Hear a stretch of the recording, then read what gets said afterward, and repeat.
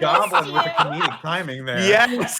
That filled me with life. Oh my gosh.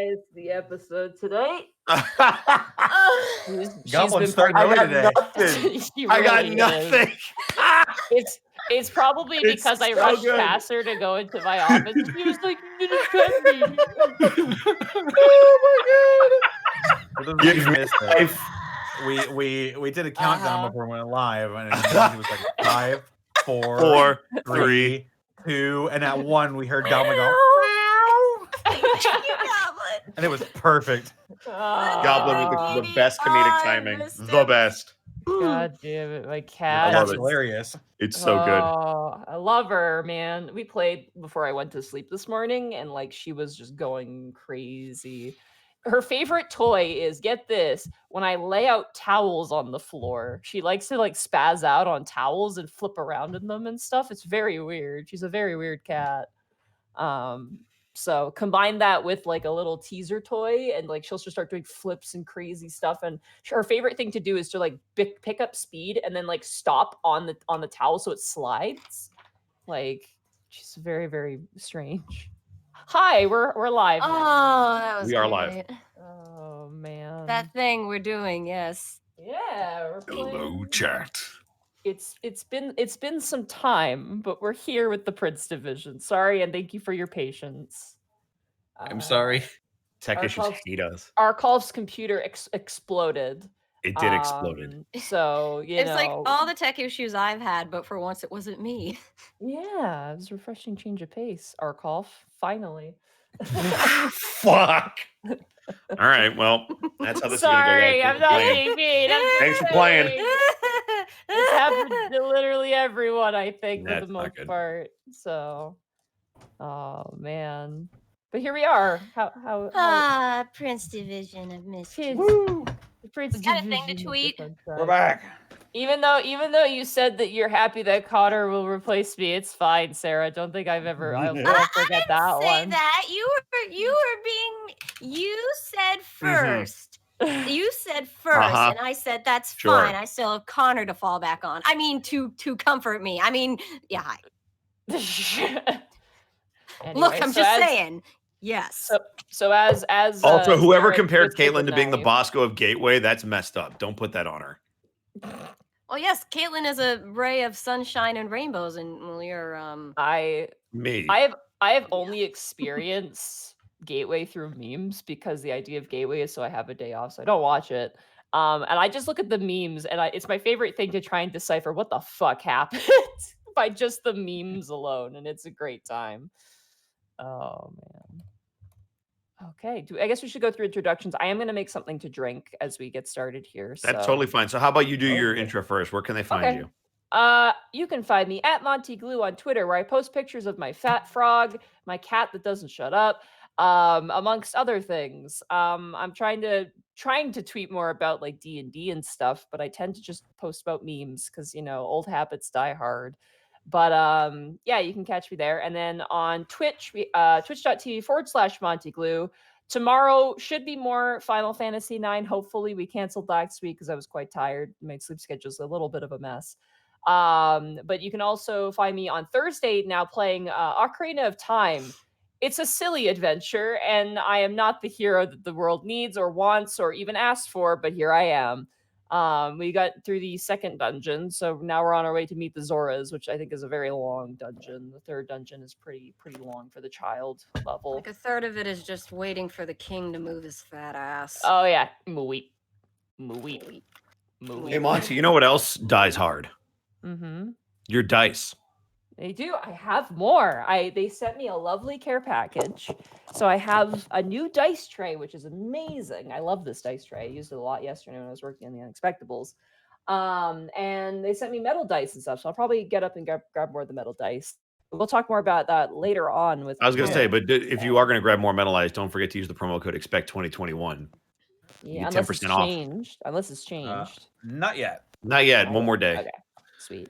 All right. That is it for me. Someone else take it away. Sarah. Dice. Huh? Where can they find you? Someone's buzzing again.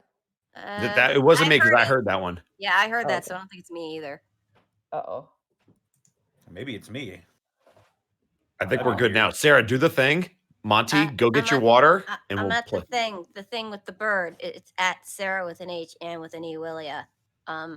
Yes, I did. I do. Oh, I see. You're on Canary. Got it. Good. Yay! You're so funny. I'm so funny. Don't have anything newish to talk about. You're not in anything? You haven't worked on anything that's come out? No anime? I've been working at plenty of stuff. It just hasn't come out yet. You don't want to know. That is. I can't even be mad. That's our lives. My coming week is very busy. I bet it is. Let's see. Who do we got next? I'm gonna regret this. Arkov, where can they find you? You know, I haven't even started. I'm already fucking smiling. I can hear it. Stop it. God damn it. Stop it. Stop it. Oh, right. That ReZero game came out. I'm done. Oh, Jesus.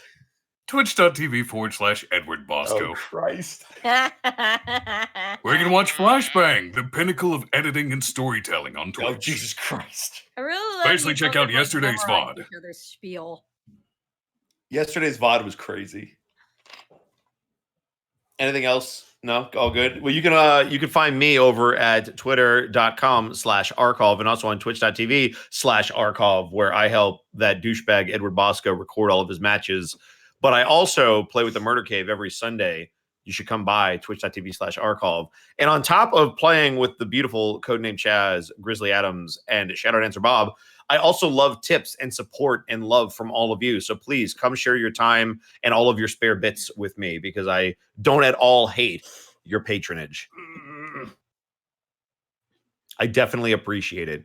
I was playing Halo Reach last time. I've been helping Colonel Shiru go through all the different Halos, and we're on to Reach, and it's been a lot of fun, and we really appreciate all the support that you bring over to the channel over on twitch.tv/Arkov. You know, another Twitch channel you should check out, twitch.tv/Distortion Devil. In fact, you should check out Distortion Devil on all of your multimedia platforms, because Connor's going to tell you about this thing called Dead House Sonata that the comment section of YouTube absolutely adores. So why don't you tell them about it? Well, first of all, you can find me on Twitter, Twitch, and youtube.com/Distortion Devil. I stream Tuesday, Friday, Saturday, and Sunday. Tuesday has been relegated to my Warhammer 40k Kill Team night. Although we might be graduating soon here to actual 500-point armies of Warhammer. Ooh, sorry. Yep. Indeed. Yep. I'm really just trying to hold on to the Kill Team feeling, because my first army I made is Custodes. So I have like 5 units on the field. Yeah, that's gonna be a lot of fun. My friend Luke joins us a lot, and we have some other people coming in as well. It's a lot of fun. Friday Funhouse. Just play whatever I feel like. Played some Beat Saber with special guest level 1 Eevee and Darko Draco as well. I'm waiting for the nerds. Yeah. Yeah, that was a lot of fun. We also played some Cards Against Humanity. That was pretty funny as well. It's just weird seeing the worlds collide without me there to like referee your interactions, so secret information doesn't get passed back and forth. But like the moment you're like, "Yeah, I'm streaming with Draco," I'm like, "Do not listen to her lies." Like, she will poison your mind. She will. Saturday, I'm playing Yakuza Kiwami 2. Playing through the entire Yakuza series, as a matter of fact. That's a lot of fun. Sunday, I play some games with the Harbingers, the community over the Dead House Sonata Discord. And if you haven't heard of Dead House Sonata, it's a Dead House Sonata. It's an action RPG where you play as the dead to fight the living. As I try to grab the code here. There we go. If you like ARPGs, if you like dark fantasy settings, if you like lots and lots of lore,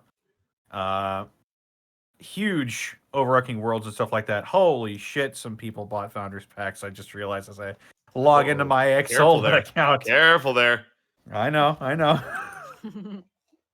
I'm just saying there are a lot of people that are purchasing Founders Packs at this link here. Dude, I want a Founders Pack. Well, you can get one if you follow this link right here. You can also What? learn all you need to know about Dead House Sonata, where to keep up with information and news about it as well.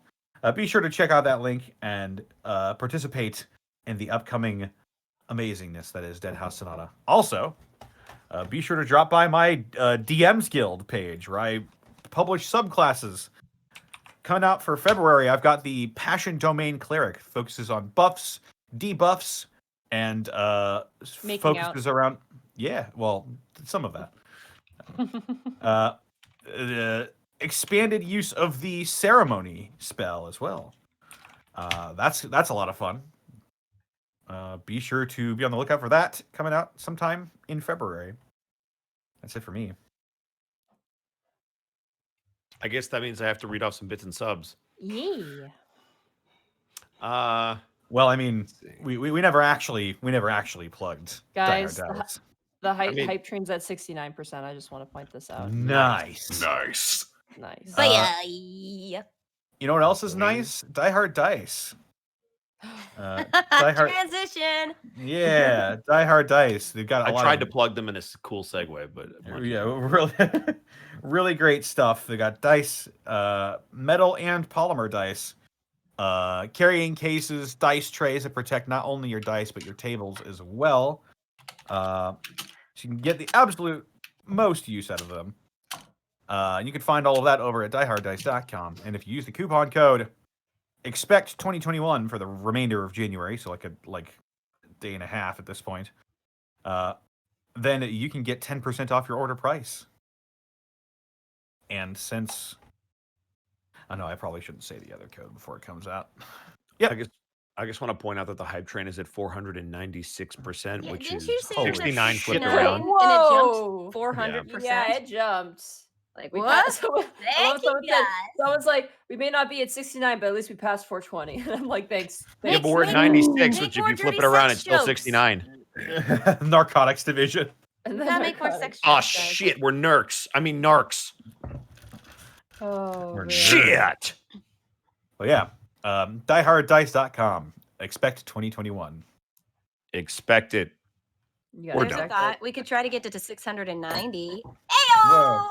Wow. You've got 25 seconds. Go, chat. This is like the time where I had a donation goal thing, and it was like a percentile, like donation goal, and my entire chat rallied together to try and get it at 69%, but they Icarused it, and they flew too close to the sun and immediately fucked themselves over instantly, and they didn't even get to 69%. It was very fun. Oh, but also tragic. So, question: is it safe to go into the bits? Yeah. Totally. All right, I'm gonna wrap. Got it. All right, here we go. C. Vanders with 500 bits, back with our favorite officers, and Brian, JK, just love you, Bosco. Fuck you. How dare you? Stellar Kaya with 100 bits, new headcanon Kel treats Neff and Amelia's soccer team to Sundays after every game, with all of them chanting giant ice cream all the way there. We got the Mad Monk, Montage Togdige, however you say that, 300 bits. Tonight on Rampoon City News, who is Vero Tanis? Catherine, thank you for the tier 1 sub. Monkey with 500 bits. Finally, to catch this live after catching up, currently making NPCs while listening. Next is Quartermaster, based off of Lord Shax from Destiny. Sub Meow Machine Gun. God. Sub Meow Sheen Gun with a tier 1 sub. I actually got some Diehards Metal Dice for Christmas with the promo code. Sweet. Sidonium with a 5 tier 1s. I can count 5 tier 1 subs. Gives the community like a tuba with 50 bits. What's up, tuba? Bunch of bits. Viridian Winter with 11 bits. Missed you guys. Welcome back to our favorite officers.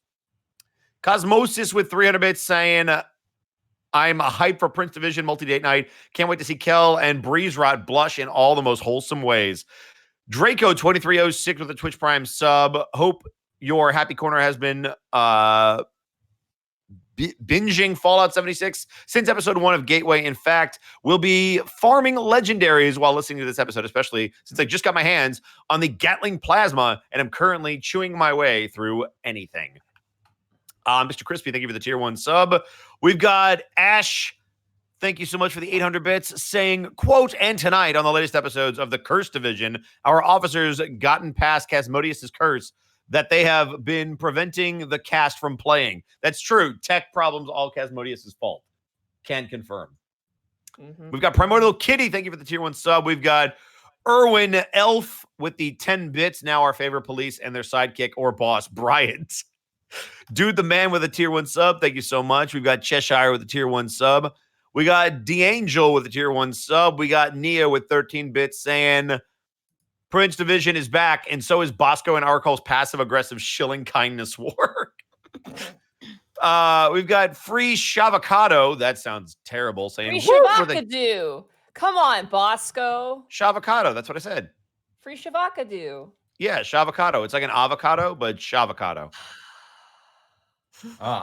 Maverick the Warlock with 100 bits. I'm loving the new Fallout stream, but I missed this campaign in the weeks it's been off. Y'all are amazing. Look, Kurt is much more charismatic than I am. I have to do something to stand out. Hellfang with 100 bits finally got back into Like a Dragon. And you know who doesn't die hard, Ed? Mabuchi. What a pushover. Fuck off, because you're not wrong. Arkov beat him with one guy. Everybody else was guarding the whole time. I was so pissed off. I was just watching him destroy Mabuchi. I'm like, well, this is a great boss fight. I did it well twice, done. too. Yeah, I know you did it twice. Shut up. I was there both times. Stellar Coyote with 100 bits. This campaign needs a Bard NPC if for no other reason than to have Monty Singh, Ty of Nerdlandia with 10,000 bits. I'm on a week 8 of overtime. So here are my bits. Since I don't have time for anything else, hopefully we'll be interviewing for a children's librarian job soon. So if I could get some good luck, I'd appreciate it. Anyway, off to YouTube VOD I go. Good luck. Good. If they ask you what books you've read, just say all of them and don't break eye contact. It's called a power move. It's really important to, I'm just joking. Don't take my advice. Good luck. Solid. If you get that reference, you get points. It's a solid reference. Zenlito with 300 bits. More like Die Hard Nice. Redfield, thank you for the 5 tier 1 subs being gifted to the community. Narcotics Division with 420 bits. Narcotics Division is the best division. Harmless NPC with 500 bits. Travis A. Carey with 250 bits. If the Prince Division all stub their toes, would they be the Wince Division? If they all wash their hands, would they be the Rinse Division? Good luck. Roll the crit ones. Travis, crit ones aren't a fucking thing. Stop it. Band Geek of Sax with 100 bits. Thank you so much, Ty of Nerdlandia. Thank you for the tier 1 sub. We got Blue Soul with 200 bits. Hello, everyone. I want all of your opinions on the concept of a Fallen Azamar Sorcerer in Arkov. You do a fantastic Megatron. Yes. Fallen Azamar Shadow Sorcerer would be pretty hoo-hoo funny.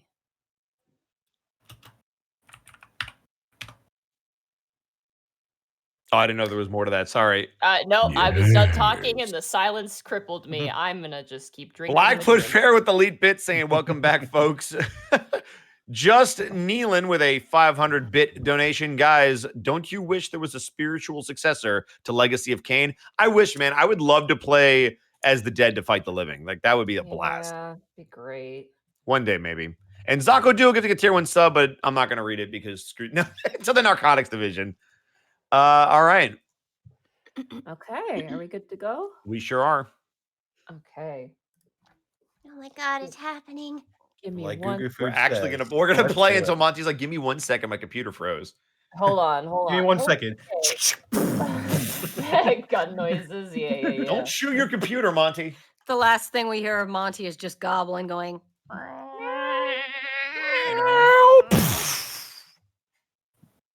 100 Hold bits on, from hold Oathbreaker on. John. I miss the Prince Division so much. Well, thank you for being here. We miss you.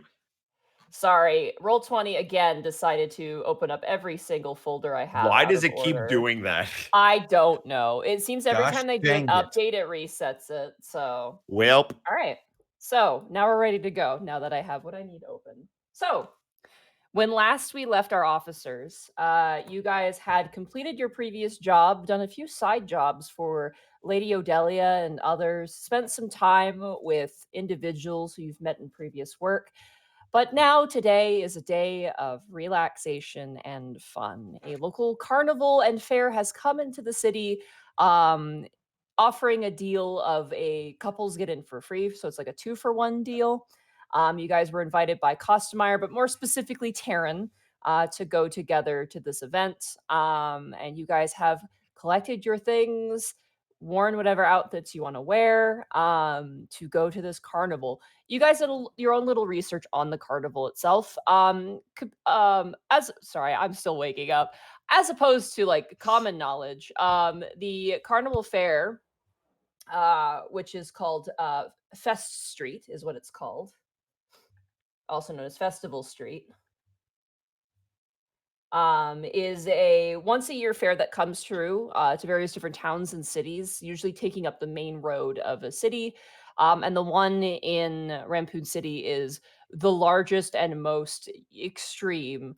It's not like your typical fair where the games are rigged and the rides are questionable. This is very substantial. It's almost as if like I haven't really been to Disney, but it's almost as if Disney moves around magically. It's a very magical carnival and fair that is very popular and one of the most popular fairs in the world. So, as you guys prepare for the day, what would you guys like to wear to the fair? We'll go down the line here. What's the weather like in terms of temperature? Just like the fair, it's fair. It's probably like partially cloudy, but it is clear and warm. So, Kel, what would you like to wear to the carnival? I think a good pair of jeans and a white t-shirt. Okay, yeah, easy enough. You put on a pair of jeans, comfortable jeans, white t-shirt, and you're good to go. Tanis, what are you wearing with your daughter? Tanis is wearing his usual sort of comfortable low-hanging sort of like harem pants with a tank top and his usual jacket. Okay. As well as some sort of lime green like Converses. Okay. Brian, what are you wearing? T-shirt and jeans. Okay, cool. And Gibby, what are you going to be wearing? I think like some nice jeans, and I like when I get one of them black female button ups because I really like button ups, and they look nice. Long sleeve, short sleeve? Long sleeve, but maybe with the sleeves like kind of folded up to my elbows. Okay, yeah. Easy enough, can do. I like All it because right. it's casual, but it looks really nice. It does. You look like in the right like angle, you look like you're going to a business meeting, but the other angle, it looks like you're ready to go have fun. It's like a perfect balance. Cal, as you leave with your friend, you're going with Breeze Rot. Breeze Rot is wearing like khaki shorts, like the cargo shorts. You know, the guys at university who say, "I'm not even cold, guys," like those style of shorts. He's wearing like dad sandals, a band t-shirt, and just kind of like a bit of an oversized hoodie. And you notice that he has like a chain that goes to his pocket where his wallet is. Tanis, Nefene is wearing, shorts, t-shirt as well with like a unicorn on it. She has kind of a button up as well, but it's more of like kind of like a pink and purple and orange kind of button up. Yeah. It's a little gaudy, but she likes it and it'll keep her warm. She also has like a little backpack just to carry, whatever she needs at this fair on her back. And then we'll skip Bryant for now. And we'll skip Gibby for now because you guys are meeting your plus ones at this event.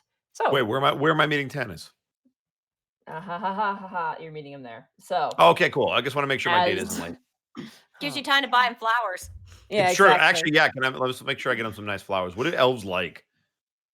Elves usually like, your assumption anyway, or the stereotype. What's the most is stereotypical? Yeah, like if I were to go like usually a really bad stereotype. usually elves like assumedly like very large petaled flowers, not like the small ones like roses. They want like the big ones like lilies, that, but it's all, rumors and assumptions. Cool.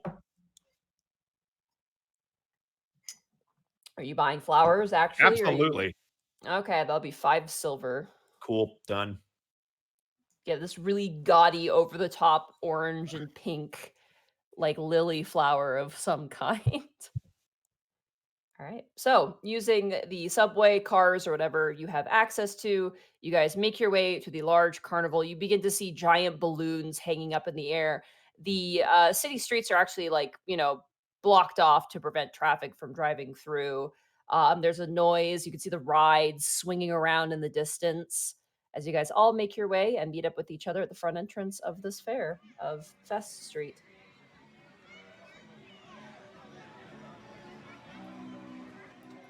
Let me know if it's too loud. Sounds fine. All right. So, who would like to arrive first?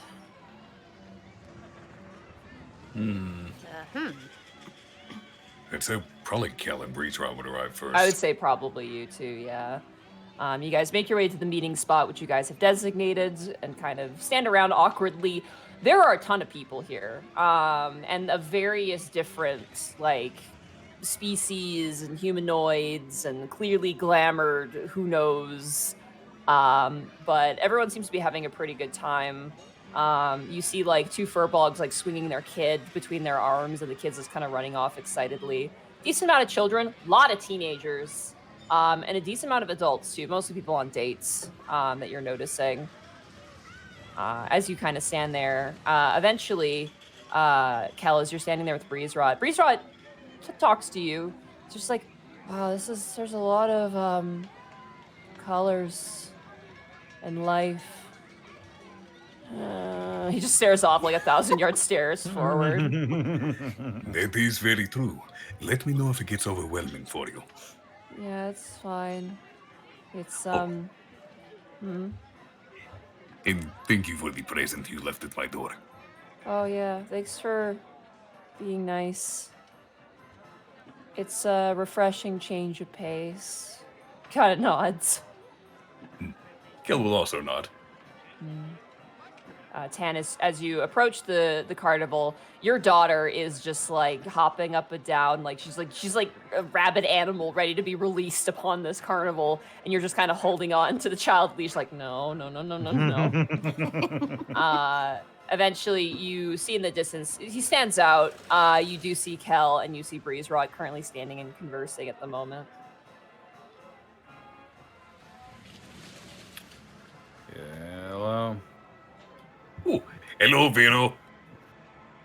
Hi, Cal. You see Nefene kind of look up at you. Oh, hello, Miss Nefene. How are you today? I'm good. How are you? I'm doing swell. I'm so excited.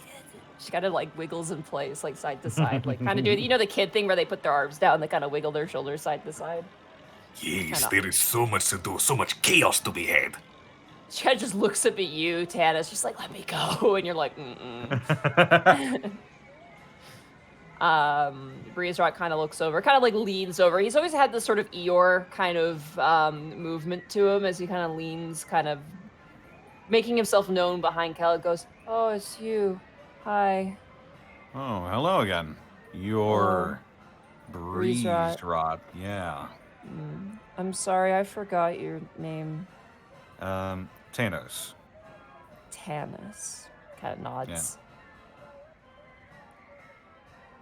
Yeah. You guys watch as eventually arriving is Gibby.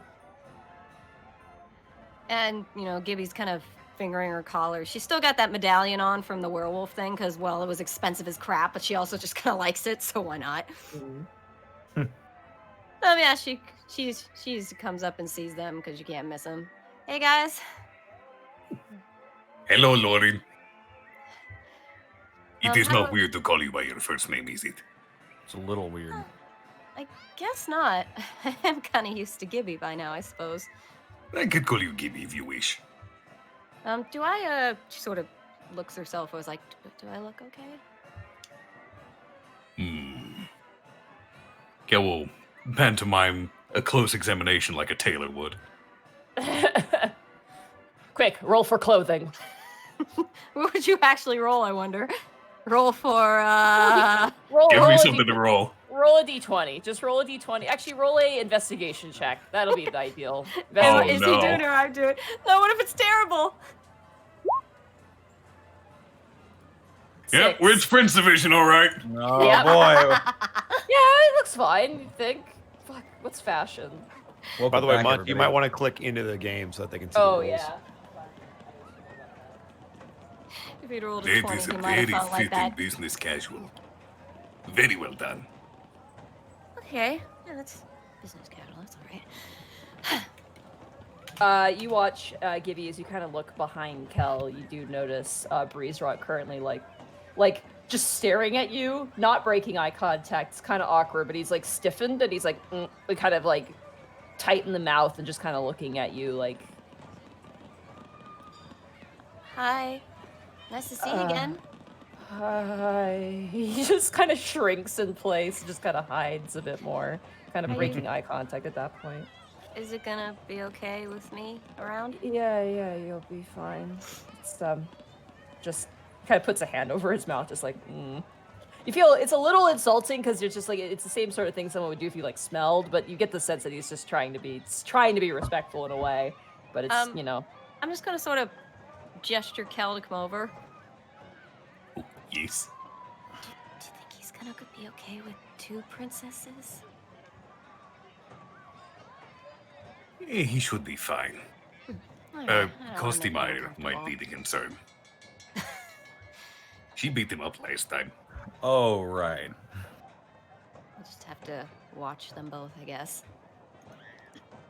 at this point, Brian, you arrive with your flower. It's one flower, but it's obnoxious. I'm gonna walk right up to Tanner. Hey, you know, like when you get like a single like wrapped rose. It's like that, but imagine if the rose was like 7 times the size. It's ridiculous. Just with that like frilly lace wrapped around it and shit. I'm gonna walk up to Tannis and be like, "Hey, Tanny."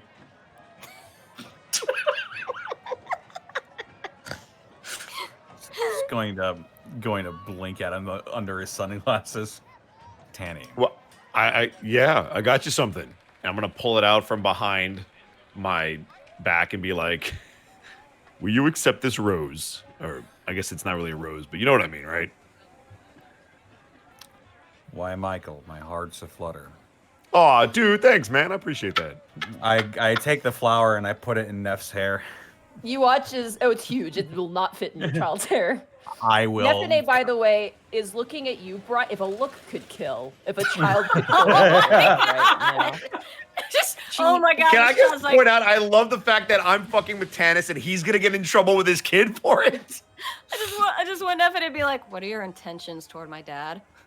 Okay, this is a wrestling thing. Remember that kid in like the audience giving like that like angry Yes! stare at that? Yes! It's like that towards you, Brian. She's like really pissed looking. It's kind of obnoxious. You could probably stick it in her backpack. Whether or not it'll survive is something to be, something to be seen. Yes, because So- Tannis would be so brokenhearted if something happened to the flower on the way. What would I ever do? I know. Oh no! Sorry, you in my lost head, it on the in love my boat head, I thing, just imagine in Neffene's mind as you put the flower in a bag, she just the gears in her head start turning. She's like, "I wonder if how much of an accident I could make it if I just fell on my back out of nowhere." Like, Just wait for you guys stand there. Oh, sorry. Go Just ahead. wait to get on the love boat ride and then dump it in the water. Just like, oops! Oh no! Over the boat. Oh no! What a sad turn of events. I'm proud that I made Monty reference something from wrestling. That's how bad this has been so far. Yep. You guys stand around and you kind of shoot the shit for a while. And as you guys kind of stand there for probably, I'm going to say about 5 minutes, you hear a voice kind of boom over. It's not super loud here, but there's definitely like chatter and people and the sounds of the rides ambiently kind of flying through the air. And as you guys are standing there, you hear footsteps approaching. You hear, "Sup, bitches?" Oh no. I've missed that. I cup Neffene's ears with my hands. Yeah, you just funk over her head. As you all Hello, turn, Miss Kostemeyer. you see Kostemeyer. She is looking great, actually. The first time you met Kostemeyer, she definitely did not present herself that well. No Probably shit, because she beat us up. yeah. She is wearing her hair. It has like volume. It's like a proper like shaved side mohawk now with actual like volume to it. The color is extremely vibrant. And notably, she actually has kind of like a pattern trimmed in the side of her hair now, like actually been properly cut.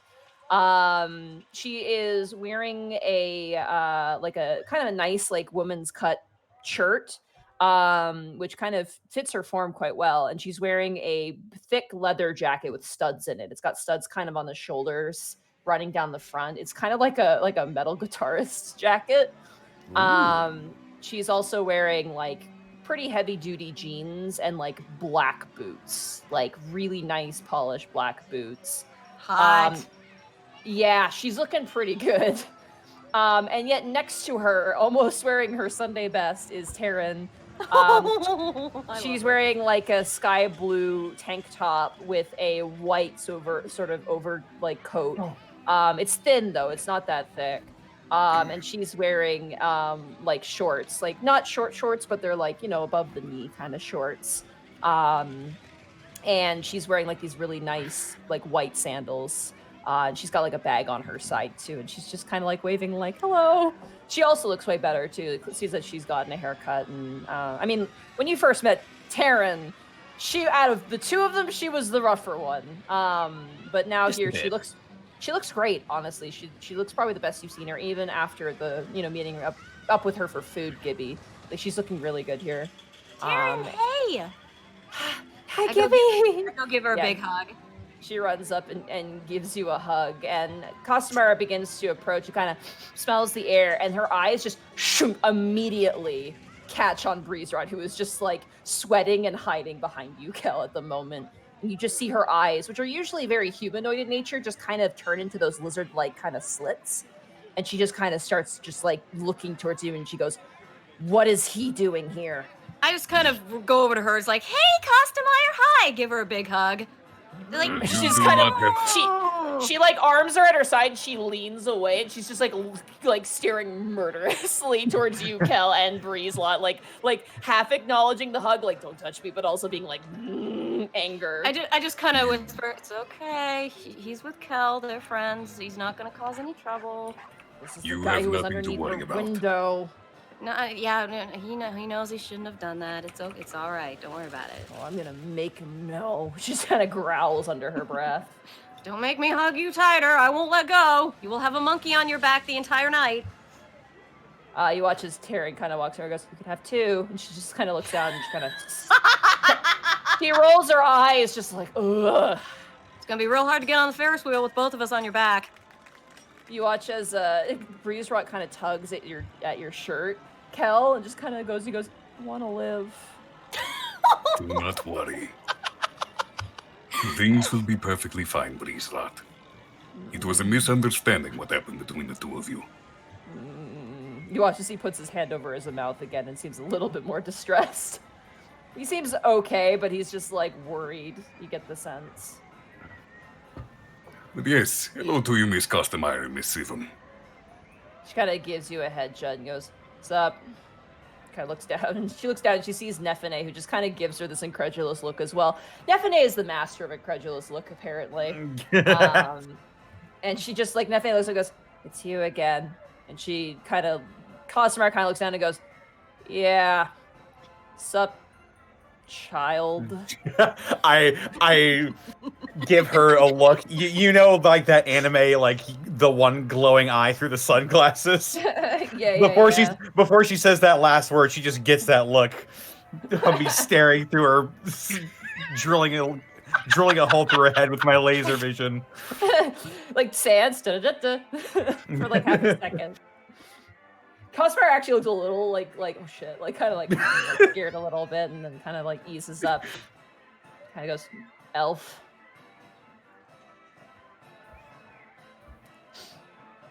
And she looks towards you, Bryant. You. She kind of looks back, and Tara kind of pats her side and goes, Costemeyer. And she's like, what? I gotta make them know who's in charge. And she's just like, Costemeyer. And she's like, Do we hear that? Yeah, they're just kind of chatting. Oh, Costemeyer. Bryant? She looks towards you very seriously. What? She's cute. That's adorable. Find the biggest dick and suck it. Cup in the ears again. Yeah. Find the. Well, I mean, he did bring Tannis a flower. You missed that. Oh, you two are dating now. Cute. Yeah, man. I'm all about that elf ass. Head over heels. Tannis is deadpan. Oh, fucking hell. Okay. Oh, no, Taryn! Oh, no! What's happening? Taryn like claps her hands together and smiles. She goes, "Oh, I'm so happy for you." Line and sinker. Thanks. Oh, you guys will make a great couple. She kind of smiles. Yeah, you know how hard it is out here for single dad. She's just got her fist in her mouth. She's like, "Oh my god." Yeah, Taryn is like biting her knuckle. Like, not Taryn, sorry. Costemer's like biting her knuckle and looking away, just trying not to laugh right now. Like I'm gonna wink at Costemeyer. She gives you this look like this is funny, but don't make fun of my fucking girlfriend. She got gives you this glance, or she's like, yeah, it's funny. Don't take it too far. I will end you. So, we good to go in? I think we're still waiting for Durza, but I think the rest of us are here. You watch as Taryn kind of smacks Costemeyer's side, and she kind of looks over and she kind of points towards Gibby and like does a little bit of like a mimicry of like a heart, just kind of like, oh, their thing. Costemeyer just kind of gives you this weird look, like narrows her eyes, like, what, you? And just, it's a weird non-verbal communication between the two of them. Wait, she gives me that look, like you have a date? Yeah, like this, like fucking Gibby has a date, like just like surprised for some reason. Costemeyer's, prickly. Did Costemire already forget about the "we both like green things" comment? Potentially, you don't know. You guys wait another 5 minutes, and Costemeyer is getting more and more impatient the more the minutes pass. But Taryn's able to keep her kind of like calm. Breezerot's just happy to be included. He's just like, this is pretty nice. Outside isn't that bad. Nephine is losing her mind. Like she is like she's like holding your hand, Tannis, but like leaning towards all the fun. Like she cannot wait another minute. She's like, like moaning. Maybe I'll just shoot him a text real quick and see what his ETA is.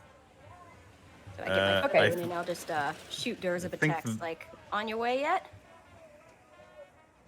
I think the little one is getting too impatient. How about I go on ahead and check out some things, and then I'll relay what's fun. Oh, Tanny, you don't have to go alone. I can go with you. As you send the text message, literally turning the corner, panting. Like the moment you send, you're like, oh shit. You see currently carrying on his shoulder Amelia is Durza, who is just like, wait. Is she like sitting on his shoulder? She's sort of slung over his shoulder, like, her legs are on the front of it. The legs are by the front of his chest, and the rest of her is on the other. She's like, whee! She's sitting, so she's not being like carried. She's actually like sitting on his shoulder as he's like running, and he's like, Durza is wearing surprisingly, for the first time you've ever seen him, he is not wearing a suit jacket, but he is still wearing black pants because that just seems to be his thing. He is wearing a sort of like t-shirt. It's like a salmon colored t-shirt with like this really cool design on the front. It looks very like Durza's not a cheap man when it comes to clothes. Let's just put it that way. And he's wearing over that like a really, really, really nice and cool kind of like black, not leather jacket, but it's like a black, it almost looks like a biker jacket, like something you'd see a motorcyclist wear, but it is clearly made for his size. It's custom made. Nice. Very cool looking. And he has like folded, similar to how Tannis does it. He has like folded in the kind of the crook of his shirt. He's got like black sunglasses currently sitting. He looks very well groomed. He clearly took more time today, which is surprising because usually he is. And you see the ring on his finger is just glittering shiny. And Amelia is wearing a kind of like a past the knee, kind of like white and bluish dress with kind of a flat on it. She also has a backpack and like a hat. She's got like a little sun hat. It's very like French girl out on Lee Town sort of look to her. It's like one of those paintings with like the sun-swept wind, and she's just off looking at the beach and stuff. You know, with like you see her back, and it's like almost anime-ish. Yeah, it makes you wonder if she chose the outfit. It is a nice outfit though. But you watch as like Durza like looking, spanning over the crowd, notices the gaggle of people and comes like moving over, and he kind of puts down Amelia, who just like is like a little dizzy with vertigo. And he goes, I'm so sorry, I'm late. The boss was really, chewing me out on rules, things like that, because the kid's here. And he kind of pats Amelia on the shoulder, and Amelia's like looking a little rushed at the moment. Hey, he kind of smiles towards you, Gibby. Hey, you look good. Oh yeah, he kind of like pats his head a little bit, just kind of clean himself off because he clearly ran. I probably looked a bit better before, it was a bit sweatier, but here I am. He kind of spans over and now notices Taryn, who's just like, oh, hello, a friend again, like, recognizing him. Breeze Rot, who has, is just like, oh, cool, another friend.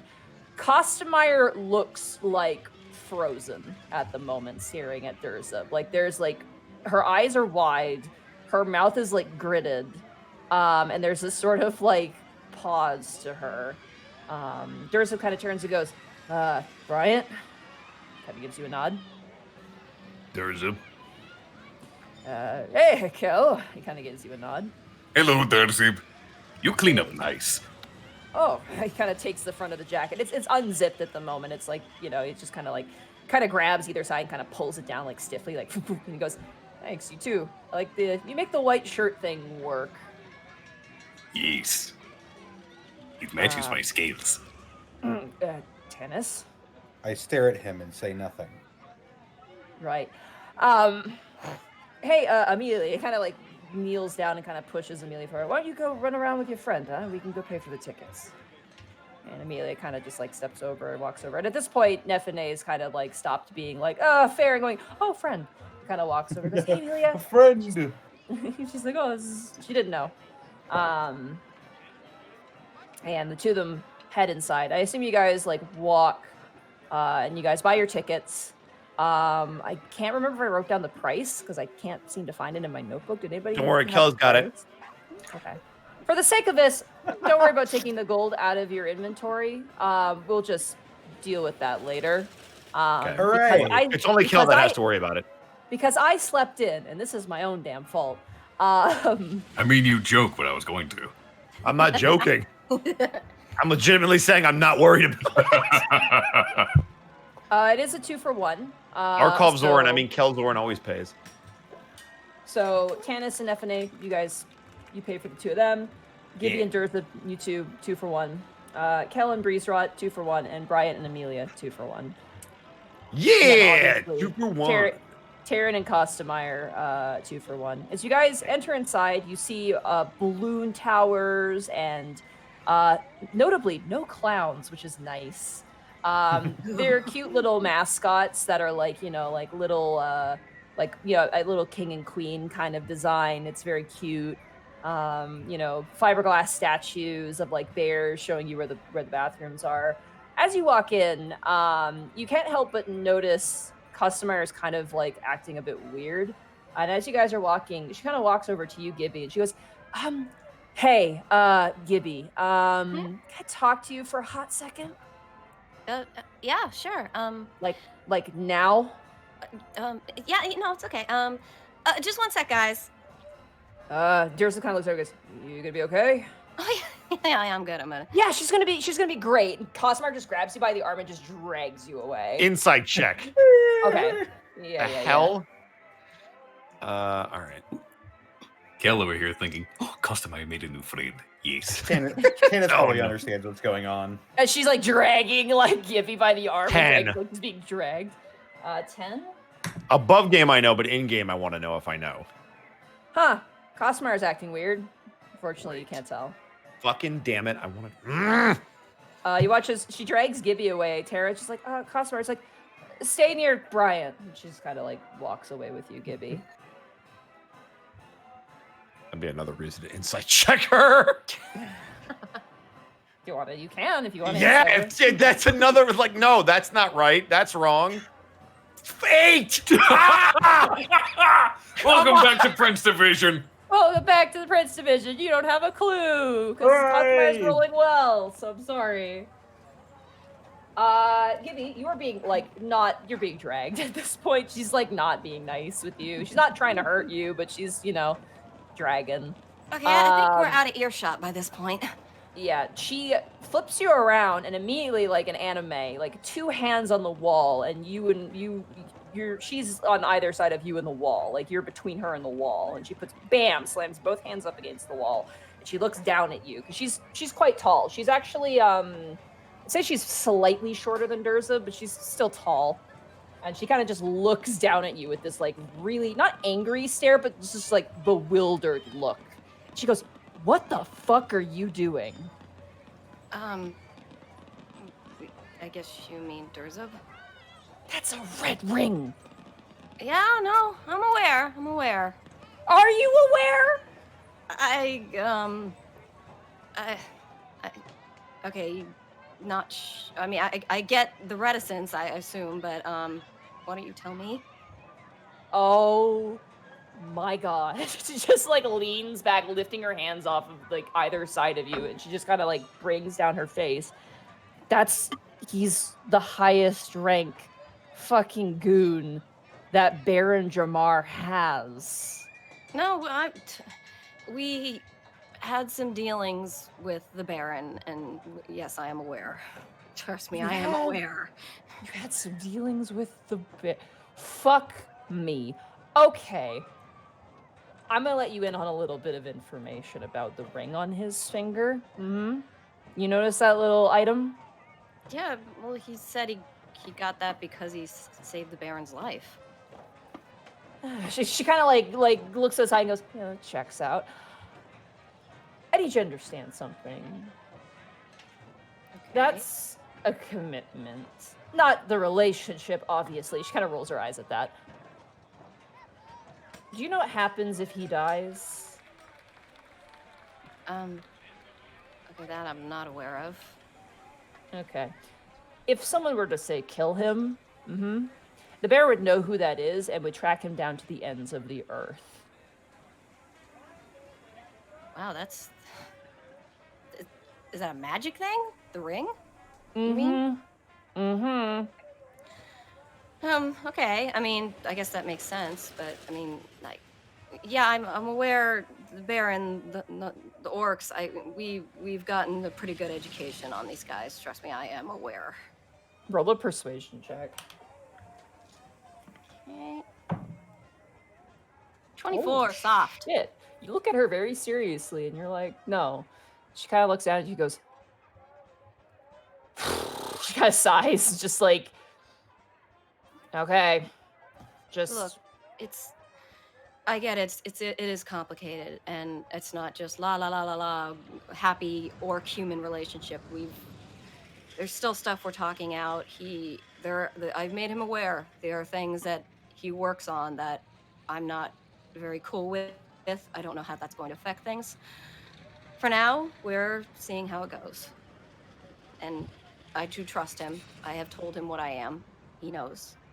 well, at least on that affair, you're probably fine. But yeah, I get it. It's a little bit of a surprise, probably.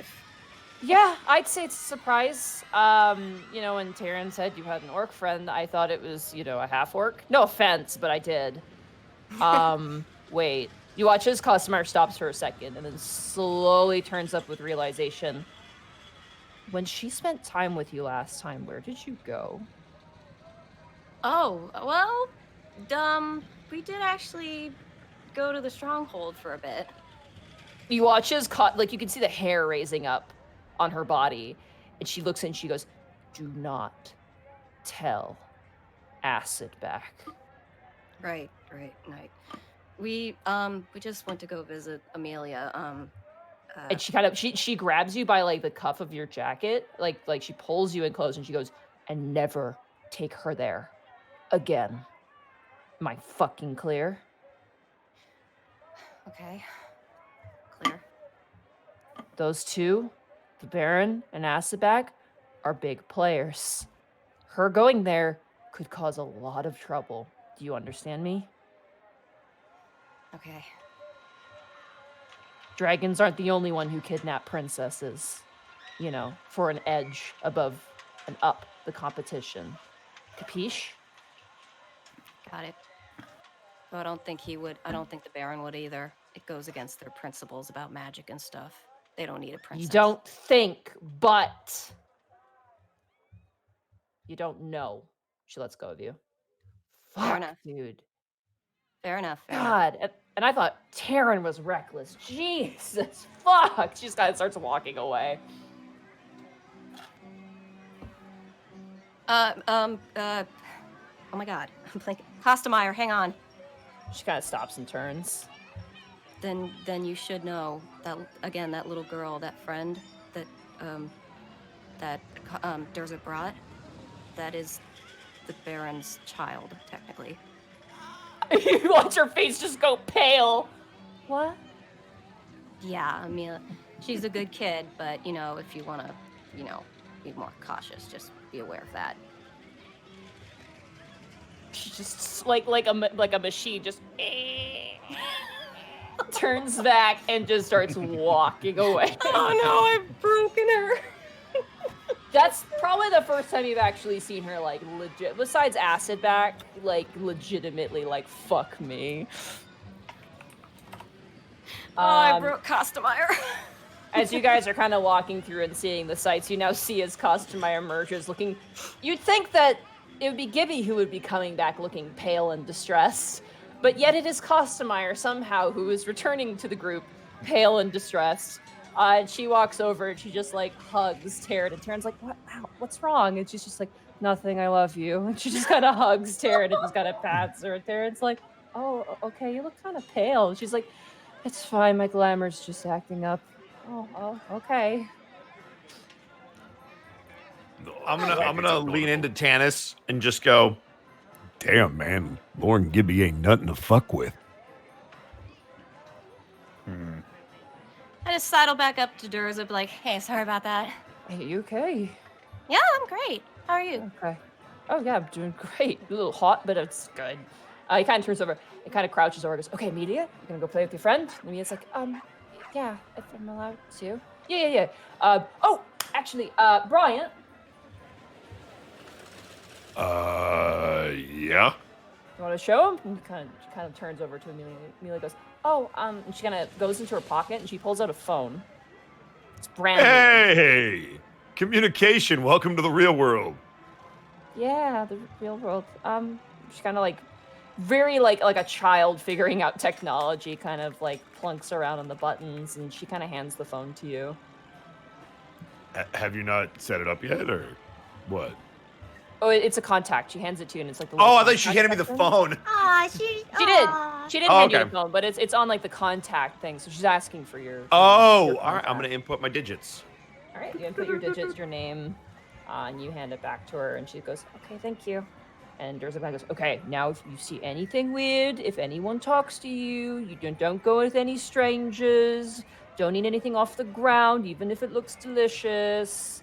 Don't lick any of the railings. Make sure you're tall enough to go on the rides. Make sure you eat more than just candy." Like, it's just like doing the full, like, really shitty lecture to Amelia. And every time Amelia's like, yes.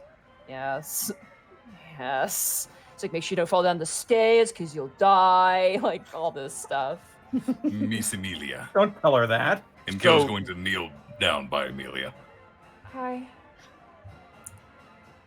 Regardless of all the instructions in the world that Durza could read off, I Hey. sincerely hope you have fun. Thank you. You watch as Nefene kind of grabs her hand and goes, "Come on, let's go." Do you let him go? All right. Yeah, well, All right. let's go. Let's have some fun. The I'm gonna kids. put my arm around Tanis' shoulder, and we're gonna walk in. I look at Durza, but You'll I'm notice like, Tanis is that- getting just a few degrees colder. You watch as this happens, Taryn turns and she's like, gives you a thumbs up, Brian, and like a thumbs up, like, oh, this is great for you. Like she's totally I'm gonna give her a thumbs up and then again wink at Costameyer. Costameyer's just like Costameyer's actually not looking at you. She's looking very like straight ahead and kind of like there's math going on in her head right now. Like what the fuck? Can I What the insight? fuck? Because she's acting really weird. I need to figure out what she's doing. You need to Go figure ahead, this roll an out. insight check. Come on, Brian, get it this time. I'm not built to roll Incoming dice. natural 1. Shut the fuck up. You Don't need to say that. shut your whore mouth. It'll happen. God! Oh my god! Yes!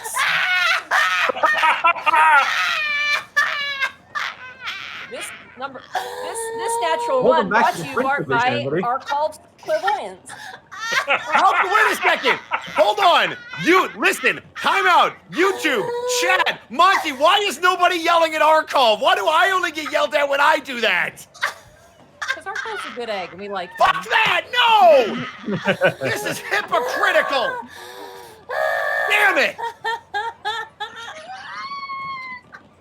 I probably Damn don't it! need to know what's going You should. on. All right, so Oh, Brian, God. yeah, What? Tanis, you can go ahead and roll. Okay, don't yell at me. I'll fucking destroy you. I will roll as well. Here I go. All right. 16? Okay, yeah, you beat the 9 that Costameyer rolled. Brian, Wow. maybe Gibby has this guise about her that she's kind of like, you know, quiet and soft-spoken, but holy shit, she might be a secret badass, just like, that you don't know about, like, able to make Costameyer swim under the skin. Tanis, Costameyer is a little freaked out by definitely Durza, but she's definitely more freaked out by Amelia. You get the sense. But she's just kind of trying to keep it together, and it's just like every time, like Taryn's like, look at that thing. She's like, oh yeah. Like, Oh, no, Tanis can put 2 and 2 together. mhm. Oh, Jesus. That Doppler effect in my headphones was weird. Oh, God. As you guys breathe. proceed forward, immediately you're met with a gentleman going, come right up and test your strength. And it's one of those like hammer like bell games. And you watch as like a gnome is like, I've got it, and goes over and does a decent enough job. Notably, the mallet actually, as the gnome takes the mallet, it kind of becomes the size that is necessary for the gnome to use it. It's very Oh, wow. clearly magical. Yeah. And there's like a whole plethora of prizes. There's one that's like a stuffed dragon with like these big eyes, and like Breezerot and Cosmar just kind of look at it incredulously, like that's kind of racist. Just like looking at it like, like they're like, is that? No, we don't know. Like it's just kind of like, because like they're like talking to each other actually, and like Breezerot's like, well, there's human ones there too, so I guess it's okay. And like Cosmar's like, still the giant eyes are a bit, you know. And he's like, yeah, but they're just kind of like they're. Yeah. They're actually getting along? They seem to be tolerating each other. Gail is going to Notably, Costamar is not letting Taryn stand anywhere near Breezerot. Like, she's always between the two of them, no matter what's going on. To be fair, Breezerot's probably not inclined to stand near Terran anyway. No, he's actively trying to avoid her, and Gibby to an extent as well. Like, he's trying to stay out of trouble. Yeah. You know that about him, that generally he's the kind of person to be like that. Like, he worries about them, but he's not willing to get in trouble for it. He lacks Costameyer's extreme competition. He's definitely way more submissive than any other dragon you've met. Even your mother, like he's a lot like your father somehow. But that's how it is. That's how it be with dragons. You see this half elf who's just kind of like, you know, handing off this this hammer to people, and they're trying, and some of them are winning, like, you know, like bubble wands or like, you know, like a balloon. But did you guys want to play a game? I kind of want to try. Sure. Kel's going to, you know how when people say magic hands and they wiggle their fingers? Who wants a little bit of help? Because these things are always rigged. so I do not feel bad about this. Not this place. This place would notoriously be not rigged. It's what makes it kind of special compared to other fairs that would probably rig these to shit. This fair is a little bit of a mystery. I would say everybody roll knowledge history for me. Oh boy. Do I have to? You don't have to. 15. 7. 18. Okay, 15. Come on, Ed.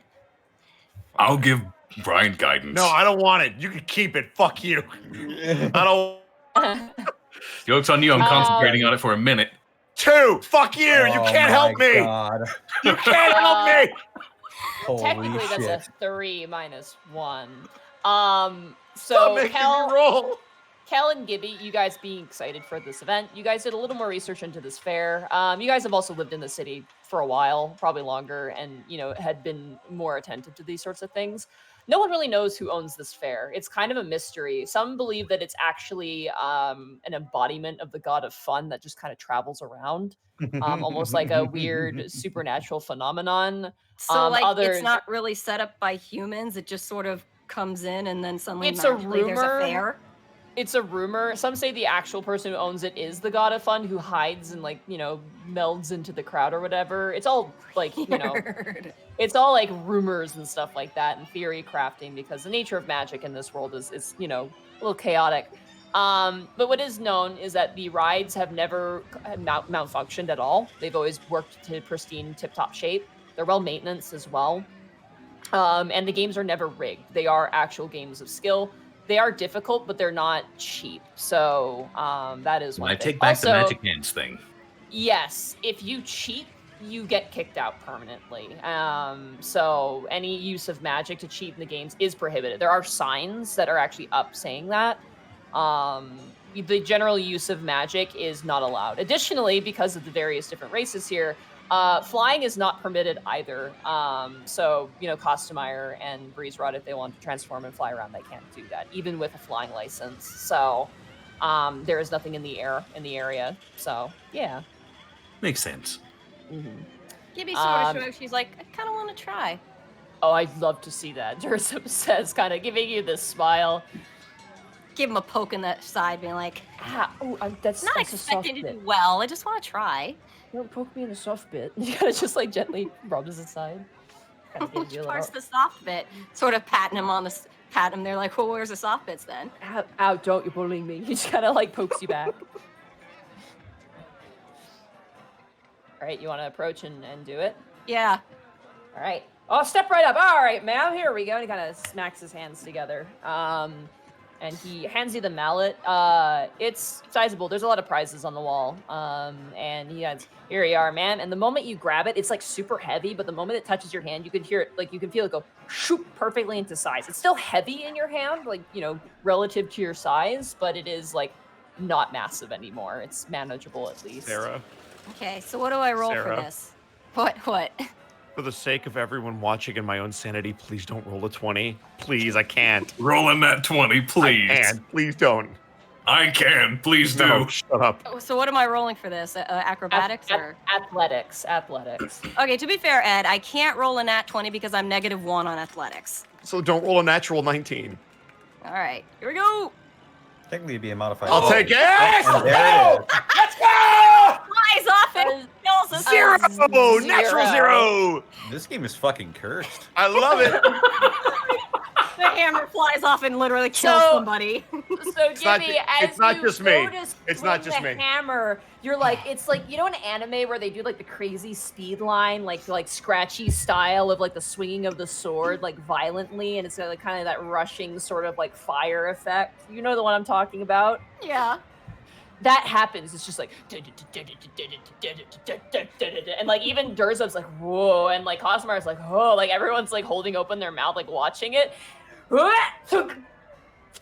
It literally goes up maybe 2 centimeters and clunks back down. And you watch as Durzov just kind of puts a hand over his mouth and just goes, oh no, that's just adorable. Just looking at you. I'm both trying not to laugh, but also just shut up. Just shut up. I don't want to hear it. Just shut up.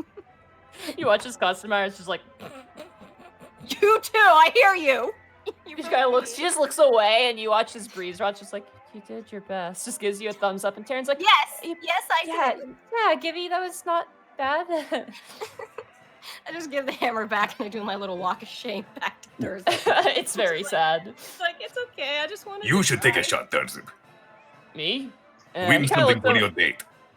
He kind of looks over towards Costumar and he just goes like, "Yeah, I could probably win something from my date," and kind of like gives her this look. Ooh. Oh! Oh! Oh, the gauntlet has been thrown. Shite. Hey, don't poke fun of Costameyer, even though that's probably true. You watch as like he kind of gives her this like wink, and Costumar, like any pretenses Costumar had is now gone. Like she's just like, "What'd she fucking say?" Like her eyes just like it's like a light switch going off. She's like, "You fucking challenge me." You watch as Durzip kind of walks over and kind of spits on either hand and rubs it together, and he takes the hammer.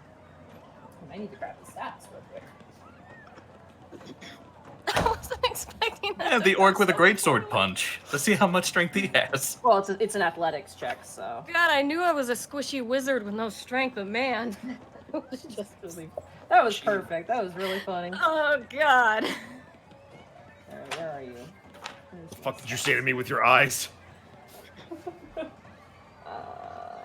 Oh, interesting. Okay. It's gonna be plus. Hold on. Oof, my boy. Okay, he's a strong boy. Well, yeah, he was punching ghouls. Okay, that's a 16. You watch as he boom, hits it and it goes up. And it does hit the bell. It ding, hits the bell. And it comes back down. He kind of swings the very easily, as if he kind of knows this weapon. He kind of swings it over his shoulder and kind of gives you a bit of a like this smile with a little twinkle to the teeth and like this kind of grin, like, "Look what I did." And the guy goes, "Well, pick a prize, sir." And he's kind of like, "Oh shit, there's a prize." He kind of turns and goes, "Gibby, pick something. If you don't want anything, You can said there pick were something." dragons, or what was there? Yeah, there's a blue dragon, a red dragon, and a green dragon. There's also like those big snakes that you can get. There's like a giant sheep. There is like some cartoon characters for like really little kids. Are there any cats? There is, yes. There's like kind of like one of those it's like those tube cat plushies, the ones that are like long tube and they're kind of fuzzy and have like the face on one end and the tail on the other. You can kind of use them for like a reading pillow on the back of your neck. They have those. Then hanging Kel out there, will want too. to turn at this once this is Okay. done. I'll take the sheep. Take the sheep. It's I like the it's like fuzzy sheep. it's kind of like, have you ever seen those alpaca toys you get at conventions? Yeah. It's like that, yeah. Except for it's Yay. probably 2 feet long and probably about a foot tall, and it's like really fuzzy. And you go and pick that one out. Yes. All right. You watch as the half elf walks over and he kind of plucks it off of it and takes the tag off of it and hands it to Durzip and he goes, "Good job, sir," and kind of hands it over and he's like, "Hey," and he kind of hands it. You go, "Here you go." Can I Hands it pretend to I you. want? Can I just pretend I want it? You want to pretend you want it? No, like I say this to him. It's like, can I just, while we're walking around, pretend I want it? Oh, you want this? He kind of points to the sheep. No, I'm joking with him, just being like, it eases the pain of my failure. Don't worry. He kind of like pats your head and he's just like, "Don't worry. I mean, you gave it a good old college try." I kind of, not exactly hug him, but I sort of bump my forehead against his collarbone, be like, "Nyeh." He kind of pats you on the head and goes, "Honestly, I'm surprised your arms didn't snap off." Oh, shut up. He kind of rustles your hair. Just and he gonna hands push you the, sheep. I'm gonna push the sheep into his face, like, "Nyeh." You watch as Costumar kind of rolls her neck and cracks her knuckles as she makes her way up and just kind of like the entire time staring at Durzip, and Durzip just kind of gives her this like really cheeky kind of mischievous grin. And she's gonna try for it this time. Where's my dragon stats? Hold on. I should have tabbed this out, but here we are. Oh, that's It is right. combat of a sort. Costumar actually stronger now because of her proximity to Terran. Oh Mhm. shit! She's boosted. Yeah, she's boosted now. That's gonna put her at. Where's athletics? That's gonna I call put her foul. It's cheating. at 7. Okay. I can't believe she's juicing. Ooh. Okay. That's gonna be 22. Wow. Damn. Yeah. You watch as Costumar just takes the mallet and just wham! Like no deliberating, no showing off, just hits it. And the little weight just rockets up and clang! It hits it. It's incredibly loud. It almost dents the bell as she kind of swings it over and slams it to the ground, crosses both of her arms, and just like turns towards Zuras and just kind of gives it like the head jet of like, yeah, now what, bitch? Like kind of look towards him. And he's just like, Zuras like kind of like, he kind of leans down to you. He goes, your friend's a little intense, huh? She's not great with teasing sometimes. Gotcha. Dragons. He kind of gives you a bit of a wink. And Taryn's like, fuck. to be fair, dragons tend to be that way. You watch as Taryn like claps like excitedly, and Costumar just kind of goes, just like pick something, like just like pick something, Taryn. And Taryn kind of runs over. She picks the green dragon. Of course she does. Yeah. And she holds it's like, look, it's our child. And Cosmar's like, I feel like I'm experiencing a microaggression right now. And Taryn just starts laughing. Oh, it's our child. Anybody else want to play? Yes. Sure. Here I go. Okay, Tanis, you kind of go up and you grab it. You grab the hammer and you kind of like, roll your shoulders and you hold on. Roll an athletics check for me. All right, gang. Here I go. I swear, if it's another natural one, I'm gonna walk away. 22. There we go. Nice. Wow. Okay.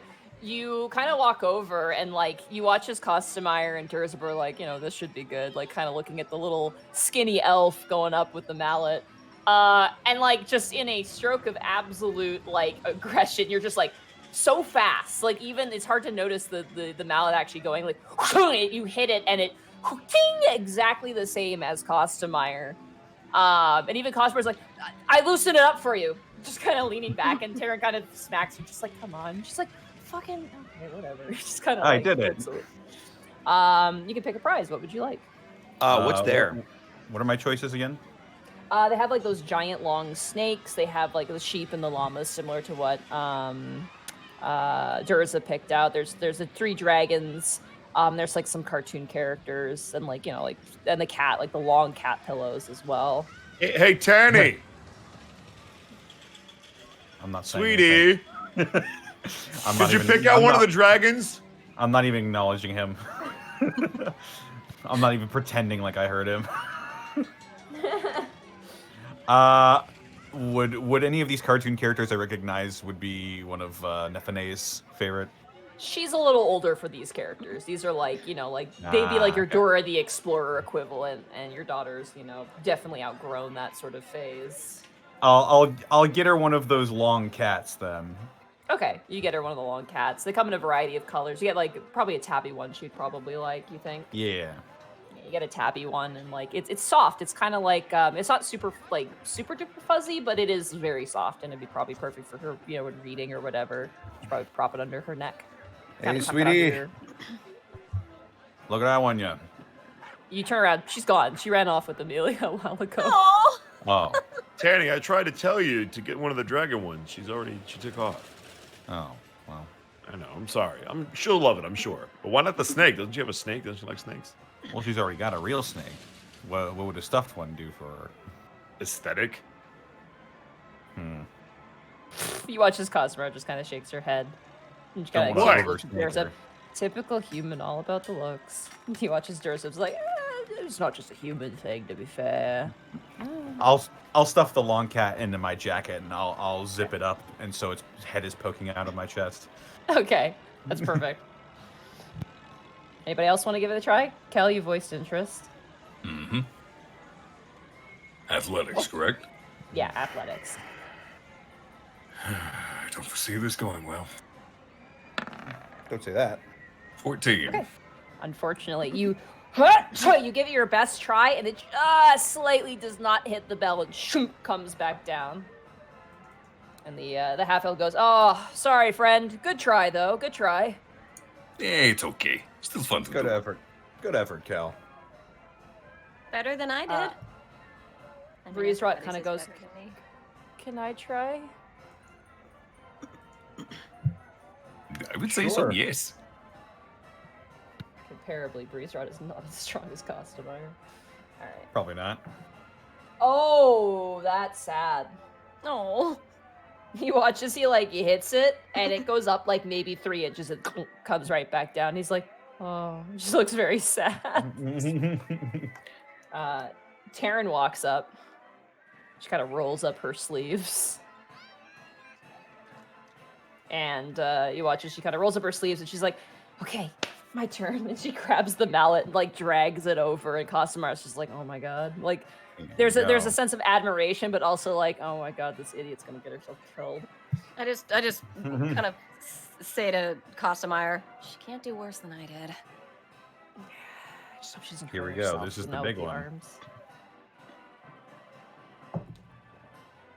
You're not gonna believe me. Nat 20. She got a natural 20. I'm leaving. I'm leaving. I'm leaving. I'm ready. Goodbye, guys. Thanks for playing. Yay, Taryn!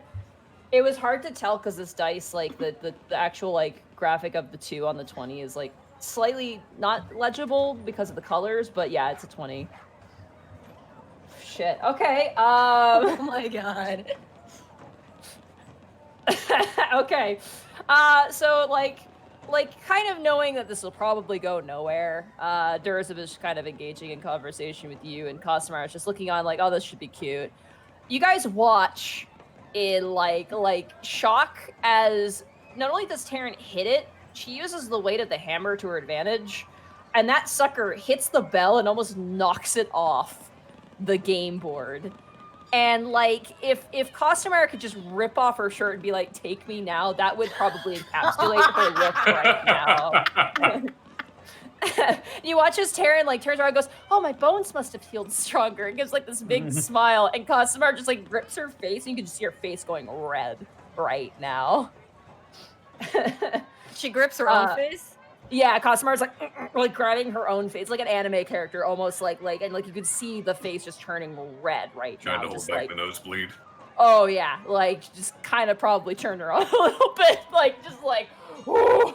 Just go and give Taryn a big hug, being like, yes, redeeming us squishy humans. Yeah, you guys like high five each other with 2 hands and kind of clap and like have a little celebration. What is she gonna pick? I didn't actually expect her to do it because she's a commoner. She has no pluses. What is she gonna get? She'll get a long snake. She's gonna get a long snake. She takes a long snake and she kind of drapes it over Costamire's shoulders, and she's just like, it's our son's pet. She kind of holds up the green dragon. Thank you very much, ladies and gentlemen. Enjoy the rest of your fare. And he watches the half elf nods. But I ain't.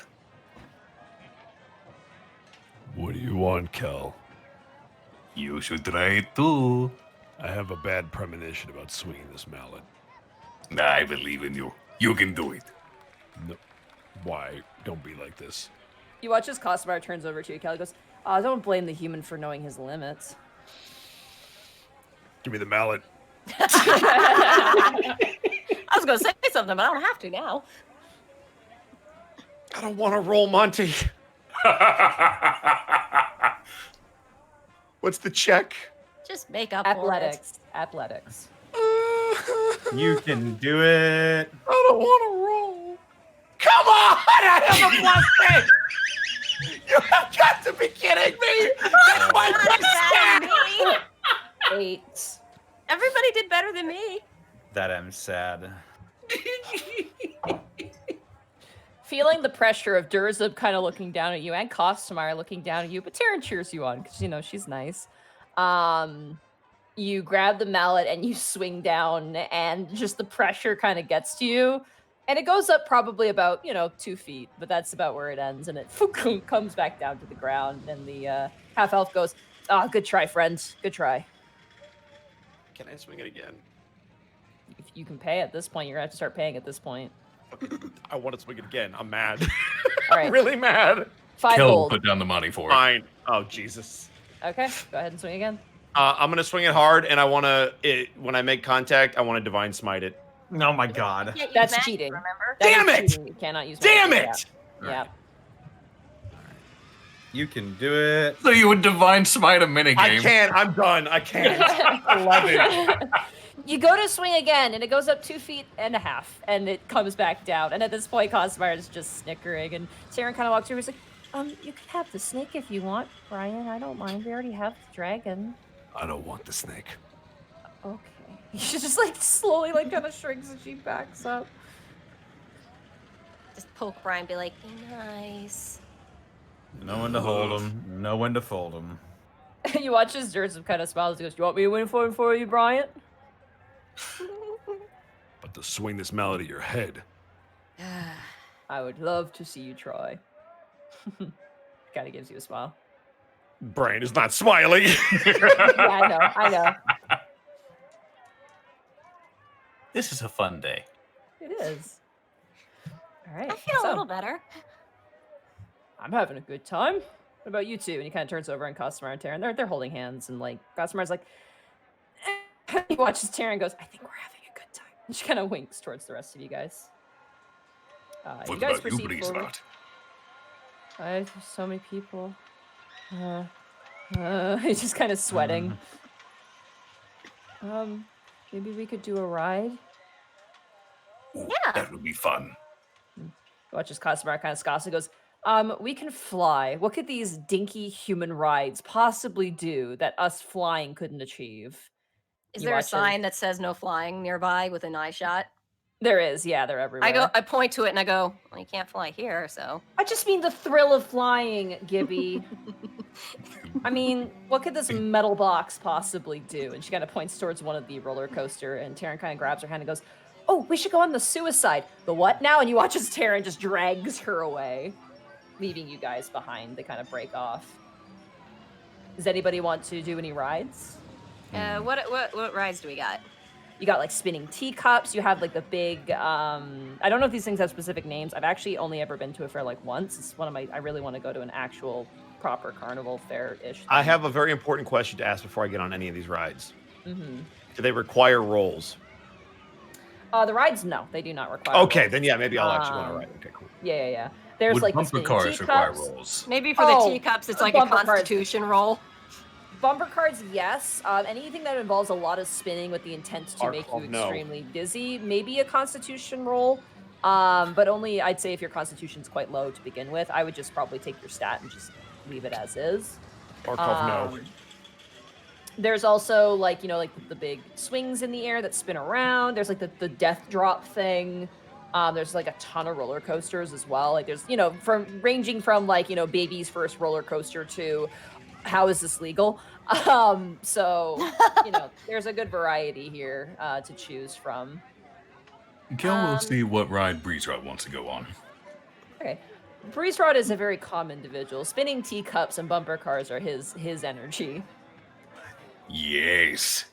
Then Michael Bryant, No. I challenge you to bumper cars. I hate you, Arkov. I fucking hate you. I hate everything about you. Ah! Okay. I'm going to assume the bumper cars might be actually a bit too big for Durzub, or too small for Durzub. You're noticing here too, as you're walking around, there's a lot of really pissed off looking like Goliaths as well. Like, it seems like while they've been able to manage things for the smaller races, they definitely have been disregarding a lot of the bigger races. Unfortunately, there's a few furbolgs too that seem to be just kind of enjoying food. But What rides are maybe okay for a person during the side? Some of the roller coasters are fine. The Ferris wheel will probably be fine, but that feels like it's a little too early for the Ferris wheel right now.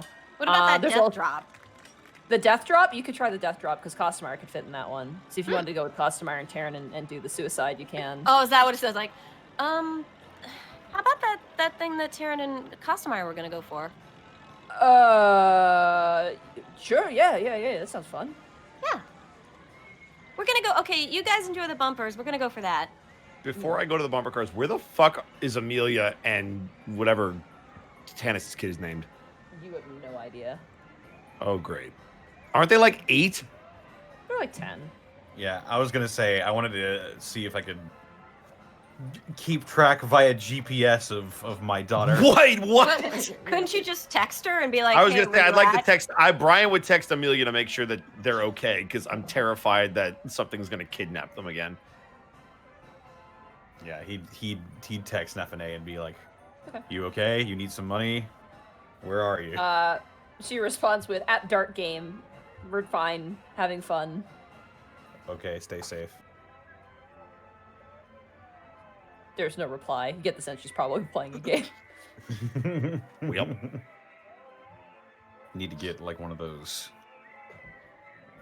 tag things, like one of those Bluetooth For tag dogs. things, Yeah. Oh, and jeez. put it on By our the phone. way, those things do not work, by the way. Those dog tags that are like a GPS thing, like they're Damn. usually shit. Yeah. We used to sell them a lot at the store and they always I got it. Sorry, I shall get a completely an magical aside. one that works Welcome better. to D&D. Let Monty lament about her job and how often people returned a specific item every single fucking day. I hated those things. We hid them eventually because they never worked. Anyway, so Gibby and Dursip are going on to a ride. Kel and Brian are doing bumper cars. Yeah, I guess we are.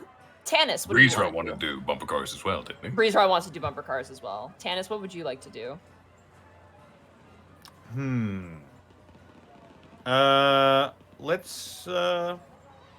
Let's go on the ride with everybody.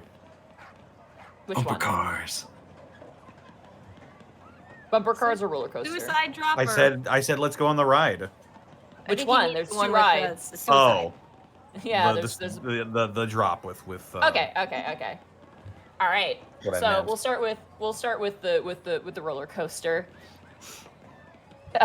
Notably, as you guys stand in line, you see as Taryn and Cosmar turn around, and Taryn's like, "Oh, you guys are gonna go on it too?" Yeah.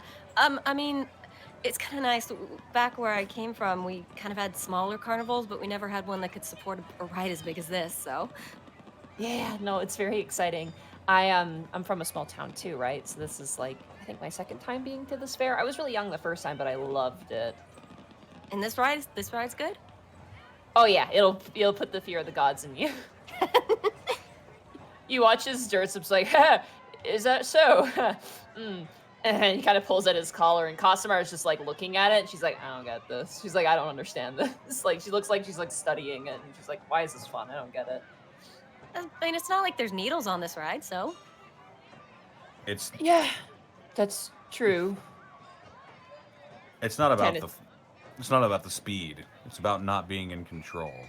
But he kind of turns around, and they all turn and see you now, Tannis. Oh, right. He ninja'd up with us.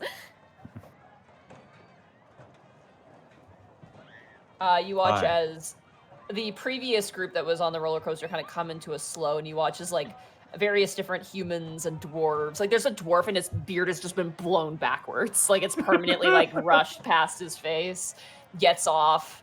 And you watch as like the worker kind of opens up and like they all step off and leave, and like you watch as there's one person who gets off, like this one elf who just like his legs are shaking and he kind of like just goes over the side of the railing and just throws up like immediately. And you watch as Dursip goes, looks like fun. You don't have kinda a weak swallows stomach her. or anything, do you? No, I'm totally like this. Nah, not a big deal. It's fine. You know, it's great. I mean, if you're sure, you don't have to come on too. No. I can't let you go by yourself. You know, it's fun and that sort of thing. Okay. You watch as the worker goes, okay, on, next up. And you watch as you guys walk past, kind of like, you have to be like, this size to ride. You guys, or you have to be over an age. They have to be like, if children over, this size can ride, because young kids aren't allowed on it, like, even if they're gnome size. You guys load up in, Tannis, you're put in with like a random person, like this random dwarf lady, who just seems to be very touristy. She's got like a fanny pack and everything. The bars come down on you, and there's kind of like a front sort of like backpack thing you guys have to put on too, just to, reinsure like it kind of flips down on you. And then the bar gets set in front. It's very secure. Also very high quality. Notably, despite having other people in it, it feels like it's brand new. Like they're pretty quick about cleaning things up. Even the guy who threw up, you watch as like a team of cleaners kind of come over and very quickly remove the vomit. It's very quick and fast. They seem to have a really good sort of system here to keep things looking very nice. But as the bars come down on top of you, Dursip's like kind of like it's like doing that sucking breath, just like kind of keeping his cool. Dursip, are you sure you're gonna be okay? Oh yeah, I'm a brave boy. I guess I can't like hold his hand or anything. No, you can. You absolutely can. It's within arm's I'll reach. reach out and sort of take his hand and be like, just hold on to me. Don't squeeze too hard though. Okay, you watch as his cheeks go a little pink. And you see like Costumar, it's just like, now I'm just uncomfortable. And Taryn's like, just give it a minute. Like, and immediately you watch as Tanis as well. You kind of are sitting there, and the dwarf is like, "Oh, I'm so excited!" Just kind of sitting there, as slowly it is like bringing you up. And the moment it reaches the top, like you can feel everyone hold their breath as it's just like almost a 90-degree angle shot down. Like it's just all of a sudden. And I need all of you guys to roll wisdom saving throws for me. Wisdom saving throws. Yeah, so become frightened. So 13. Oh wow. I don't have. Huh. That's weird. Okay. Wisdom saving throw. Here I go. 15. Okay, everyone is fine except for Customizer, ironically. Oh Perfect. Oh, I thought Drizzy was gonna pass out. No, Durzip squeezes your hand. He's very careful, though. He doesn't want to break your hand. And he does yell. Like, this is the thing. None of you guys are, like, completely cool as a cucumber. You guys are yelling, but you're not, like, passing out or vomiting or freaking out. You guys are all keeping your cool. Costumier, however, is like, yeah, I really don't get that. Like, just starts screaming her head off as you guys start doing loop-to-loops, like at mock speed. And you notice ahead of you, Gibby, as you're like holding on to Durzip, you notice like Costumier's hand is waving, looking for Terran's, like, like trying to find some security in this panic moment. And you watch as eventually she grabs her hand, and you just hear Terran cackling. Terran rolled the highest out of everybody. I love Taryn. Yeah, she's just like, wee! And Gossamer's like, get me out! Get me out! Get me off! I take it back! I take it back! And you guys are like donuts, fins, and shit, and even Durzum's like, just like yelling out. It goes so fast, and it seems like it's not gonna stop. It's a very long ride as well. And as it comes to a slow stop, like a cocoon, like Tanis, you turn to the side, the dwarf's passed out. She's gone. She's like fading in and out of consciousness, and she's like, what happened? Oh no. I'm like fanning her off with one of my hands. Yeah, Just like, she's with you, okay, but she's ma'am? a bit out of it. Oh yeah, I'm fine. Oh man, I paid money to go on the ride, and I just slept through half of it. The thing comes to a stop, and you watch as like some people get off wobbly. Durzum is kind of like wired. He's like, whoa, that was, and you see how we did the loop to loop, and oh my gosh, it was wild. Oh my gosh, and that flip at the end. Oh my god. And you watch as Terran's like, you okay? And you watch as Costumar just takes 2 steps, and he's like, You good? You need some help? Uh-oh. Oh yeah, no, she's gone. You watch as she walks over to the exact same railing. It's just like, and you watch as Taryn is just gently patting her back, just like, just let it all out. It's okay. And she's like, humans are fucking crazy. She just starts vomiting. I look at Durzum and just like, woo. Jeez, I thought flying was bad. Good to know it as the dragon vomit seal of approval, and you watch this Cosmo's like, shut the Meanwhile, at the bumper cars, Oh goody, it about to go down. you guys have been set in your bumper cars. What color do you choose for your bumper car? I'm staying thematic. Mine's white. Okay.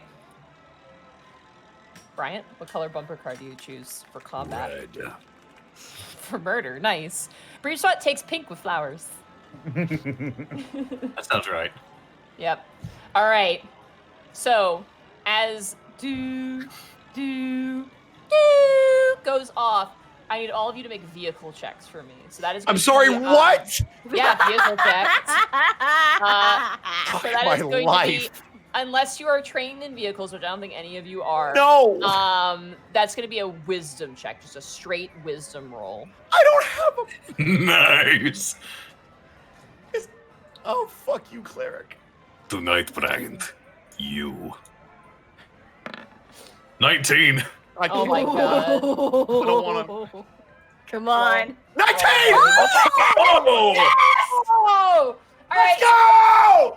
Freeze-Run is doing donuts and having a good time. Kel and Bryant, you two like run into each other head on.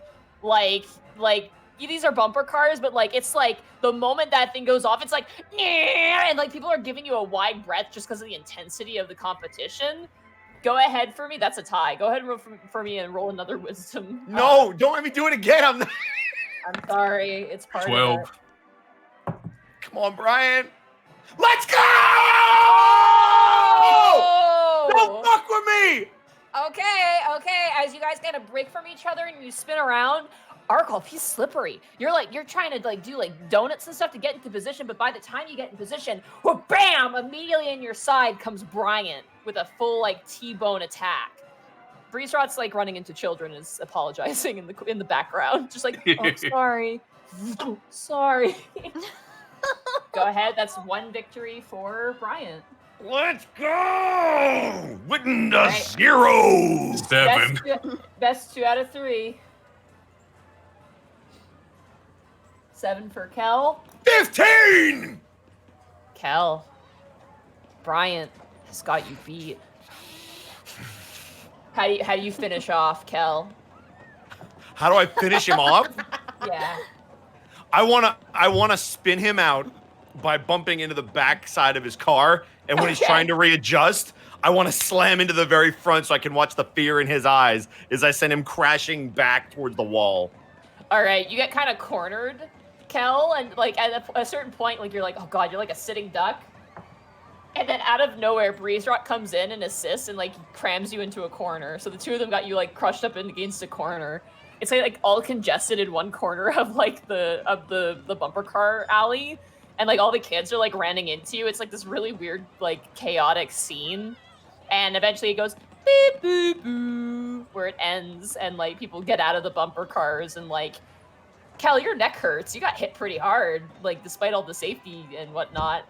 That was some ferocity from your good friend Brian, and a nice little attempt at the end by Breezerot, who actually did hit you. So. Feeling better now, Michael? That's what you get when you talk shit. You get hit. Taunt to body, Zell. See what I did there? I put your last name with the first name. Dramatic thing. Yeah. I got nicknames for days for you, but that's what you get. I'm proud of you. Yeah, you did. Wait, why are you not upset?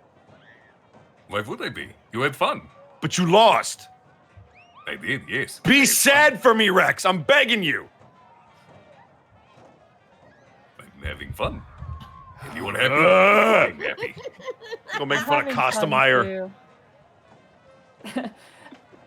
You guys reconvene all together, including the kids. Amelia and your daughter show up. Somehow, Amelia and Nefene have won this obnoxiously large teddy bear. Somehow. I just looked down at the cat in my jacket. It looks like Amelia won it, not Nefene. But they've been like carrying it together. It's like, it's not the Costco bear, but it's like probably about half the size. It's definitely bigger than the kids. Like the fact that they've managed to carry it this far is very impressive. You guys sit down. Poor Taryn got Costameyer a drink. And she's just like, she's looking a little more green than usual. Yeah. I was about to say, was her vomit like caustic? Did they have to get a specialist over? Yeah, it was not. It was her. She breathes poison gas. It's not like acid, like a black dragon, but it was real gross. They had to, they have masks for that, so it's fine. They're not the only dragons, by the way. Notably, as you guys are, walking through the park, Gibby, you do notice there's a few characters that do kind of give you a bit of a side eye, but they don't really, they don't follow you or anything like that. They just kind of like, sort of like picking up the scent. They're like, and then they kind of turn and see you, and then they notice your entourage, and they're like, nope, like, not Do at these all. look like glamour dragons? Clearly, she's not the only princess here. No, Taryn's here as well.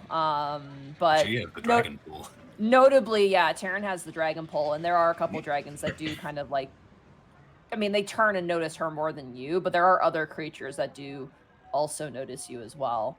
But again, seeing you, flanked by a fucking orc built like a shit brick house and a dragon who, despite looking sick, could probably kick their ass, a bunch of people who look like they could kick their ass, not worth it. The children they could fight, but Wait, again, the emotional toll. Does Customire still look sick? Not Nefene. Yeah. You watch as, like, yes. Taryn got her, like, a ginger ale, and she's just, like, sitting there. You guys are kind of in, like, a food court area. None of you gotten food yet, but, like, Taryn is just kind of, like, you know, rubbing her back, and, like, Cosmo's like, oh, fine. And she's like, not fine. Don't be mad. And she kind of keeps patting her back. She's like, okay, I take it back. Humans are fucking wild. I told you. Do we hear this? Yeah, you guys are all sitting there. I'm sorry, one more time for the people in the back. Shut the fuck up. Right. Oh, easy there. You might need a bucket. Shut the fuck up. Shut the fuck up. No, it's all right. Listen. If I don't even have wings, and I could have told you that was going to be a big drop. You watch as Taryn kind of gives you this look, Brian. Not like she's just kind of like stop being mean. Like, come on. She would do the same thing to me. You watch as Taryn's like, yeah, actually, yeah, fair. And like, Cosmo's like, hey, and she's like, you would. And she's like, yeah, I fucking would. It's a little It's like I different tell when you you. can't control it, huh? It's the thrill of not being entirely in control. That I hate it. Don't like Danger. that. it's great. You watch as Taryn's like, Gibby, you want something to eat? Yeah, I could. Can we? Do any of you guys want something? Would you like something, Brisrat? My treat. Oh, My treat, yeah. Terzib. He kind of leans over to you and like, he's gonna whisper something to you, Cal. Kind of leans. He goes, "Look, man, I get you trying to be nice, but I kind of want to, you know." He kind of juts ahead towards Gibby. Be a gentleman, you know. You could do me a favor. Why Okay. the crowd stop? This I will allow. Follow your heart, Terzib. Oh, there they go. It's just everything died down for a second, like he was mind melding. Cal. All the crowd just stops and looks at us. Yeah, everyone's Oh. Gibby, what do you want to eat? They got like churros, they got deep fried butter, they got burgers, you know, Oh, dogs maybe that a are bit- hot. And, Maybe that's a bit much after an intense roller coaster ride. God, it's been so long since I've been to a fair. I'm pretty sure they have pigs in a blanket. lots of street-esque food. It's not just like, you know, carnival stuff. There's like, you know, like, Oh, do they got like one of those potato spirals? I freaking love those. oh yeah, they totally do. Yeah, The they potato absolutely spirals do. are awesome. They're not like they're a little They less. they also have like the blooming onion too, with like the Oh! in the middle. Yummy. Oh, What's a blooming onion? you've. Okay, so what they do is they cut an onion and they make it look like a flower. So like they cut it from the top, and then what they do is they Deep give fry her- it. They batter They and deep fry fry it. They batter it and then they deep fry it and then they put the sauce in the middle and then you like basically rip off the onion, you dip it and you eat it. Yeah, It's you like never oh, had that sounds you so never went to good. Outback Steakhouse. It's like an advanced. Really It's good. like a complicated onion ring. Guys, head It's a on over really to complicated twitch.tv/archive where you could donate just a single cup of coffee's worth of bits to help him get a bloomin' onion. No. Nah, it's just like Archive. You've never been to an Outback Steakhouse before? There are none in my area.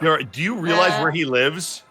Yeah, but I mean, it's Outback Steakhouse. We don't have it here either. We have onion rings though. Yeah, So, fair enough. Fair enough. Mm, I mean, but yeah, Anyway. that would be the reason. They're kind of most other chain restaurants don't. It's kind of purely a Outback Steakhouse thing, but they're easy to make if you can just deep batter fry an onion. You watch as like, you know, Zeros was asking you what you want. You watch as Amelia kind of looks at him like kind of looking like sad, and he just kind of goes, "Oh shit, right, Amelia. What do you want?" He kind of gives her a smile, and she's like, "I have a hot dog and a hot dog, just a hot dog." And he's like, "Yeah, I could do that for you." Kind of turns back. to you. I "What kind of about I you?" kind of bend down to Amelia too. It's like, hey, Amelia, you wanna share a funnel cake too? Yeah, she kind of smiles, this big smile. I'd like that a lot. I stand up, it's like, all right, let's just be horrible to my body. Give me a couple of those potato things and a funnel cake, please. I am on it. You watch as Joseph salutes and he runs over. Do they have ice cream? They do. They have soft serve. They also have ice cream where they actually take the hard ice cream and they push like cookie into it, like they kind of like ground up Cold cookie Stone. and they they basically do that. It's not Cold Stone. It's basically like it's like a, you know, like scoop serve and then they take like cookie to it and they add like, you know, like strawberries or like So an similar to what Cal did. It's essentially Yeah. what it is. I guess, yeah. Essentially what Kel did back in his ice cream truck. Yeah, very similar. Then he's going to judge them harshly as he goes to get ice cream for him and Brisrat. I will roll ice cream check for the person and see how they do. Ice cream check. This They do game, really man. well. They do really well. They're on par with you. They're not better than you, but you're equal. You know. They definitely are Go. experienced. They're very fast. If there's anything to be impressed by, it was the speed and the Yes. the accuracy. Given that they probably do just this all the time. Kel will look them dead in the eye. They appear to be some sort of elf of some kind. Probably wood elf, similar to Tanis. They just kind of like hand you off the ice cream and go, here you go. Just like looking at you, intensely staring at you, just like kind of nervous. You are a dragonborn, you have a bit of a scary face, so. Kel will say, I respect your skill, fellow warrior of the scoop.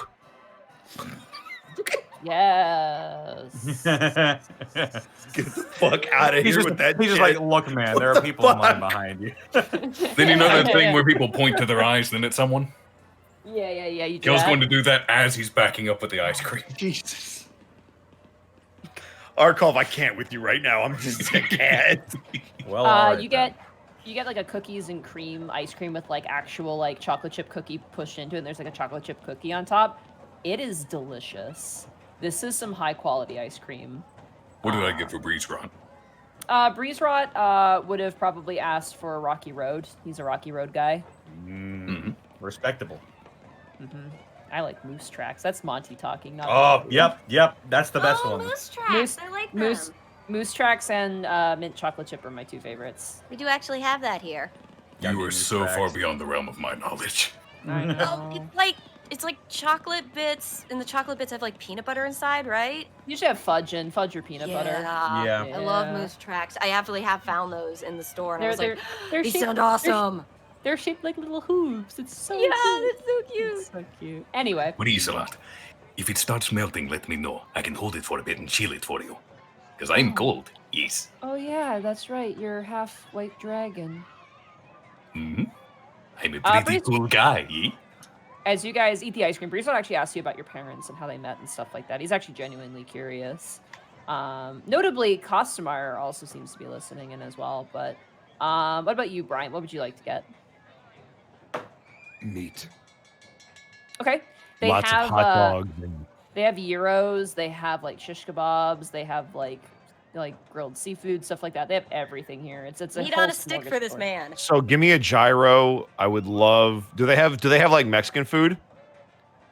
Okay, I'm gonna say yes, but you need to understand that we don't have Mexican food up here. Or at All least we right. don't Have you authentic ever Mexican heard food. of quesadilla?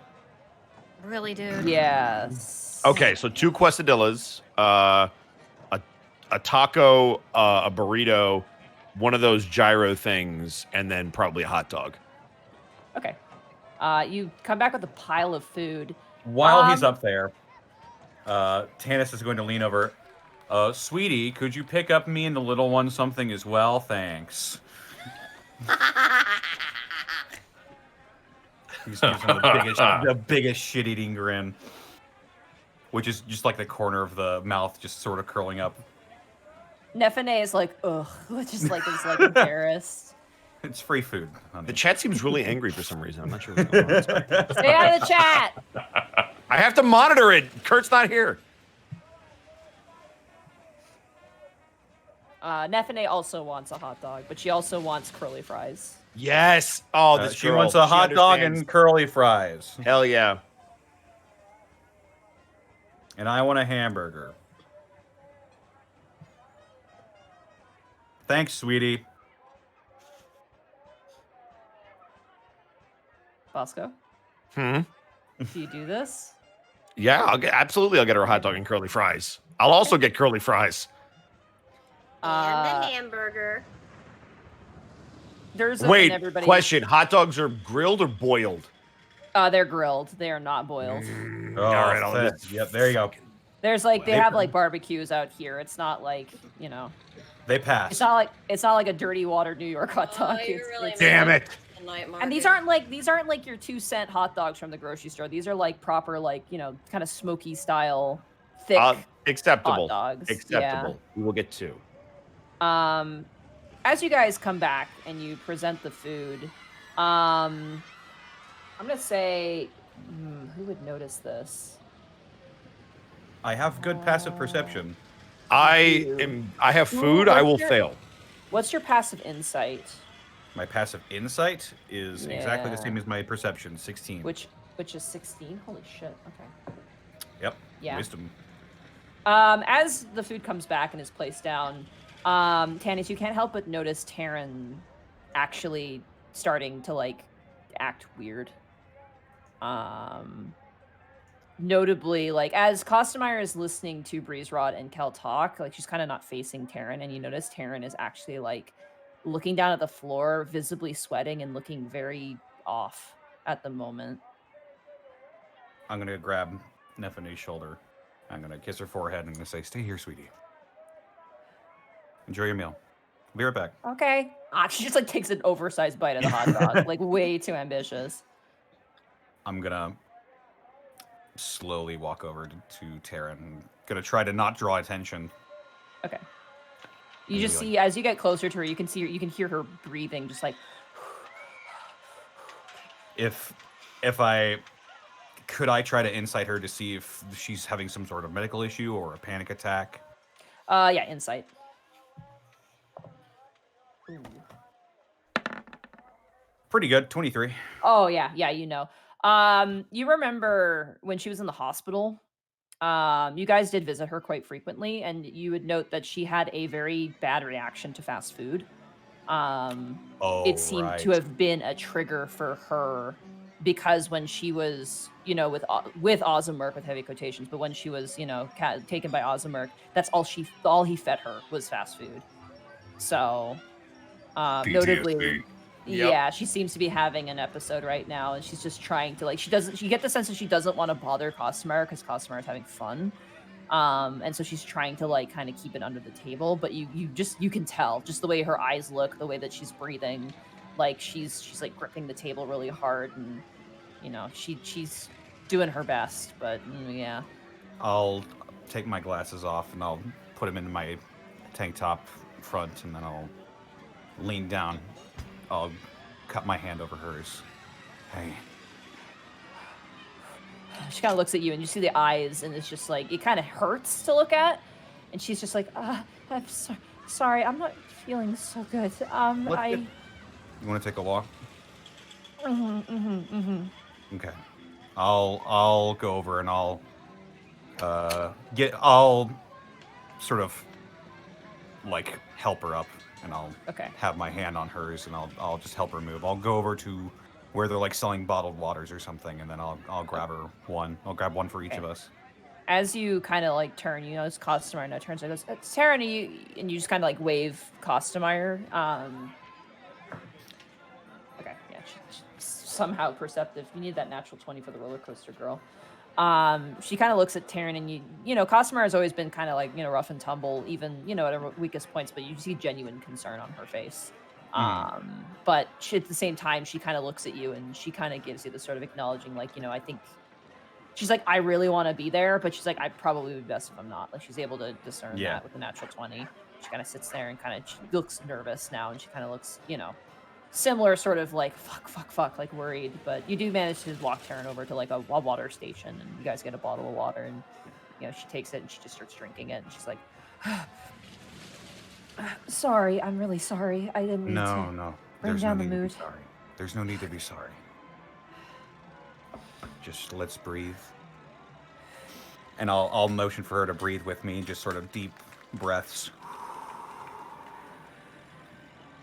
It's just the burgers remind me of.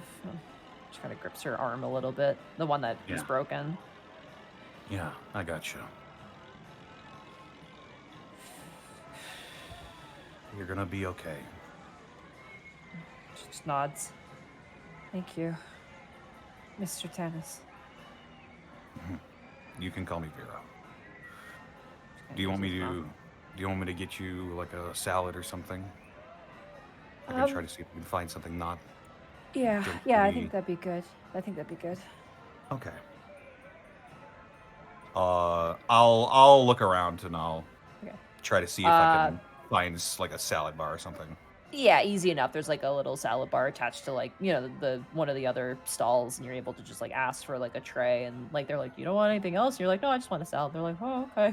Like they charge you like $2. They're like, you're like, oh, we don't really know how much to charge. Yeah, you managed to like cobble together a decent salad. It actually looks pretty good. Being a wood elf, I know how to make a salad. Oh yeah, you definitely want to make a salad. I'll throw together something that's as little grease and junk foody as possible. Yeah, it's pretty easy. You even ask like some of them to like, put chicken on it or whatever, just add some protein to it. Yeah. You kind of bring it back over to her, and as you do, you notice now at this point the rest of you would notice that Cosmar has gone up and left, and has followed behind. And the moment you kind of regroup, you see Cosmar just like holding Taryn, like head chest, pressed to the chest, and just like kind of like stroking the hair, and very comforting. Similar, but a little less funny than when Cosmar got off the roller coaster. Same sort of tenderness and whatnot. And like Cosmar looks like she just feels a little guilty, but you kind of walk over with the salad, and she kind of gives you a look, but doesn't really acknowledge you. And Taryn just kind of like, oh, thank you, Tannis. Vero, sorry. She's gonna hold out her hands. Call me whatever you like. Okay, I do like Mr. Tannis. It sounds cool. Makes me feel like a dad. Well, you are. Sure am. And I'll hand her the salad. We're gonna go sit down over there, and Cosmar kind of juts ahead towards like a field where there's a bunch of parents sitting like picnicking with their kids and stuff like that. We'll meet up with you later, okay? That sounds good. If you need anything, let me know. Thank you, Tannis. You watch as they walk away. You just hear Cosmar go, "I'm sorry, I forgot." And she's like, "No, it's okay. I should have said something." And they just kind of walk away out of earshot. I'll watch them leave, and I'll make sure they get to their seats without any problems, and then I'll turn around and I'll walk back. You watch as they sit down, and like Cosmar takes one of the cherry tomatoes out of the salad and throws it up in the air, tries to catch it in her mouth, and just gets hit in the head. Taryn actually kind of smiles at that, and like picks it up and like kind of offers it to her. It's very cute. You guys come back, and as you do, like Dursup's just kind of like, "What was that about?" Nothing. She's fine. It's just, it's not really ours to talk about. I'm not being too scary, am I? No, it's not you at all. Taryn likes you. Oh, good. She seems nice. You two look kind of similar. You ever think about that? What, because we're both blonde? Human, blonde, Well, that seems a little unfair. Can't say that about you and another orc, can I? Well, hey. He just kind of like raises up a hand like, okay, fair enough. Yeah. I guess that's fair. Are you having fun? Yeah, I'm having a blast. Thought I was going to die earlier, but, that seems to be part of, most of my life, to be fair. But how about you? You having fun? Yeah. I mean, like I said, I've been to smaller versions of this, so getting to a big one like this is really fun. Yeah, usually when I go to these things, I'm usually doing work. Yeah? Just like escorts? Yes! Yeah, more like looking for people who, targets. Oh. Do they usually go to these? Rich people like to spend money, Sometimes they like to lose us in chaos too when it comes down to it. I had a chase once in one of these, and he like points up to one of the balloons, and he points up, and you notice there's a giant patch on the back of it. Pretty sure I fought on that. They didn't fix it? I would have thought they'd replace it. Well, it's floating, so I guess they did. But, yeah, sometimes work gets a little weird. Yeah, no, it's nice to be here, And he kind of turns over and he sees Amelia. Currently, Amelia and Neffany are, like, sharing the curly fries. And, like, they're doing, like, a game where they grab one end, and whoever has the bigger... Like, they like, hold two ends of the curly fry, and then they pull, and then whoever has the bigger end wins a point. It's very cute. He kind of turns over and goes, it's good for the kid, too. Actually, which reminds me, hey, Brian. Yeah? So, I talked to the boss about your proposition. What are you talking about? Oh, hold on, I'm just getting the food out of Yeah, all right. Yeah, I'm listening. Well, he thought about it before getting offended, so,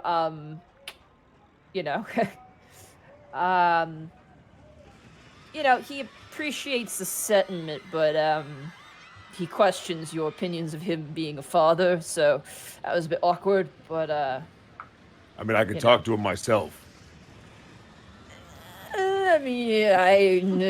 Joseph gives you this look like, why would you do that? Like, just So- like a little...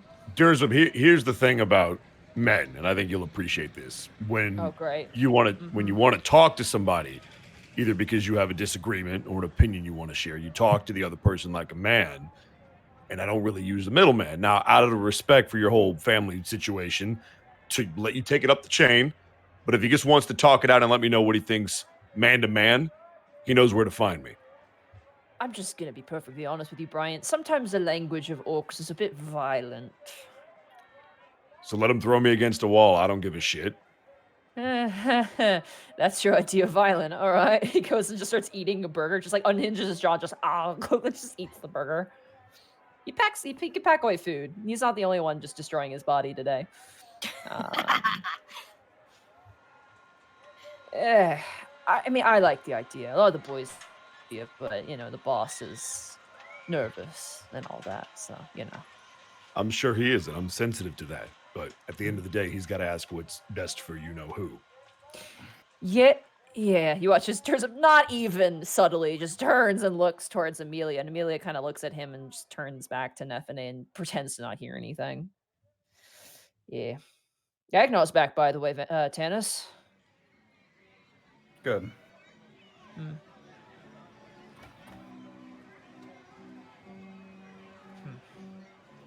Awkward. That Okay, is the keep... story of how my father beat my mother in arm wrestling contest. Wow. I thought your father sounds very interesting. He sounds a lot like me. That's weird. Huh. It is a bit strange, I've noted. Well, thanks. That's really a good story. Yes, it is this one moment of pride. Because usually, she is the one in control. I wish I knew my parents.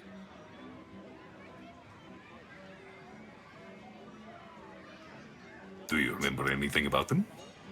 Or was it just never met? I remember my mom a little bit, but, once you hatch out of that egg, it's pretty quick. Must be nice having a human dad. He just kind of sips his drink. Like, it's very awkward. Oh. I imagine it was a bit difficult for him because, F-Dragon. Especially when, the old breath thing came in. Kind of awkward. Yeah. Wow, yeah, I never even thought about that. I always forget that half-dragons can breathe like this. Not as efficiently, but, I used to use mine, deep in the summer when it's miserably hot, back in school. I would use mine to make it nice and cool for my friends. Little glittering jewels of ice in the sky glittering down on us. It's really interesting because, dragons, at least my age, we don't get a breath weapon until, you watch as he kind of turns over and looks towards Gibby a little bit, and then, immediately shoots away when Durzub just kind of, gives him sort of, a stare. Not aggressively, Durzub just kind of is, acknowledging and, looking back at him, and immediately Brios was like, oh shit, I shouldn't look at her either, I guess. It's just, scared. Oh. You know that, right? That he's your not gonna breath right. doesn't come in unless you are near You a have to- princess? You have to age a lot or, be near a princess for a time. But it's permanent once you get it, unlike other stuff with princess. How long would it naturally take you to get breath? I think about 2 months or more. I can't remember. Not that I ever wanted to do that. He just kind of cowers a little bit. Oh no, I didn't mean someone like me. I meant if you naturally earned it. That's Oh. How many, Got how it, many years would it take? I think at least 200. But most of the time, dragons, if they've lived that long, they usually by accident are exposed and eventually get it.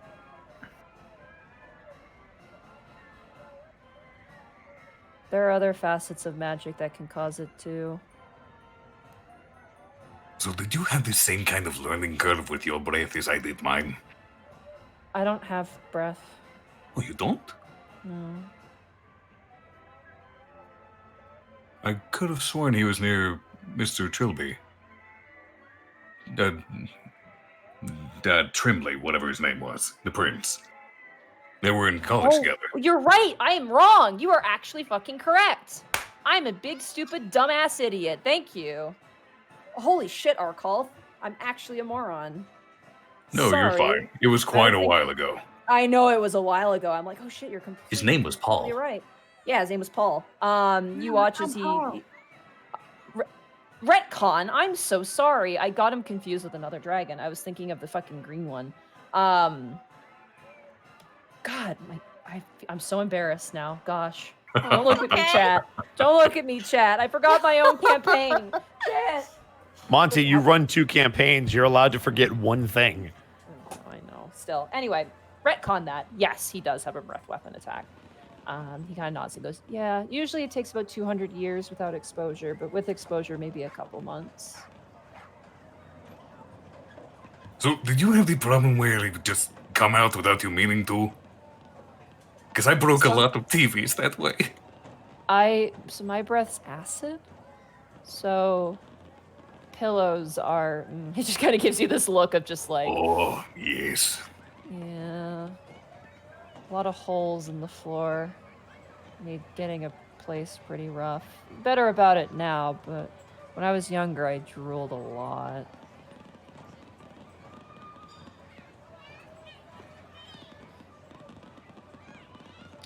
All right, you guys eat your food, enjoy yourselves, and you have more carnival to enjoy. There are plenty more rides, plenty more games, as you guys begin to move. Mm-hmm. So what next? Well, you know, there's this one ride that we could go on. Huh?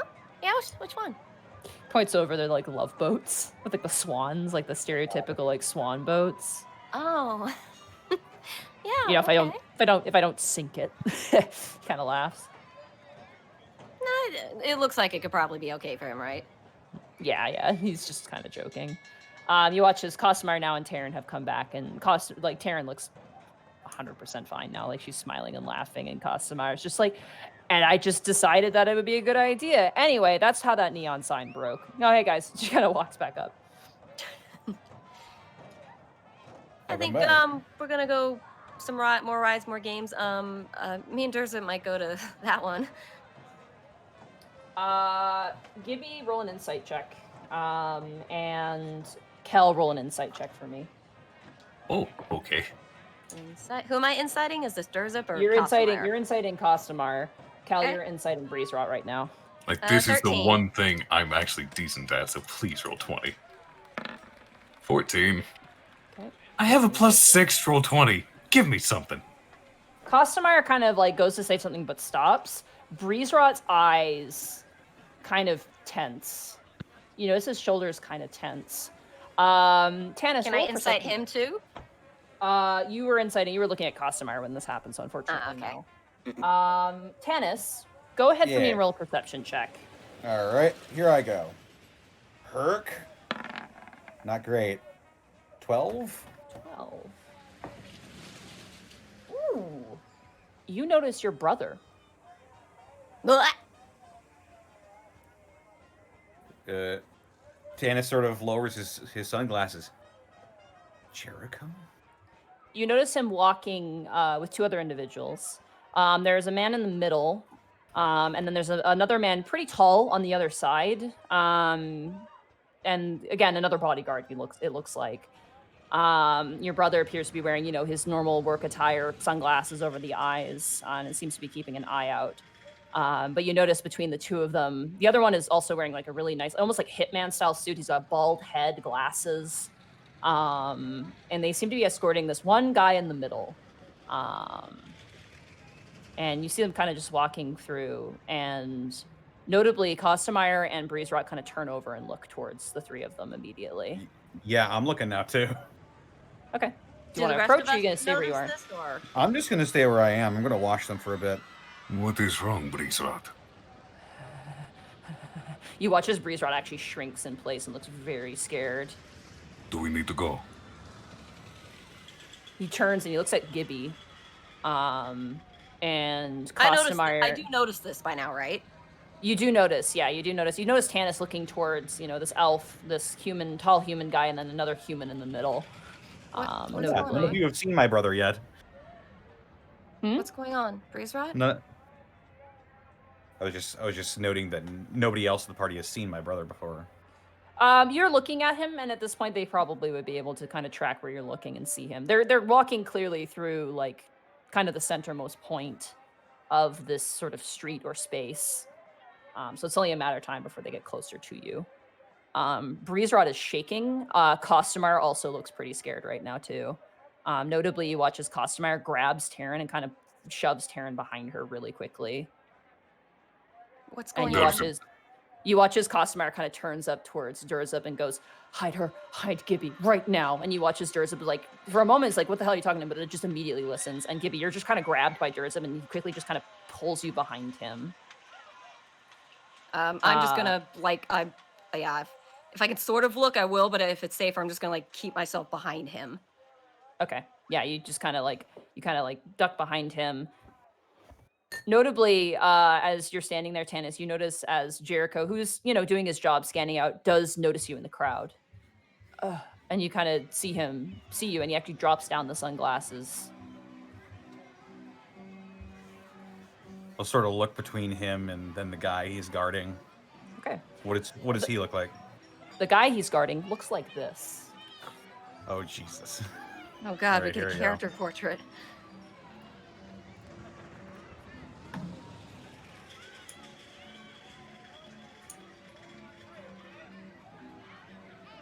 Okay. It's pretty unassuming. He's wearing like a black t-shirt.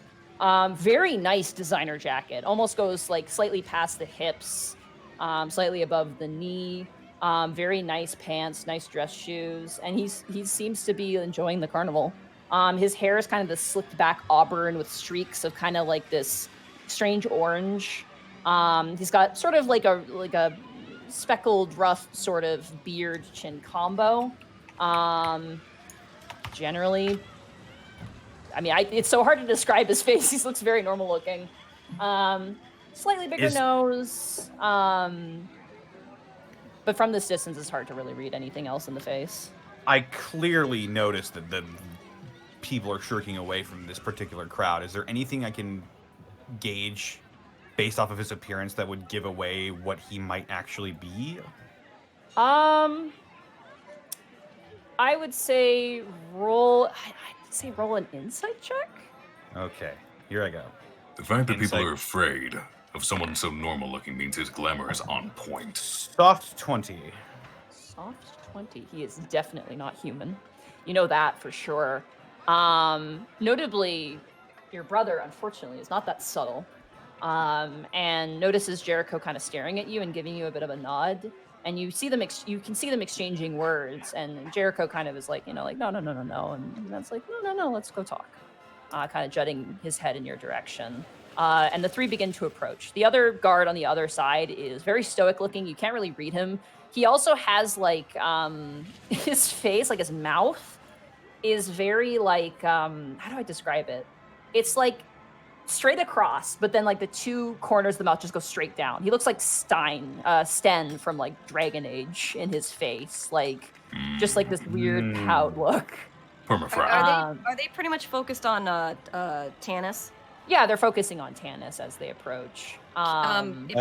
Just for the record, I don't have my weapons on me, correct? You guys, I assume always carry your weapons on you, unless they okay. otherwise. All right. If I can manage it, I can just very whisper but loud enough be like, Costumire, should we leave? Don't move a muscle. Is Breezerot Jericho. still shaking? Breezerot is like shrunken, and he's like, you can feel him trembling slightly. He's trying to hide it. Costumire is doing a better job, but Breezerot is trembling a bit. Then can Kel reach out and take hold of Breezerot's hand? Okay, yeah, you grab his hand. Just and as a kind of- comfort thing. Yeah, he squeezes it tightly back. You watch as these 3 individuals approach you, and Jericho kind of gives you the sort of like nervous smile. And he's like, "How you doing, bro? Didn't expect to see you here." And you watch as Jericho. Nefene runs up and is like, "Uncle!" And kind of, "Uncle Jericho!" And he's just like, "Hey, you know," and kind of picks her up and gives her a hug. And this man kind of walks up, and as you get closer to him, roll an insight check for me again. Okay, this is the same leather jacket dude, right? Yeah, same kind of. It's not really leather. It's just like a really nice designer jacket. Gotcha. Mhm. 16 on that one. 16. Okay. Notably, as you kind of just give a quick glance at this guy, under his skin, there's like hues of green that kind of change and move around. It's weird. His glamour is very good, but there's something slightly off about it. Sometimes when he blinks, he goes from having 1 pupil to 3, and then it goes back with every single blink. Okay, that's a little weird. But he smiles at you, and he's just kind of smiles and goes, "You must be Jericho's brother?" Vero Tanis. I'll if he does anything after that, I'm going to keep my hands to myself for the time being. He kind of gives you this smile. Eyes kind of turned upwards, cheeks kind of like dimples kind of going up, and he goes, "Nice to meet you. Jericho never told me he had a brother."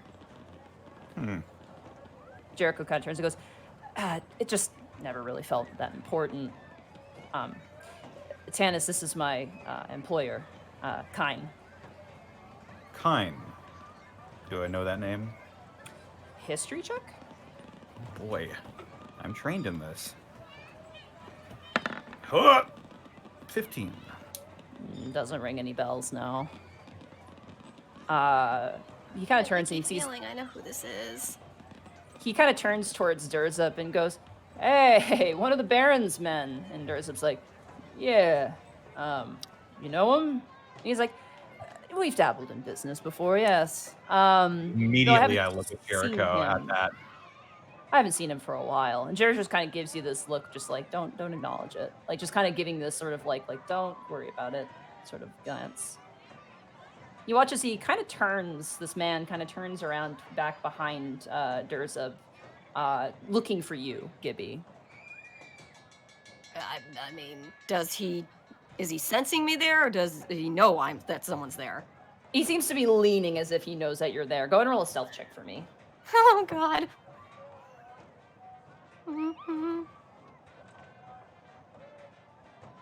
7. I mean, it's hard to hide behind a person, really. Unless You you're a watch as Nephilim. you watch as he kind of leans over, and you do actually catch his eye, and you see that same similar sort of blinking every now and again. The eyes aren't quite right, and he kind of gives you this smile. Go ahead and roll an insight for me, Gibby. I know what this is. Yeah, I think I do too. 18. Looking at him, you get the sense he's just trying to be friendly. He doesn't want to scare you, legitimately. He sees how nervous you are, but he's kind of giving you the smile, like, don't worry about it. It's fine. And it seems somewhat genuine. For the sake of the tone of this moment.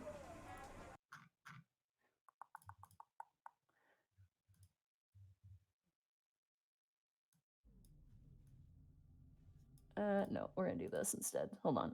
Oh, man, I could feel my heart beating in my ears right now. You watch as he kind of smiles and breaks off eye contact with you, Gibby, and then kind of turns back up to Durzup, and slowly he turns towards Taryn. Kostemeyer notably, like, actually bares her teeth. Like, you can see some of her glamour kind of like drifting away as she just kind of twitches, and he kind of gives her this, doesn't even care, just kind of gives her this smile, and he goes, "Oh, relax." You watch as he wipes his mouth. Bryant, Tanis, Kel, because Gibby, you're hiding. Roll insight checks on him again. 19. Again. It's a 4. I'm eating. Okay. Yeah, you're eating your hot dog. Tanis and Kel, he just wipes saliva off of his mouth. He's drooling right now. This man. He seems almost like annoyed by it in a way. So, Jericho's brother, Mr. Tanis, what do you do? You also a bodyguard? I used to be. Hmm. I retired recently. What was the name of my last job? The harpy lady. The Siren, that was what she was called. She was a singer. I used to bodyguard for the Siren. The Siren! Oh, she's quite the performer. Very impressive. Sad to see that she's not really much in the entertainment business anymore. I really like her work. No, she decided to call it quits while she was on top. No, she was a friend and a confidant. I'm glad to see her living out the rest of her days in relative comfort. I never get that. You know, if you're in your prime, shouldn't you be doing your best constantly? But, kind of shrugs. You enjoying the fair? Kind of just smiles at all of you. Notably, Breezerod and Costamire are visually quite distressed looking. But he doesn't acknowledge it at all. He just kind of sort of smile, almost fox-like smile, like where he smiles, his eyes are almost closed. Kel will squeeze Breezerod's hand. Do I notice anybody acting weird at all? Yeah, you are noticing that there is a very tense moment happening right now between everybody. I apologize in advance. Oh no. Okay, what the fuck's going on? Why is everybody being a creep? A creep? He kind of turns towards you, Bryant. Yeah, you're being all weird and fucking Rex, your buddy's all quivering, and I got Costamire over here. Looks like she's ready to. You always look like you want to kick somebody's ass. Bryant! What?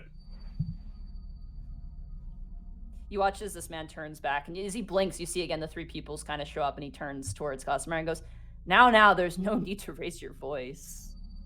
I already have one. You're fine. Or more, she's fine. And her. He kind of nods towards Gibby. It seems I've made people uncomfortable. It might be best if we move along. A pleasure meeting all of you. Jericho. You watch as Jericho just kind of puts Nephine down without breaking eye contact with you, Tanis. And as they begin to leave, Jericho kind of just quickly puts a hand on your shoulder, Tanis, and goes, forget this happened, and keeps walking. I just watch him. I keep my eyes on him like a hawk the entire way until he's out of sight. I sort of subconsciously reach down and I grab Nephine's shoulder. I just pull her close to me. Dad?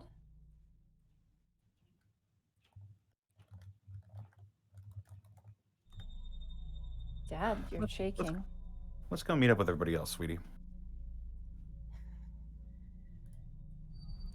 I'm gonna go over to Costamire. What was that? What the fuck? She turns towards Bree-Roz. What the fuck? And Bree-Roz's like, I don't know. I don't know. Why the fuck is that thing here? Does somebody want to clue us in? What the fuck is going on? Nephine, why don't you go run off with Amelia for a little bit? Are you sure? I'm kind of scared. We'll be right here. You can just sit on a bench and you can talk with Amelia. We'll be right here, okay? Amelia also looks pretty freaked out, and Durza is like really confused. I'm gonna say to both, like, you two are okay. It's fine. Why don't you guys? I'll stay with the kids. They seem kind of scared. You guys. Yeah, that'd be a good idea, actually. Yeah. If you wouldn't mind. Come on, let's go. Piggyback rides. He kind of walks over, taking both their hands, and kind of takes them over to a, like a ride or something. As soon as Brian sees that Amelia was freaked out, Brian is immediately going to whip his eyes and move towards Costamire and look at her with a very stern eye. Costamire, was that a dragon? Shut up. That was not a dragon. What the fuck was that, and why did it scare the kids and everybody else?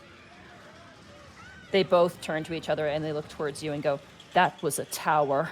And we're going to take a break. What? Oh my god. I had a feeling. I can't believe it. I thought it was an ancient dragon we hadn't met. Holy shit. Nope, that was a tower. I was worried it was either a tower or a dragon when you said three eyes and went, ah, shit. That is why Breezerot was shaking so badly, because he lost Paul to a tower. I thought initially it was a beholder because of the multiple eyes. It was pupils, not multiple eyes. So it was like multiple linked. It pupils. was multiple pupils in the eye. So where there'd be I one still would've- like I still would have initially assumed it was a beholder because of the pupil thing. no beholders in this universe. Yeah, unfortunately. Ah, But, okay, Yeah. yeah. But Remember, tower we was had- my other assumption.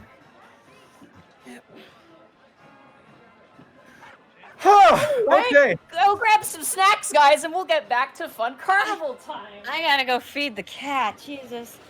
BRB. Moisten that frog. Now, we gotta keep this in mind. A tower is something that even Acidback is wary of. I love the way he looks, though. Yeah, I was gonna say. The fact that the glamour... Also, I love that looks so Jack, normal. Jack, you cheeky fucker. I saw you in the chat. Don't think that somebody didn't probably say, "Oh, here comes," and here This comes kind fucking of- that art Jack. What were you gonna say, Arcall? Sorry. The fact that he looked so normal, yet everyone was afraid of him, told me that he had a very powerful glamour. Mm-hmm. So I knew he wasn't actually human right away. It was just piecing together what he could be.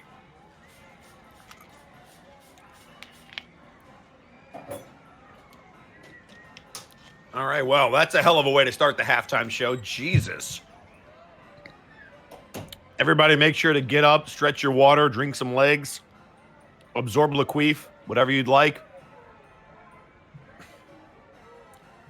Let's see what we got here in terms of some bits that I can call out while we were playing the game. Let's see here. Man, he said We've he got- already had one. 2 Kobolds, thank you for the tier 1 sub. DRK Gannon, thank you for the Twitch Prime sub. Ty of Nerdlandia with 5,000 bits. How do you measure a snake? In inches? They don't have any feet. Oh, boy. Why did you dad joke me? Furrit07 with 100 bits. Been listening to you and the Unexpectables for 2 years. Though never can listen live, just want to say, awesome to listen to you when I'm working and helps make the day pass quicker. Ty of Nerlandia with another 100 bits. Super early episode title, but all's fair in carnival games and funnel cake. We got Crazy Mans and Chief Tomahawk. Thank you for the Twitch Prime sub and the tier 2 sub. Game Howlers with the tier 1 sub. Guide you to glory. May the D20 guide you to glory. Got it. Now, there we go. Oathbreaker John with 100 bits. I'm sure Nefene is thinking if Bryant makes any more looks on or moves on my dad, there's going to be hell to pay, starting with the kneecaps or something like that. Stellar Coyote with 100 bits. Meanwhile, Amelia fills Neff in on Gibby and Durz's relationship. Neff, she touched the tusks? Oh my God, that's so wrong. Tell me more. Game Master Anth with 500 bits. So a carnival run by a god of fun. Monty, you sure this place isn't actually a Rockdo's carnival? Mr. Nanny with a Twitch Prime sub. I propose we change the name of the Prince Division to the Curse Division. I mean, give us a minute. We got Dread Hunter with the 200 bits. Holy shit, you guys just met a possible big bad enemy god. B-Bag. That's what I'm going to call it.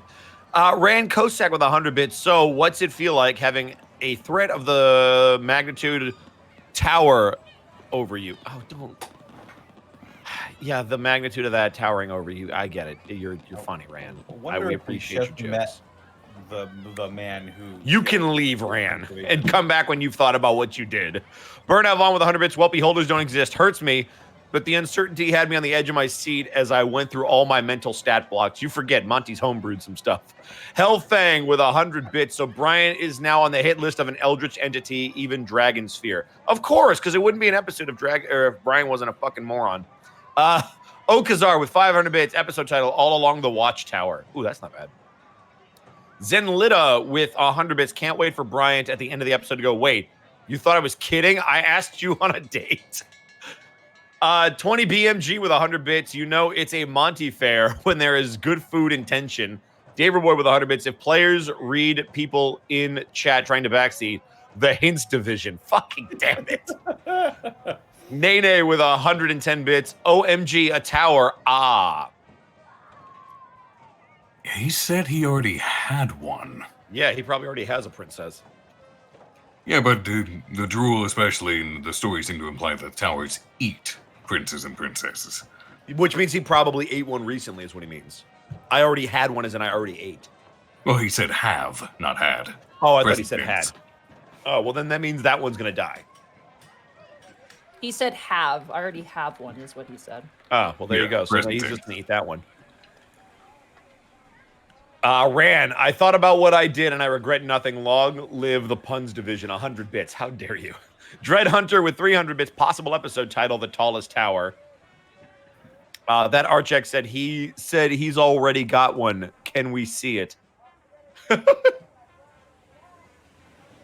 Cairo or Curio the Adventurer with 200 bits. No message, just bits. Thanks so much. Also, you can find that Artjack on twitch.tv/thatartjack and also at that Artjack on Twitter. Did you Be sure to already give call him- out Nightshades? Did I miss Nightshades? 1,000 bits. I did because I wasn't looking at the sheet. I just caught those two. Cosmosis with 100 bits. He's eating a limb at a time, maybe. Shudder. And then we've got Shade with 1,000 bits. We love you, Brian. Bad rolls and all. That's a mistake.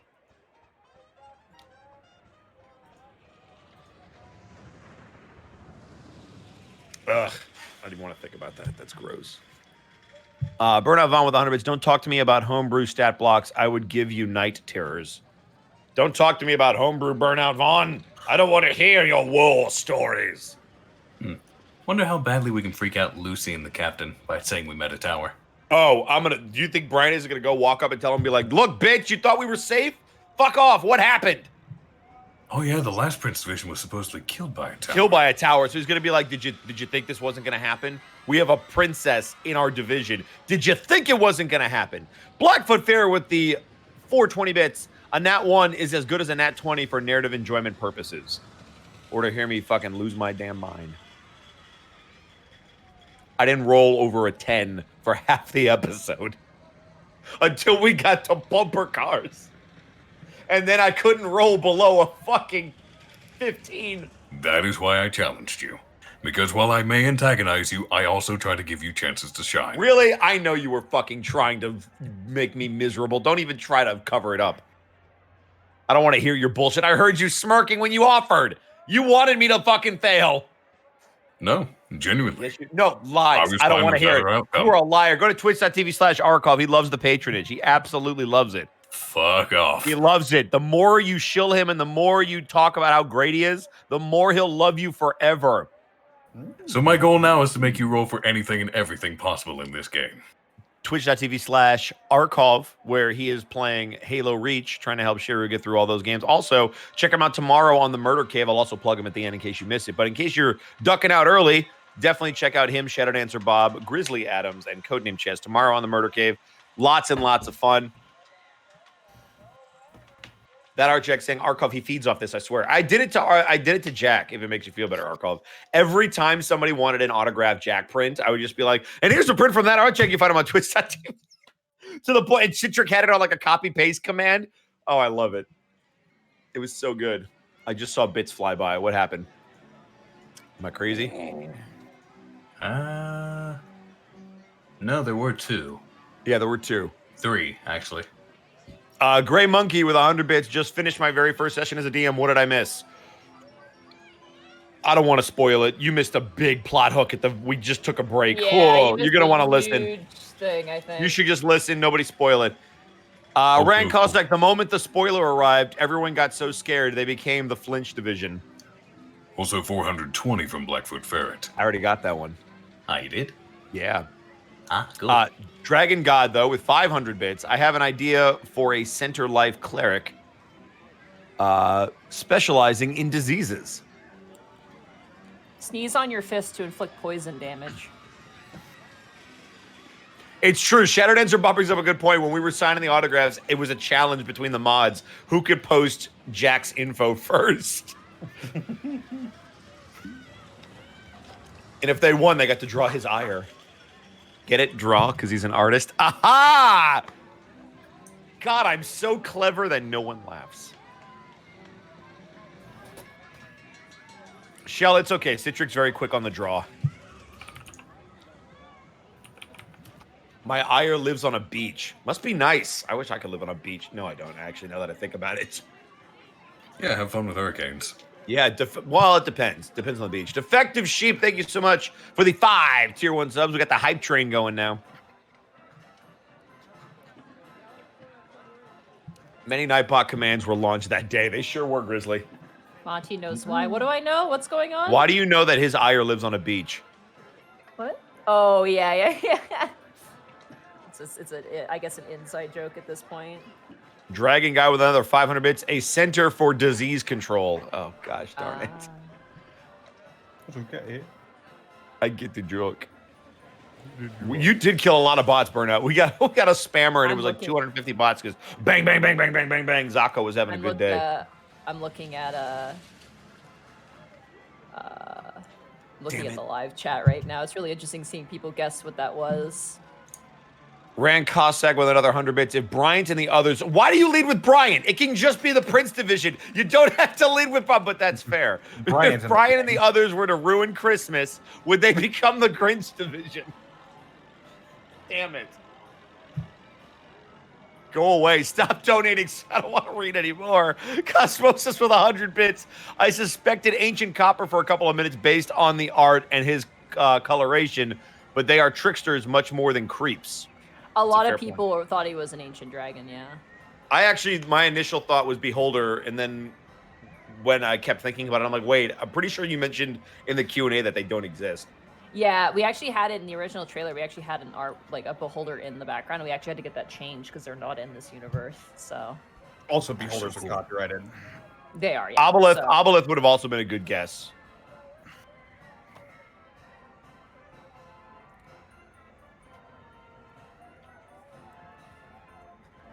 If Bryant became a chef, he'd be in the men's division. Get out! Stop! Is everybody back? I think we're still waiting on Sarah. Damn it! Burnout Vaughn with 100 bits. If the gang needed to lift something with a rope and pulley, would they be the which division? I feel dirty now, so we hurt together, Bosco. No. If we broke our legs, we'd be the Splints division. After meeting that tower, I'm pretty sure we're the Clinch division.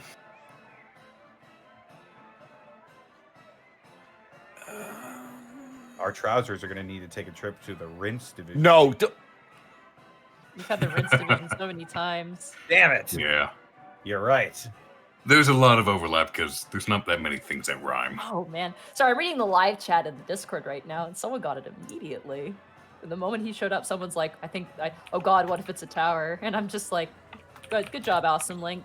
Good attention. It's fun.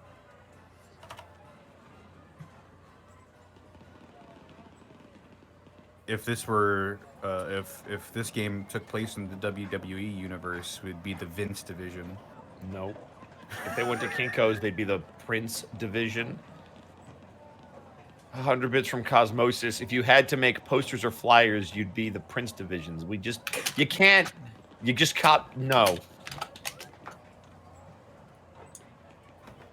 Oh my God, fucking. I'm sorry. God, I love you, Prince Division meme channel. You give me life. Oh, the FNA one? Oh, they're all good. Taryn, we should go on the suicide, Costmeyer. The what? Foxley Foe with 100 bits waiting for a time if Bryant meets Remy. Never. That's a bad idea. Yeah. Remy's a good bean. Bryant's a bad bean. Don't mix the two. No, Brian's good. No, he's not. He is out of gold. He cannot escape that.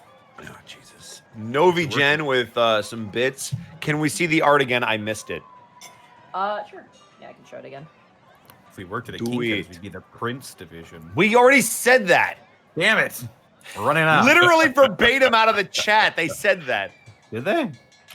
Yep. Hang on. Yes. There's really not that many things that rhyme with Prince. Honestly, Yes, there is one word that nobody said for good reason. Sarah, come back. You can blame You can blame it all on Bosco. No, what?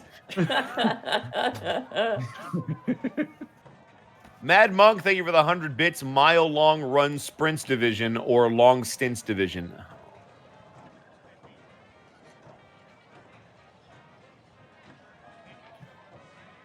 Arkov, don't forget you need to get Bryant with the Dragon Girl Hell Fang with 45 bits. Well, that wink is still in his. I know, and I hate it.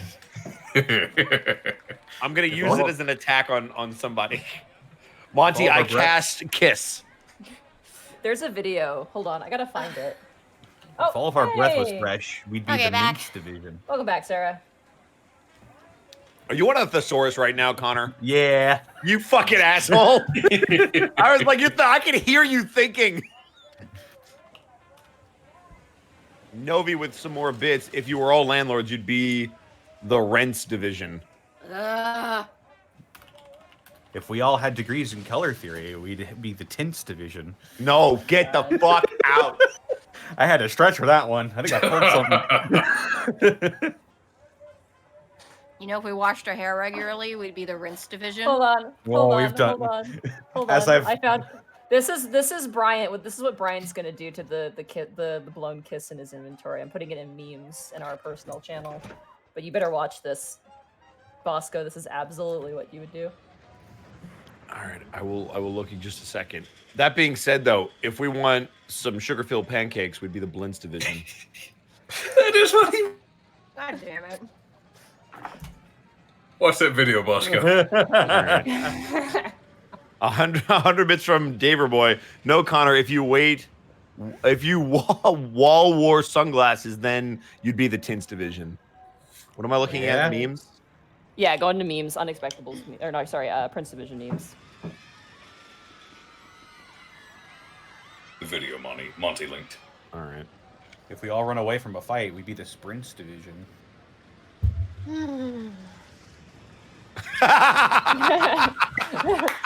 That's brilliant. Holy shit. Rand Cossack with another 100 bits. If the group turned into birds, I bet they'd end up as the Finch division. Get the stop, please. Can we play D&D? Yeah, let's play D&D. Thank you. All right, so Kostemeyer turns and stares at you all and Breezerot. I mean, you guys don't know Breezerot as well as you know Kostemeyer, and even Kostemeyer is kind of a bit of a rogue element, but she looks very serious. You haven't seen her look this serious since the whole thing with Azamirk before, and like even Tyrion looks very scared right now. Just kind of holding her wrist at the moment.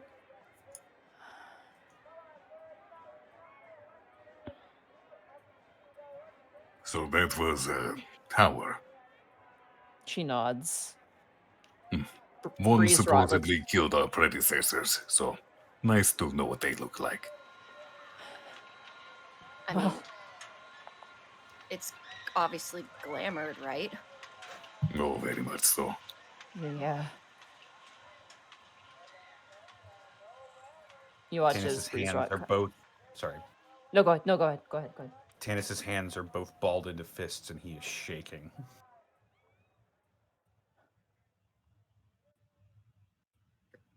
Kel will squeeze Breezerot's hand and say, "Are you alright?" Breezerot looks like he's ready to cry. You kind of, Kel's gonna pull him into a hug. yeah, you give him a big hug and he hugs you back. There. It is okay. For now, it is okay.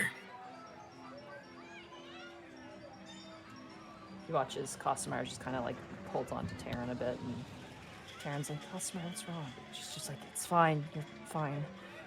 Oh, God.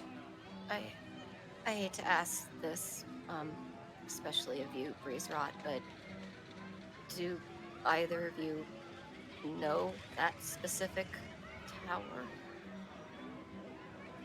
You watch as Kostemeyer kind of goes, I've heard stories about them. I've never seen them before. And Breezerot kind of turns and goes, that's the one that took Paul. It's only ever been the one.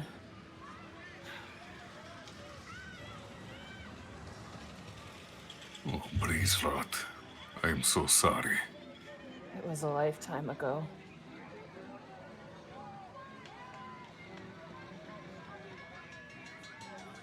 Besides, it's not like I could kill him.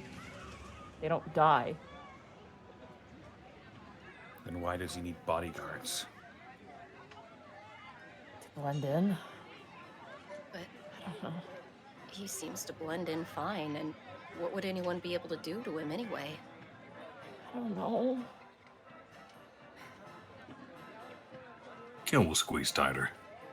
Just affirming. Watch as Cosmar turns back to you, Gibby goes, at least we're lucky. Yeah.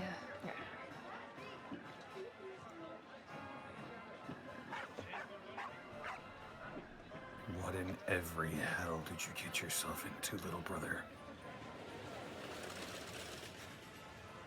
Stupid kid!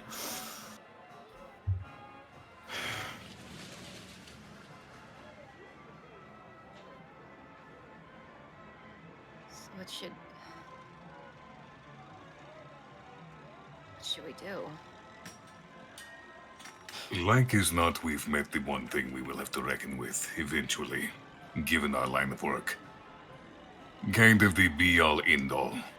But for now, the day is young, and people's tensions need to be relieved. So, I would say, let us enjoy the fair.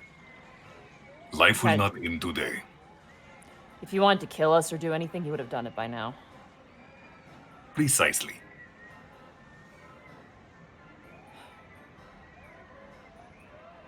You watch as like Cosmar just runs a hand down the back of her neck. God, I didn't realize it felt that bad. Ugh. Felt? Yeah. It's like a stink. Can you smell it? No. Roll I perception checks. assume... Roll a perception check, Cal. Everyone, roll a perception check. 7. Here I 12. go. Sniff the air. 18. Okay. 4. The onions on your hot dog have scuttled your senses. I'm gonna eat the hot dog. Kel is just under the assumption it's like the prince-princess thing where they can feel it, but he can't. Tannis, Yes. there is a smell in the air. It's subtle, but you can somehow through all the everything else you can smell it. It smells like the way like metal tastes. Ooh. Like with a mixture of like mud. It's weird. It's a very weird odor. It's not bad per se, but it's not good either. It's a very, very strange smell. And it lingers a little bit, but it's nothing like you're like, oh, it's so clearly this. It's just like you kind of smell and you're like, yeah, there's a bit of an odor. You wonder for a second if it's some sort of like rustic cologne, but it very much is not, a pleasant smell, but it's not a, one that makes you cover your nose either. It's just a strange, strange smell. I smell it.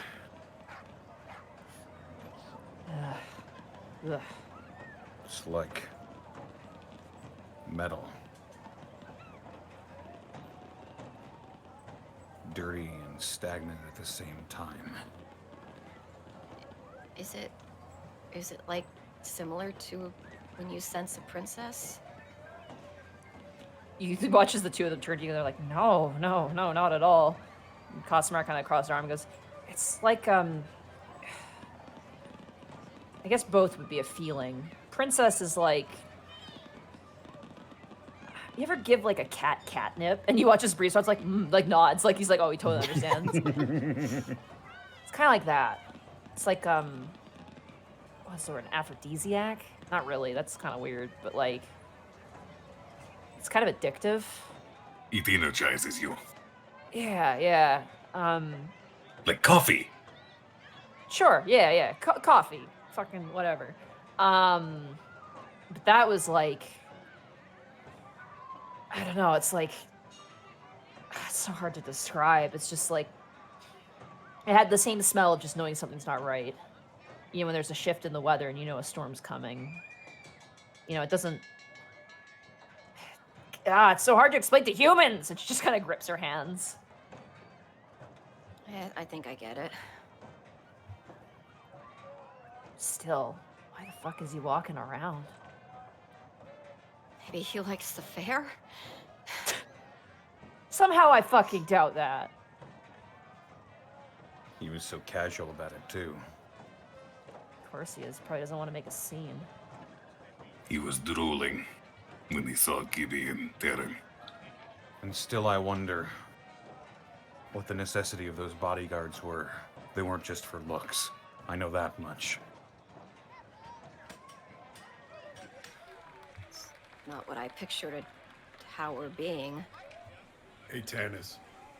What?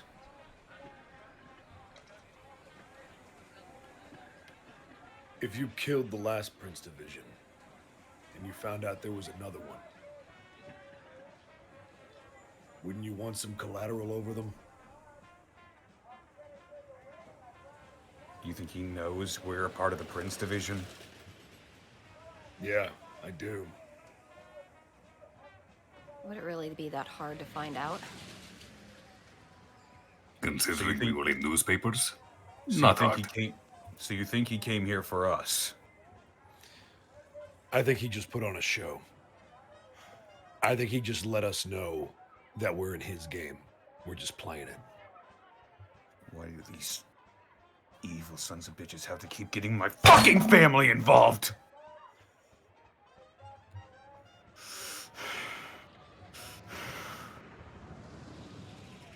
You watch as Taryn walks over and puts a hand on your shoulder, Tannis. Mr. Tannis, it'll be okay.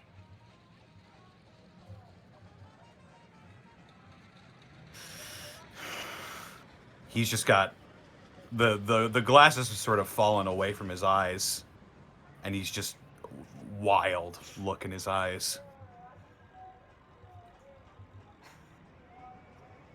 Tannis, in a second, we gotta go back and meet up with your daughter. So you should, if you can, try and calm down for her. If you need help doing so, I do have a spell that can help. I'm fine. I'm No, fine. you're not. We could make something up. We could cut I things will be. short. We could leave.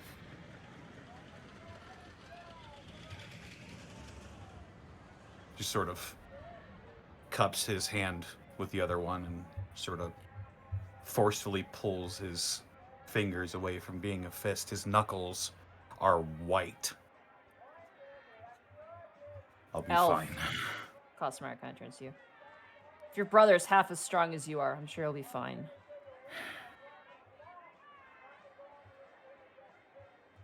Why did he get himself into this, though? You might not know.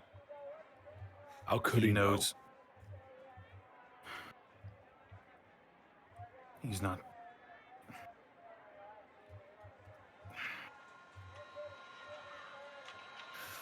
Damn it, Jer.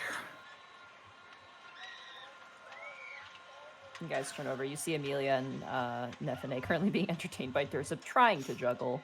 Not going great. Seems like he bought them snow cones in the meantime while you guys are all talking. You get the sense that every now and again, nervously, Thursip is kind of looking over just to make sure. You can see Tannis getting upset, and it's just like every time Nefene kind of turns, he's like, "Oh, look at that! It's a cool thing, isn't it?" And Nefene just kind of gives him this look like, you know, he's clearly trying to cover, but he's doing a terrible, terrible job at it. She's too smart for her own good. Yeah, she's not an idiot. He sort of puts the glasses back over his eyes. Come on, everyone. You watch as Taryn kind of says, let's just have fun, okay? Right. Yes. That's All why we're here things in today. due time. And we're safe. We're gonna keep being safe, okay? Yeah. Yeah. Gibby Cosmark.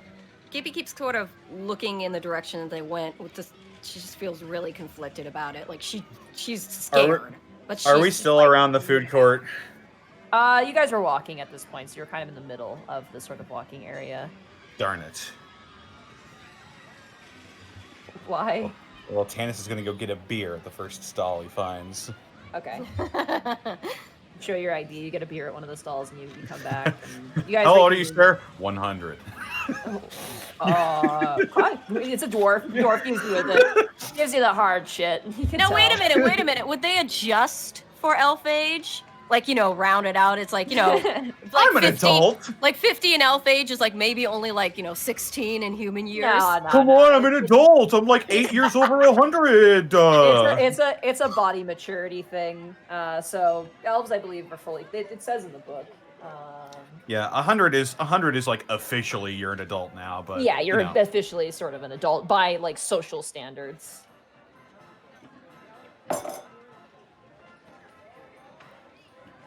You grab your beer. It's very strong. The dwarf just looks into your eyes, is like, "Nope, I know," and he goes in the back and gets you the good shit. You guys reconvene with Durzub, and like the moment you guys reconvene, like Nephine runs over and gives you a big hug. Tanis. Hey, did you say goodbye to your uncle What? Yeah. when you left? Yeah. Mhm. How you doing, Dad, kiddo? You yelled. I don't like it when you yell. Oh, well, that's why I try not to, kiddo. You haven't Yeah, yelled since Mom.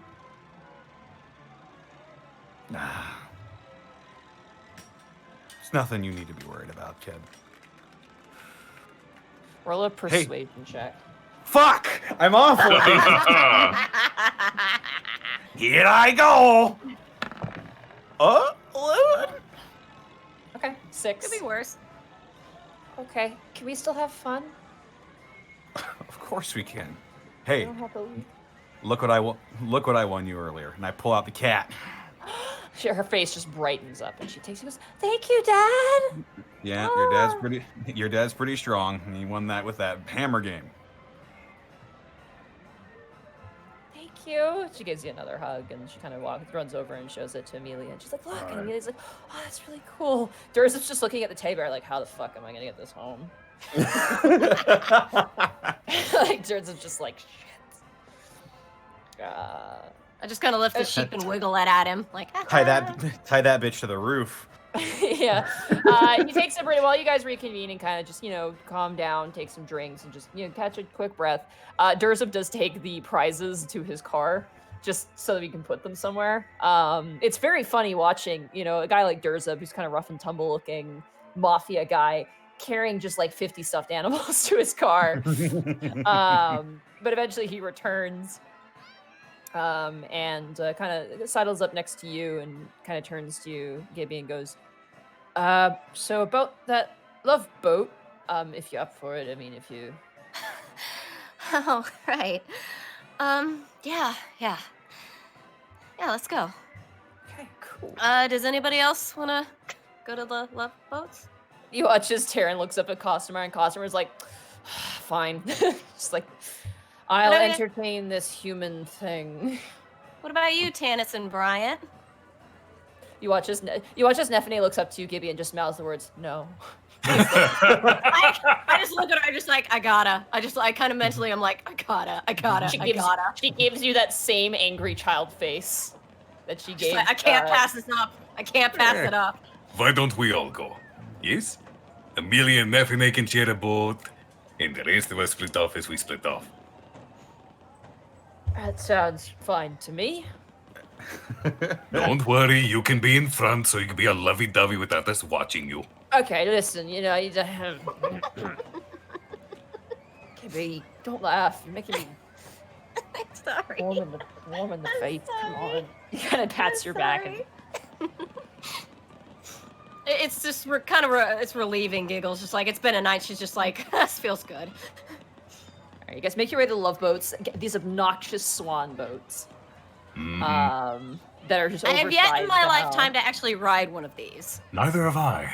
I would like to do it just for the experience. I hope it is as cheesy and horrible as I always imagine. Oh, it's about to be. Get in. Are you going to change the music on us? I don't think I have music for this. I'm No, sorry. come on. Like some horrible Muzak version of provide- I Will Always Love You or something. I'll provide some. Baby, I can pay to him. Put on a the MIDI fuck up, cover. That's like Careless a Whisper. really good song. Despacito. No, but There used to be a grain tower. Hold on. Oh, jeez. Yeah, that's right. Sorry, I'm just trying to see if I can find stupid over-the-top romantic music, but there's not that much, to be honest. Didn't you have some for the panic scene? It was like weird guitar music. Is there like a really bad parody cover of You know Careless what? Whisper anywhere? I wonder if I can find it here. Hold on. No, where's my boy Kevin McLeod? I need Kevin McLeod here. I gotta open up another Roll20 real fast to look up what that song is. Give me half a second here. Gotta jump into the Unexpectables game real fast. This is very important, by the way, of course. I wouldn't be deliberating so much if this wasn't the most key component to today's episode. Absolutely. Where are you? Panic. It still says Panic Hill first episode. As I Figure is what it's called. Okay, hold on. All right. Here we go. Thanks, Kevin. Thanks, Kevin McLeod. We love you. Thanks for making your music free. Okay, so as you guys approach the boats, there is a young halfling woman, very rosy-cheeked, curled, blonde hair, sort of tan complexion, big hoop earrings, wearing the uniform of the fair. She's like, come on in, two in the boats. No naughty business. Kind of waggling a finger at a few couples, and they're like, like awkwardly getting in. As you guys approach, she's like, hello, welcome, and Gibby and Dursa are first. Yeah. Okay, step right in there. Don't worry, you're not going to sink the boat. It's on a track. Don't worry. And she kind of gives Dursa this reassuring smile. He goes, hey, thanks. Side. He helps you in as well. He's being very polite, like kind of holds your hand as you step over. Notably, yeah, when he gets into the boat, it does not sink. It appears to be like an underwater track, but there's water around you. As he kind of sits down and gets comfortable. It's not like a separate seating. It's like just one big seat that you kind of share with another person. Yeah. The inside is kind of water stained, but it is of nice quality. It's not like super cheap and creepy. Like the eyes on the swan look decent, not like 1,000-yard stare. You know how creepy those water exhibits get after the water hits them and the eyes get really like that one meme of the really wet eyes. It's freaky. Anyway, They've seen shit. Yeah, you get on and slowly the track sets off. Who would like to go next? I vote Tennyson Bryant. No. No. You're gonna have to go eventually. Eventually. Now the question is whether or not you guys want to spy on shit. But if not, then Costumire and Taryn would like to go next. There you go. All right. Go for it. Costumire We would gets, never spy on Gibby. Costumire gets onto the swan boat. Just and in the kind of- far off distance, you hear "Liar!" Literally, like similar to Durza, Costumire just like lifts up Taryn and puts her in the boat, like just like whoop, like. And Taryn's like, that's kind of unnecessary. And she goes, I don't think so. She kind of sits down on the boat. Oh, that is adorable. She took her over the threshold. They're getting married. You watch this Costumire just goes, why the fuck are humans obsessed with birds? They just start going. Who would like to go next? I suppose Kellen Breezerot, since the other two aren't volunteering. All right. You get on and Breezerot gets on. And Breezerot immediately, like, he sticks his head over the side and he goes, turns to you and goes, I really like water. Ooh, I do too. He's It is nice and refreshing. I love swimming. And ponds. I wish I had a house so I could have a pond. But big enough that I can fit in it? That makes it a pool, right? And it just begins going. Fuck. You could technically use your bathtub like that. It's not the same. Human It's bathtubs true. aren't big enough to accommodate a black dragon. Ooh, we should go to a pool sometime. There's bound to be one in the city. We should. An anti-glamour one. Or one where you can be out of your glamour. That would be great. Yes. Although I might make it chilly for some people. Who would like to go next? Well, there aren't really a lot of options left. All right. Tanis, as you go in, Nephine and Amelia are like, my turn, and they just run past your legs. And jump. And Nate sets off. leaving you and Brian behind in the next. Well, now there really aren't a lot of options left. I mean, I would say there's no options.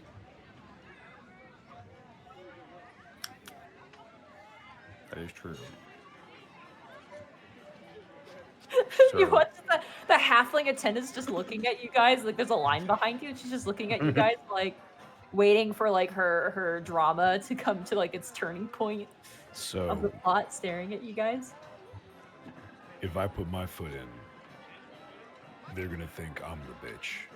But if you put your foot in first, they know you're the bitch. So why don't we just So go at ahead the and same- put your foot in. Okay, first of all, that's rude. Why don't we just step in at the same time, all right? Because it's getting weird. There's a line. Okay. Okay. We're just gonna step in the boat at the same time. We gonna hold hands while we do it too? I swear to God, I will throw you in the fucking water. This was your idea, motherfucker. Yeah, but I'm trying to be sympathetic because you just fucking lost your mind. Do you really want me to turn it back on? All right. All right, all Do right. it your way. On three. So 1, 2, Okay. 3, and then on the 3 you step. All right, here we go. Mm-hmm. All right, 1, 2, Yep. 3. Dexterity checks, both of you. I was Why? hoping you'd do that. Yes. Why? Oh Great. yeah. Straight dexterity checks, both of you. Not acrobatics, just dexterity, because Oh you're my trying to mix together. Natural one. Monty. Yes. Thank you. Wait, you I still just- gotta roll. You still gotta roll. Tannis has to roll still. Just Why? gonna do Why it. would you? You still gonna do it. Here I go. 8. Oh, it's so good. So I just wait for him to step in.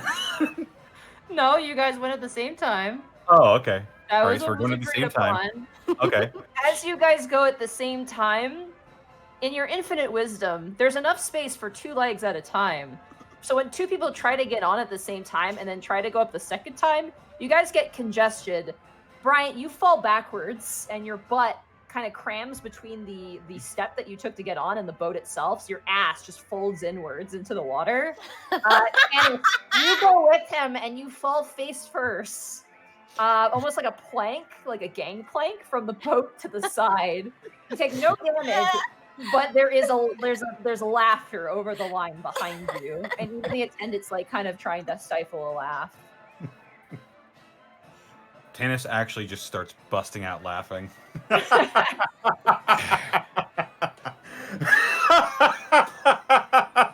I'm so glad that you are so entertained. Brian, you cannot get out. You are stuck. Like your Great. butt is That like is just- stuck. Do This you is need just- some help? Nope, I'm fine. Mm-hmm. Totally fine.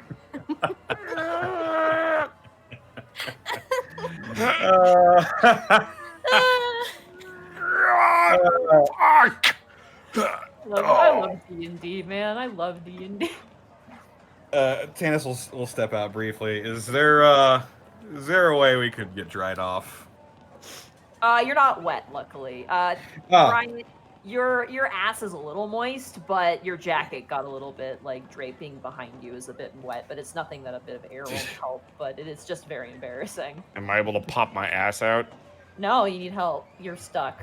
Natural one. I'll help him up. No, I Okay, said I was fine. I said I was Nope. Roll a strength check for just. fucking get off. Here I go. I swear to God, if you Let's try it. 12? Yeah. Okay. Yeah. You grab him and you pop him out. You guys are both on the swan. yes. That wasn't as bad as I thought it was going to go. Shut up. Brian, you take your jacket off. You put it in your lap, and the swans begin to move forward.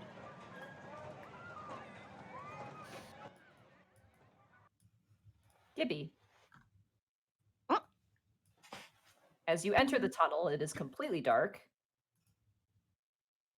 This should work. Sure, this works. Oh God, it's terrible. I love it. Oh, it's There you perfect. go. There Oh, you lovely. go. As you go in, immediately it's like pitch darkness and it's actually kind of scary, and you're wondering if you got on the wrong, like it's actually secretly like a horror ride. But as the curtains pull back, you see just the most oppressive pink color you've ever seen in your entire life. These bright sort of neon pink lights. Notably, there are petals on the water to add to the effect. And there's these really obnoxious cardboard cutouts of like these cherubs just kind of bouncing up and down. It's like, this ride's probably a little old. Even by dragon standards, it's quite archaic. There are sculptures of like, you know, these sort of like romantic looking gardens with roses everywhere. There's definitely a heavy flower motif. And you watch, as you guys are like flowing through, you watch as Durza just kind of like looks around and is like, oh jeez, just kind of looking around like, Just like, oh dear God. this This is what um. that's a baby with wings. He just points to one of the cherubs and just floats by. It's just like, oh my God, this is. Wow, this is so far from romantic. Hey, Gibby. Hey, Gibby. Gibby. You're in like 6 boats back, Brian. No, You can't No, be saying Gibby. anything. Gibby, this is your conscience. Touch the tusk. Shit. Huh. Yeah. I mean, the roses are nice. I like those. The Yeah. flowers, pretty simple. Today's fun. I like today. Yeah. Pretty good. I guess this was slightly different than what you were expecting. You know, I thought Love Boat, I thought it would be like, you know, less scary. It's just like another cherub just floats down, and a little less creepy. What the fuck are those? He just points to the cherub. Baby's got wings. Have you ever heard of Cupid? No. It's supposed to be like this god or something that like shoots little heart-shaped arrows and makes The people god fall of in love. archery, and he just nods like he's completely like encapsulated. I get it. Humans want the, you know, the children to be strong. You know, give them a bow and arrow. What could possibly go wrong? I saw, and then I just go to sidle into his side, and I'm like, yeah, let's go with that. I just Kinda can't brings- stop. I can't stop laughing. Just like, He oh my brings God. he brings his hand around you and just kind of like, he kind of holds you close. It's definitely a novelty experience. Cosmire and Terran, you guys don't know what's going on with them, unless you wanted to turn around and maybe look, Gibby, or Yeah, like I don't want Costumire to notice me looking. She'd take my head off. fair enough, yeah. I guess I'll just be like, thanks for keeping Amelia and oh God, what is his kid's name? I forgot to take that name. Thanks for keeping Amelia and Nefene okay. Yeah, kids are tough, you know, they're pretty good. I just seemed like you guys had something important to talk about, and I'm strong, I can carry myself, but I'm a little bit dense, you know. So Yeah. She sort of hugs him a little closer, and she's still really she's literally shaking a tiny bit. She's just like, if you ever see that guy again, just stay away from him, okay? yeah. It's interesting though. He said he knew the Baron. Makes me wonder if the Baron knows him. Yeah. If you could maybe find out about that and let me know. Yeah, Be I'll look great. into it for you. Kind of leans in. He actually like rests. Leans. He's holding back his weight, but he like kind of like rests his head over you, so like your head is kind of in the crook of his neck. He just kind of sits with you. He watches like another cardboard foldout comes down. It's more cherub. He goes, "Oh, for God's sake!" Meanwhile, Yeah, it's a theme. the kids, notably Tanis, as you're sitting in the boat, you notice that Nefene and like Amelia, every time there's any sort of motif of like people kissing, they go, "Ooh!" Like they kind of boo it. It's very funny. But you and Bryant are in the little boat. Hey, Brian. This is your subconscious speaking. Snog the butt off of him. The fuck is a snog? Hey, Tannis, this is your subconscious speaking. You're going crazy.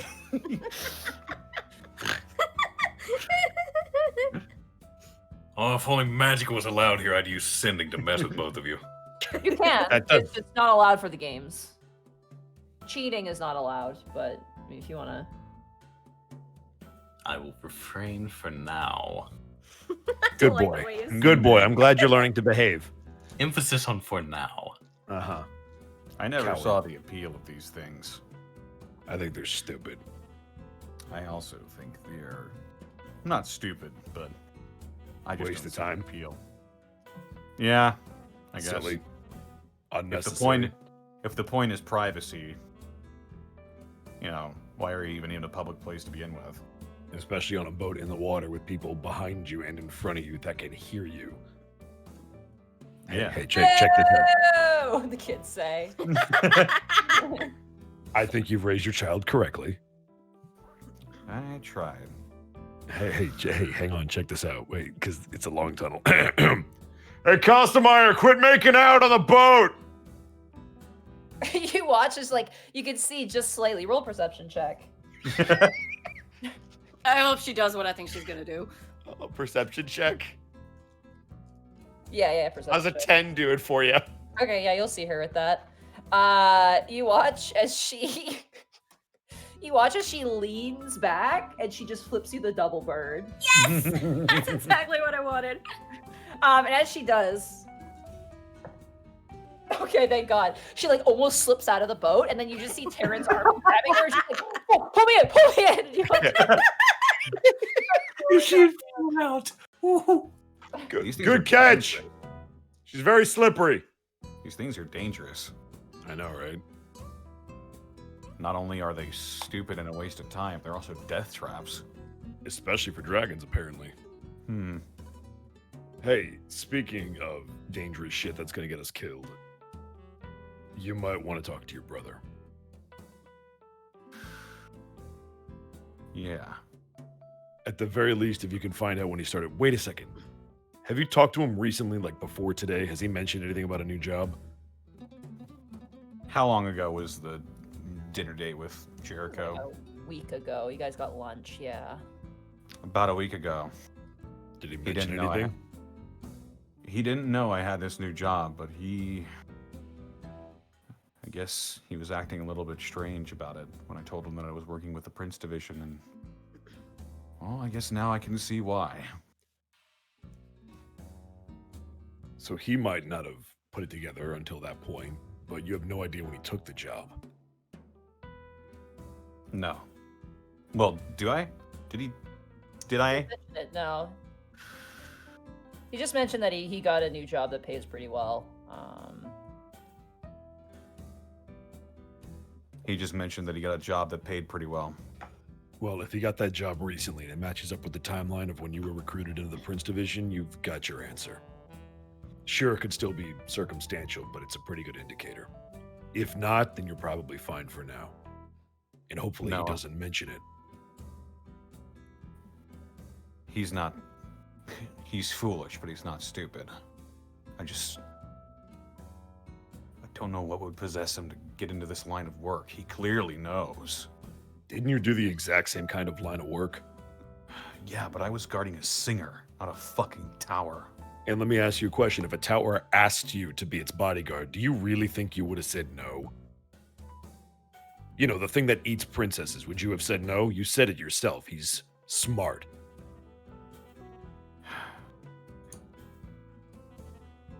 He's always been, I don't know, a bit of a loner.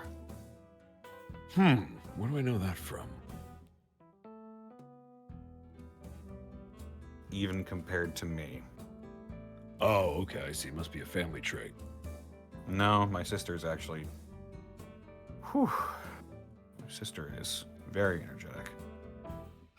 Wow! You're like just kind of a semi-transparent like headshot of her, like holding up pixie sticks and having a good time. Meanwhile, If you guys want to continue talking, sorry, I don't want to interrupt, but I was about to bring it to a close. okay, go ahead. Well, for what it's worth, I know I gave you a lot of shit today, but if you need any help with this, you let me know. I know it's a family matter, but you don't have to always do shit alone. I appreciate the offer. I feel like I might need some help on this, if it Well, comes to it. I got your back for what it's worth. And you got mine, and I got yours too. Yeah, that'll work. Just don't tell anybody I said that shit, because it's sappy and I hate sappy shit. Now you can cut away. Breeze throughout this entire time has just like had his head over the side of the boat. Kel has too. Like you guys are both looking over, and there's actually fish in here. There's like big koi fish that are kind of white and like there's no orange ones. They're all like white koi fish or like golden koi fish or like the dark kind of black koi fish, just kind of swimming through the water.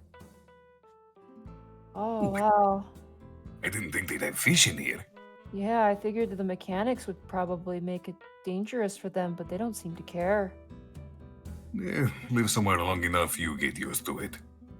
Guess. I wonder how they move them from place to place. I would assume magic, since everything here seems fantastical. Yeah, that usually makes sense. Hey, Kel, Yes? despite everything, thanks for making me go do this. This is fun. I'm happy that you accepted Breezerat. It's nice to have a friend again. I enjoy being your friend. Mm. If you ever need anything, I'm right across the hallway. So, Ed smiles and looks back over the side of the boat. Eventually, the ride comes to the end. The moment you guys leave, like Gibby, you and Durs is like kind of stiffens up immediately because again, you're like in front of the eyes of the public, and the public just kind of like all gawking and staring. I just feel like, do you think a heart with heart-shaped eyes was too much? Yeah, it's like excessive. Why are Creepy hearts too. shaped like that anyway. Weird. You guys get off the boat. At this point, it's basically sundown. So I guess we just are we all waiting for the rest of them, or are we all together again? Everybody gets off the boat. Easier to get off than to get on. Given that there's also no line behind you as you guys all emerge off the boat. Amelia and Nephine are like kind of giggling and laughing at their tomfoolery.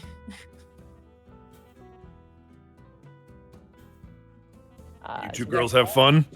Yeah, it was kind of boring though. Kind of gross, right? They both nod. Amelia doesn't really nod. She's kind of nods, just kind of like peer pressure. Did all of you notice they had fish in there? Yeah, we did notice the fish. That place has its own ecosystem. The decorations were gaudy, but the fish were really interesting. They were koi. Oh, Yeah, what, they were fish? Terrence says. The customer's like, yeah, I almost made out with one. Gross. Man, I just thought of an awful joke and I'm not going to say it. By the way, she turns towards you, Bryant. Fuck you. What? Excuse you, language. You fucking ruined the moment, man. Fuck you. Language. Shut up.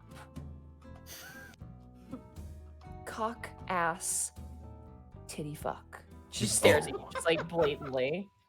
Oh, talk dirty to me. Oh, okay.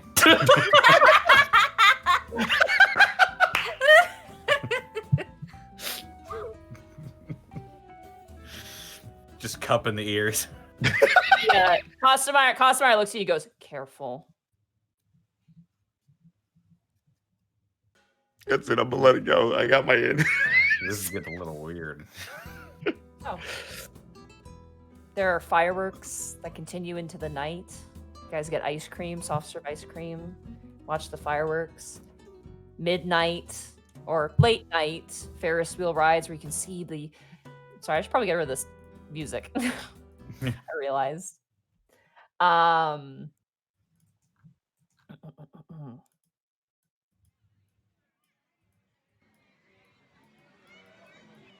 You guys go on the Ferris wheel at night, and again, it's way more romantic than the Love Boat. The Love Boat was very campy and a little ridiculous, but the Ferris wheel is actually very, very nice. A little scary for you, Gibby, and also probably, well, less for Taryn because Cosmar can fly, but for you, Gibby, little freaky. Dursum's a big guy, tiny fair big guy, up above the air, really tall, kind of scary. It's an excuse to cling to him. Taryn does not look like she's afraid of heights in any capacity at all. She seems very secure in that. She rolled a nat 20 on the roller coaster. No, she rolled decently. She rolled an 18. She didn't roll a natural 20, but I mean, Taryn that's the one thing she's not really afraid of is heights. She's pretty fine with heights. Other things, not so much. Bryant and Tanis, did you guys want to go on the Ferris wheel together or with the kids, or what would you like to do? I think at this point we should probably take the kids. Yeah, I'll probably go with Nefene. Okay. You get on the Ferris wheel with Nefene, and she's like, she still has that excitable energy, but you can tell like she is going to pass out in the car ride home. You can just already tell, like, she still has like some energy, but you can see her yawning every now and again. But she's like, I don't want to stop playing. I don't want this to stop. Yeah. But yeah, she keeps going as you guys get onto the Ferris wheel. She sits down and it kind of begins to rise up. Dad, this was really fun. I'm glad you had a good time, sweetie. Did you have a good time too? Yeah. Yeah, I did have a good time. It's nice. Don't get very many vacations. This was a lot of fun. Can we do it again? I'm sure. She smiles and looks out. Dad, look. I think that's the aquarium right there. And then over there, that's the big department store. Yeah, sure looks like it. You got a pair of eyes on you like your old man.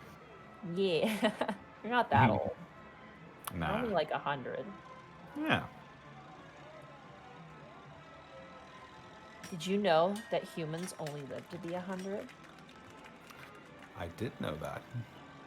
And dwarves can live long like us too? I knew that as well. We learned about it in science class. Science. He just sort of thinks to himself, it's like, what are they teaching those kids? How long creatures live?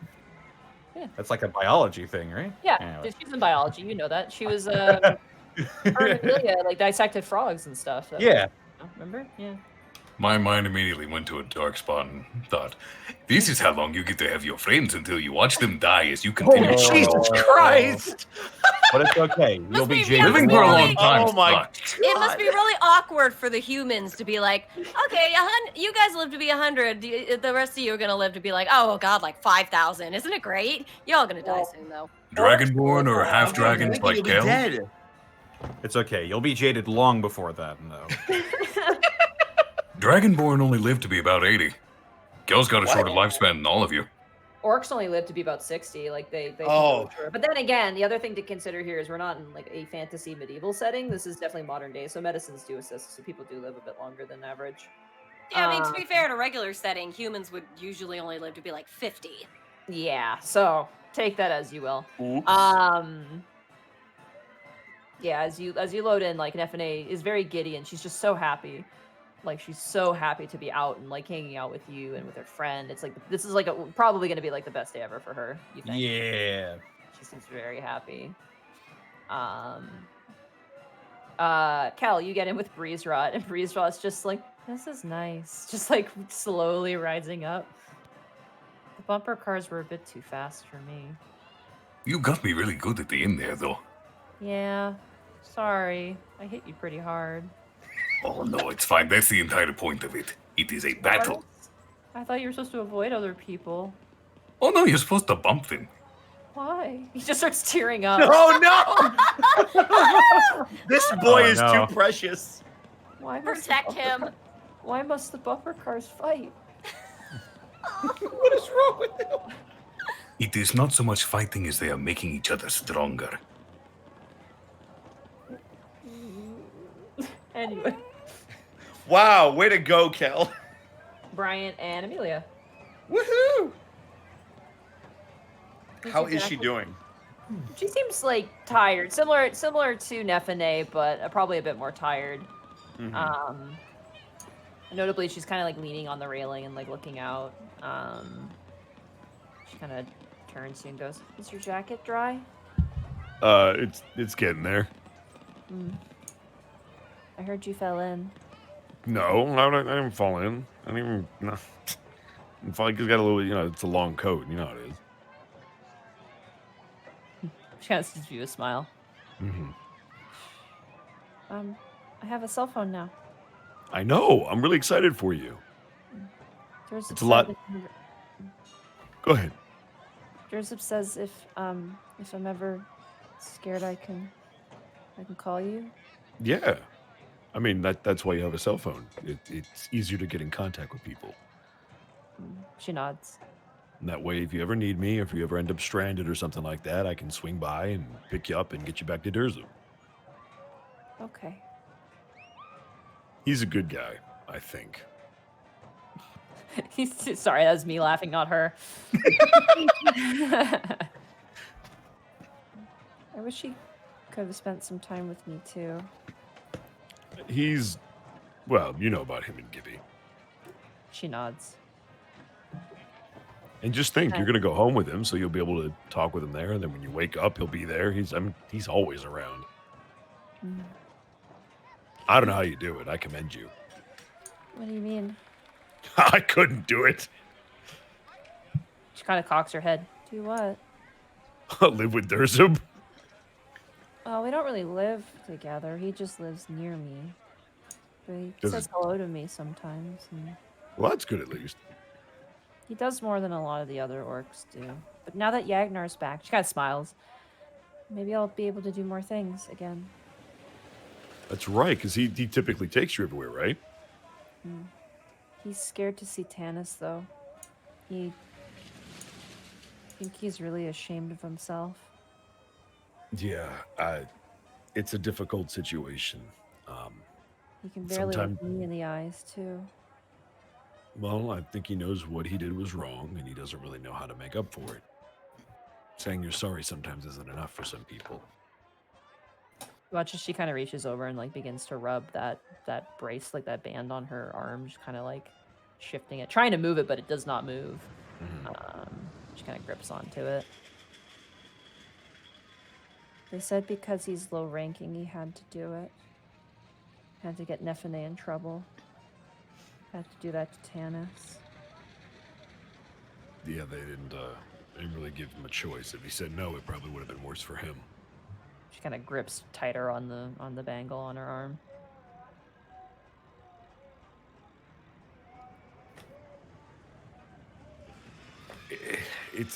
It's tough, kid. It's grown-up stuff isn't always as cut and dry as it is when you're a kid. I thought grown-ups knew everything. Grown-ups don't know anything. They've just done a lot more stupid stuff and can learn from it, that's all.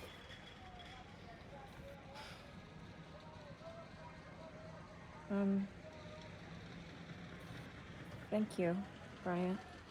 For what? Being my friend, too. I mean, everybody needs a friend. Especially when you're unique. It's nice to know someone else who's like me. Makes it a bit easier. Yeah, tell me about it. I'm a bit sad for you, though, Why's that? because you can't talk to them. They can only really talk to you. I mean, considering the way I was brought up, it's probably better that way. A lot of them like you, though. I don't know why. I've spent my entire life trying to avoid them. I think maybe it's just because you're a nice person. You try and do the right thing. Yeah. I try, that being the key word. Doesn't always work. Sometimes it's enough to put them at rest, put them at peace. I mean, I assume that's what they all want. They just want to move on. Sometimes they want to make the world better than how they leave it. It can be hard to let go. Yeah, but you only get so much time and then it's time to go. That's why you gotta make the most of it while you're here. Have you talked to Julia? She will see Brian's head kind of turn away a little bit and sag. Why don't you No. like her? I tried to explain this to her. I guess she didn't really tell you, but it's not her specifically. It's just things like her. All of it. But she's good. I know it's not her. It's not rational. It's just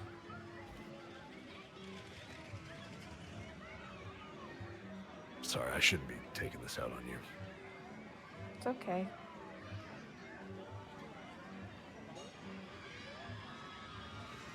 I never wanted this, and I never exactly had anybody to talk to about it, so I think it just messed me up, which is one of the reasons I don't want it to happen to you. But I have people I can talk to. Even if they're not like me. Yeah, but do they know what goes on around you? Yeah, they are what goes around me. Yeah, well. Then maybe that would have helped, but I didn't have that luxury. You could have it now. I can't hear them Why not? anymore. There are other ways. What am I supposed to do? Get a Luigi board? To leave it in my house? You could get a... She does like a writing motion. The whiteboard. Can they use those? Mm-hmm. They can move objects, small objects usually. Sometimes big ones if they're stressed enough. If they're mad enough too. You see her kind of look down towards the ground. Hey, why the long face? Just sometimes they can be scary. Yeah, tell me about it. There's this one lady that apparently only I can see that we sometimes go to her shop, and she's terrifying. Really? Yeah. Oh, I've seen It's- some scary ones. Yeah, well, this one is like the scariest. Really? Yeah. Not even a bad person, just scary looking. Like, I already don't like the things to begin with, but like, ugh. I think the scariest one I saw was a person who was like in a horse. In a horse? Yeah. Like their body was where you ride a horse. But it was Uh-huh. like she kind of makes like a flopping motion to the side. And they were just dragging on the ground and they had hollow eyes and you see her kind of shudder. It was on the road, it was pretty scary. Yeah, that actually might top it. This one has like a flame body and like really sharp teeth and Oh, weird that's scary fingers. though too. That's scary too. Yeah. It was weird. It was really weird. Every time I go in that shop, I just try to close my eyes. She kind of looks sad for you. She kind of pats your hand and goes, "It'll be okay." Of all of the people to be scared of this crap, it has to be the one that sees it all, right? I mean, imagine how much more scarier it would be if you couldn't see them.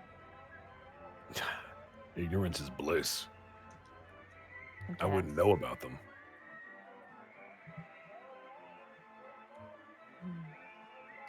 Must be painful to be ignored. And the Ferris wheel comes to a close. You guys all get off, unless anybody else wanted to continue the conversation at all. Once, going twice. Sold. All right.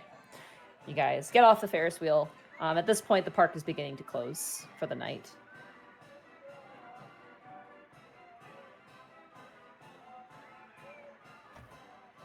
Guys. Oh, we gotta get up out of here, right? Yeah, you guys leave through the front entrance, and make your way out. And the people are just like, "Thank you so much for coming. Thank you, thank you. Have a good night, everybody. Don't forget to blah blah blah blah blah blah." Like they're just kind of doing their whole shebang there, starting to close up like the food stalls and whatnot, and emptying out the fryers and things like that. As you make your way out, Kostemeyer and Taryn kind of stop, and they're like, Taryn kind of turns and goes, "That was really fun, guys. This was such a good day." Well, We thanks should- for reminding us of it. Yeah, I thought it'd be really fun for everybody, and it'd be nice to, see you guys in a way that's not work related. Gibby, you should come over sometime. Yeah, absolutely. I give her a hug, just like, it's really good to see you again. It's really good to see you too. Cosmet, Night. and goes, later, bitches. And just kind of leaves. Like, I'm gonna hug her too. Like, For fuck's sake. thanks, Customer. Yeah, I love you too. She kind of just grabs your head and pushes you away. Wait, means did well. she say the L word?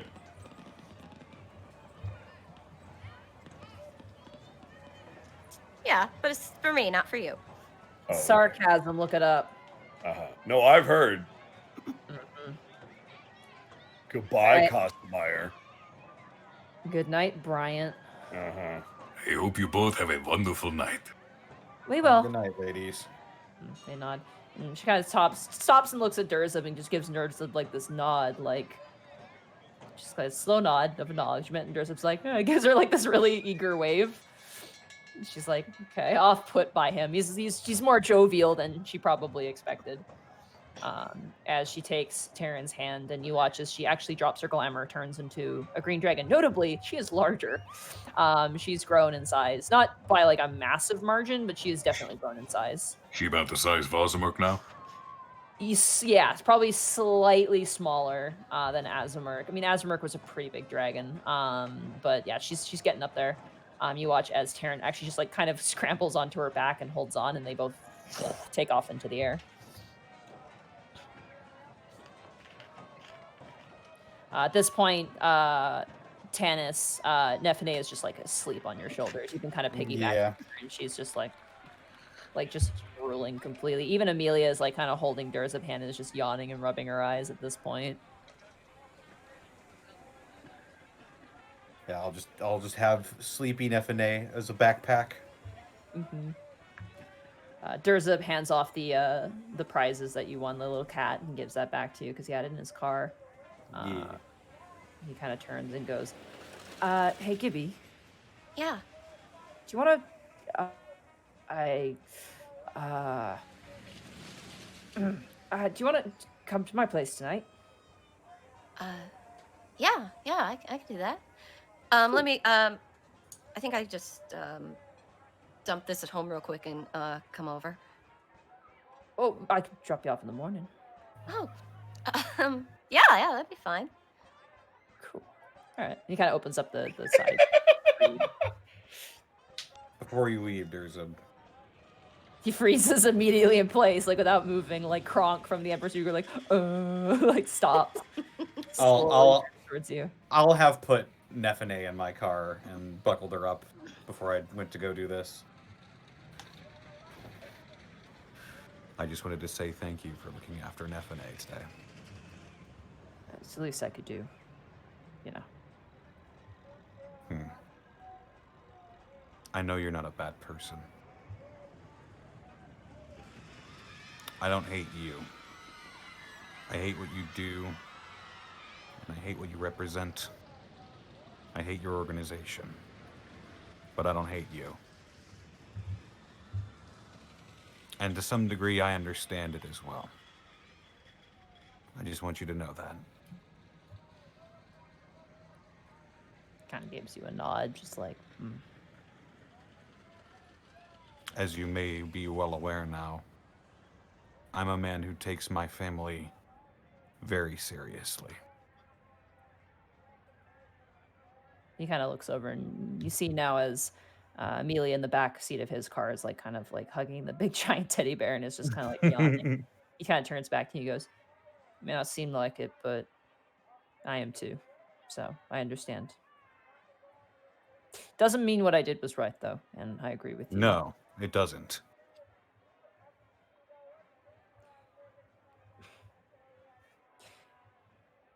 Can I ask you for a favor? That depends. I sort of untuck my hands from my jacket and I slowly cross them over my chest. Yagna, the copper ring.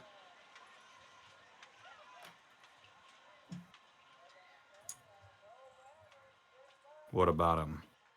He's an idiot. I know that. And I know that you're probably more pissed at him than you are at me. Probably not as much as the Baron himself, though.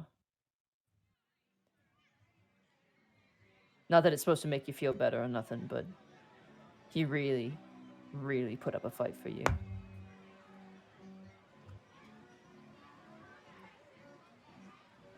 More than some would do for their Orcan brothers, so for what it's worth.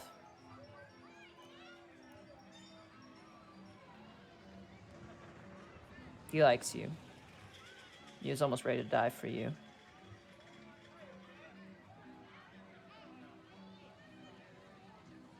I'll keep that in mind next time I talk to him. For Amelia's sake, think about it. I'll also keep it in mind next time I interact with your boss. I'll turn around and leave. He kind of raises up a finger, goes to say something, is like, "No, I'm not going to say anything," and turns back to the car. I gave him a pat on the arm, just like, you did good. I don't blame him. You know, the boss is prickly, but I don't blame him. Yeah. Shall we?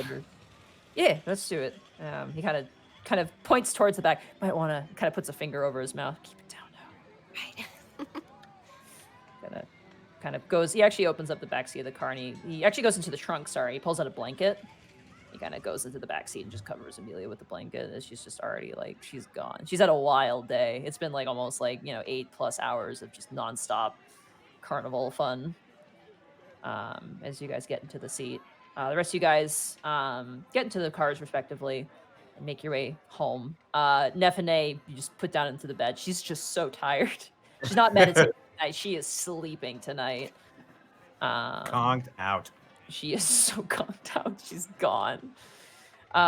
You actually even have to put on her pajamas because she's just like totally like exhausted. Bryant, you head home to your apartment where Kobe meets you. Kind of like you're a little late for the time, and he's like scraping up against the side of his little sort of like cutout area of the apartment. All right, I'll feed you. Come on.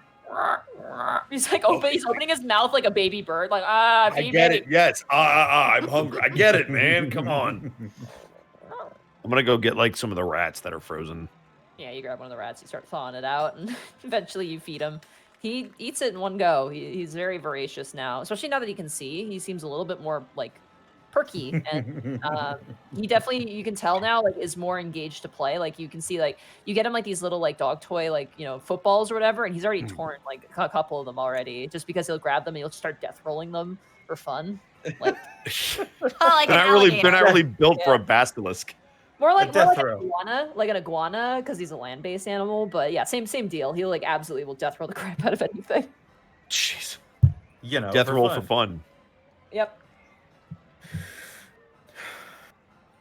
Kel, as you walk back with Breezerot, you guys are walking up the hallways of the same apartment, which is convenient. Breezerot goes, "Hey, do you want to do a baking thing on the weekend?" Ooh, sure. What did you have in mind? I have this cranberry scone recipe that I just really want to try. What is a scone?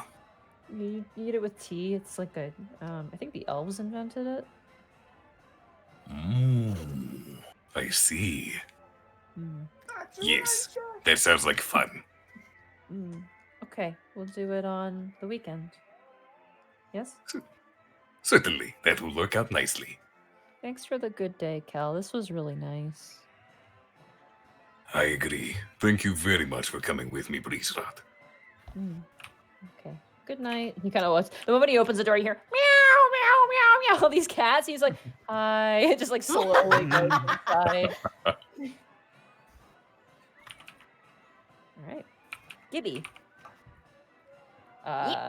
You drive back with Durzib to the stronghold. Probably get rid of the carnival music now at this point.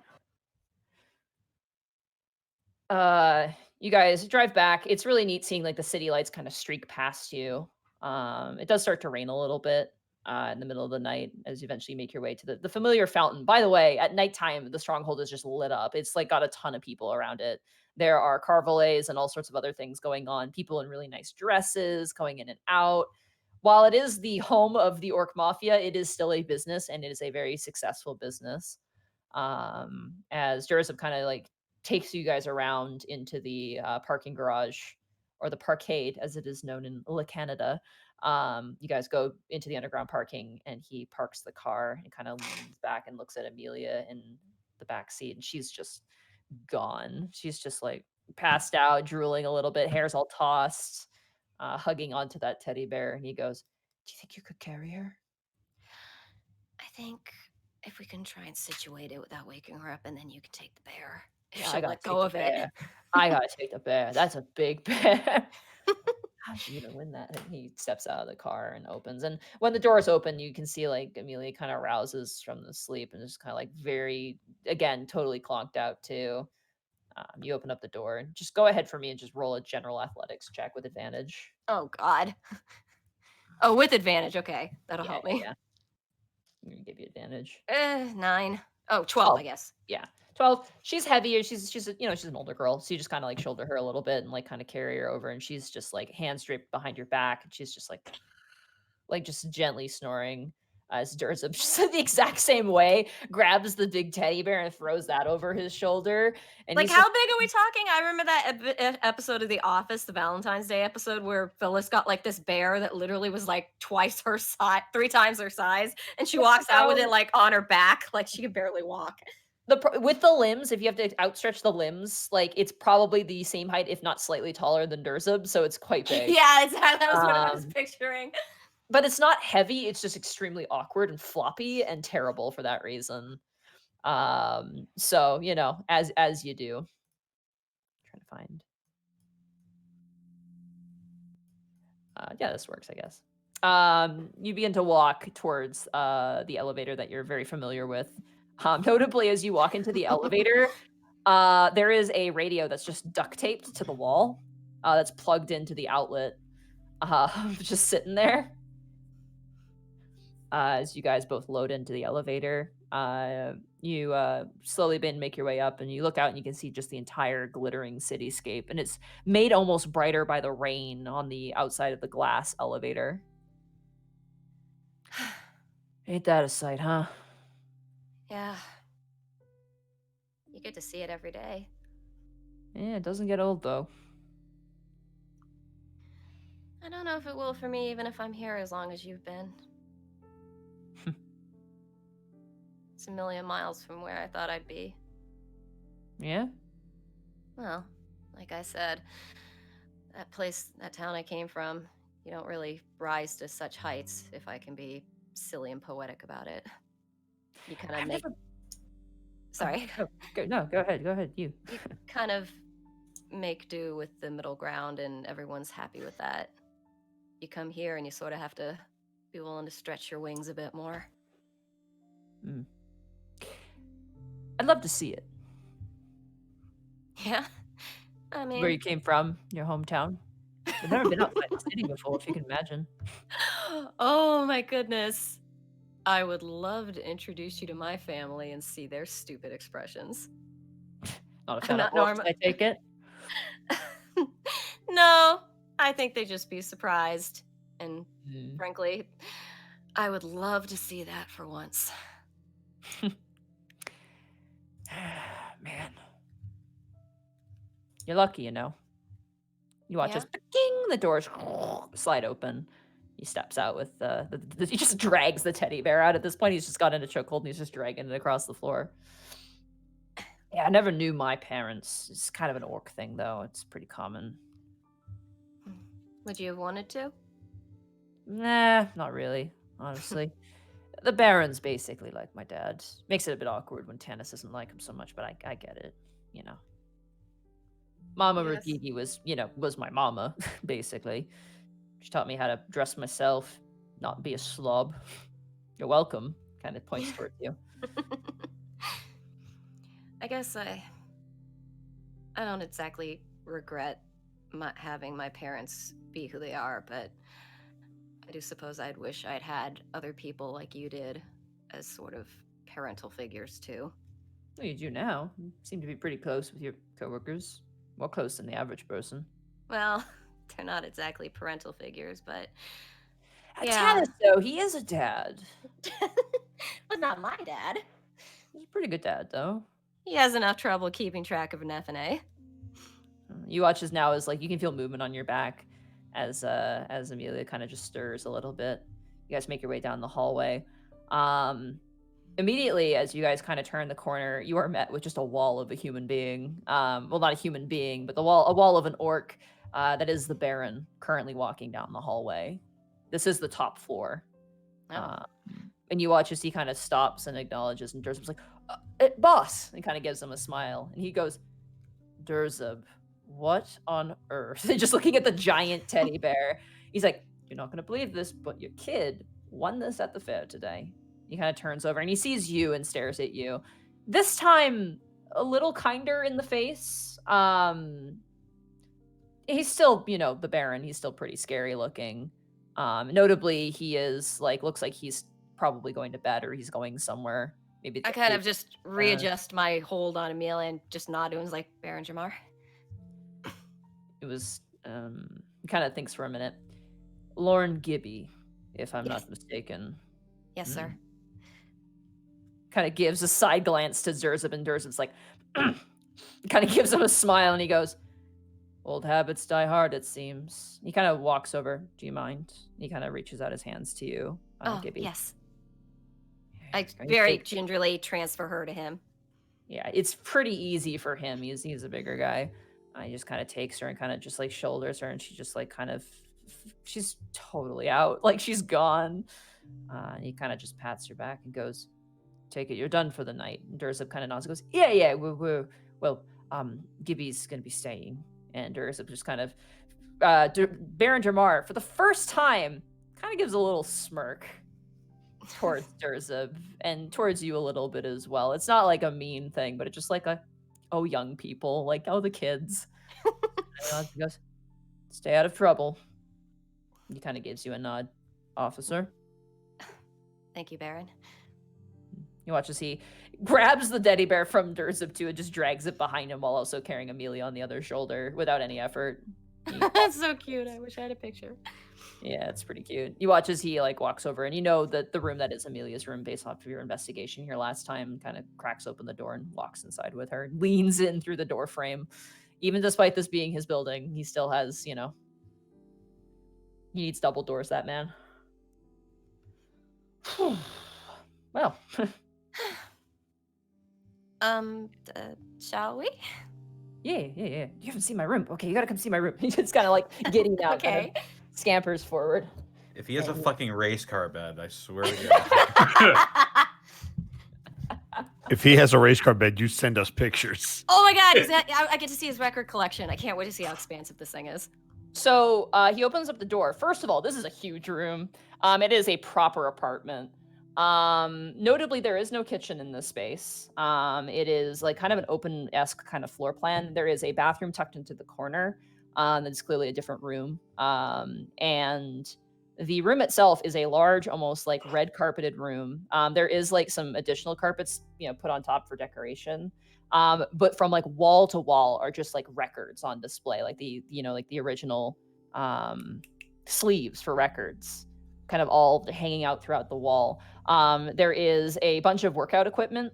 Specifically, there's a lot of punching bags that look very, very well made.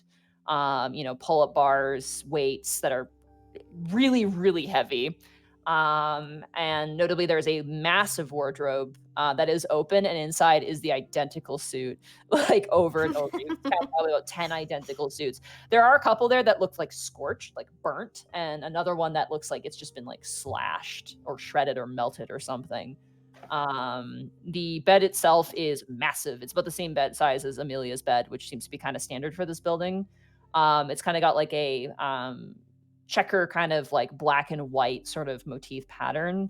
And it has a frame to it. It also has what do you call that? Not the canopy. What is it? The thing with the thing on top.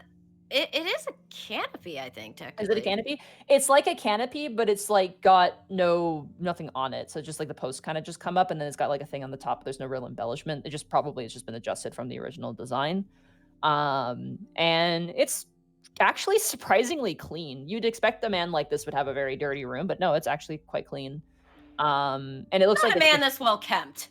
Yeah, and he keeps himself pretty well, and you probably get the sense that Mamoruki would beat his ass if he didn't keep and he kind of walks in. It's a nice room. It smells really good in here too.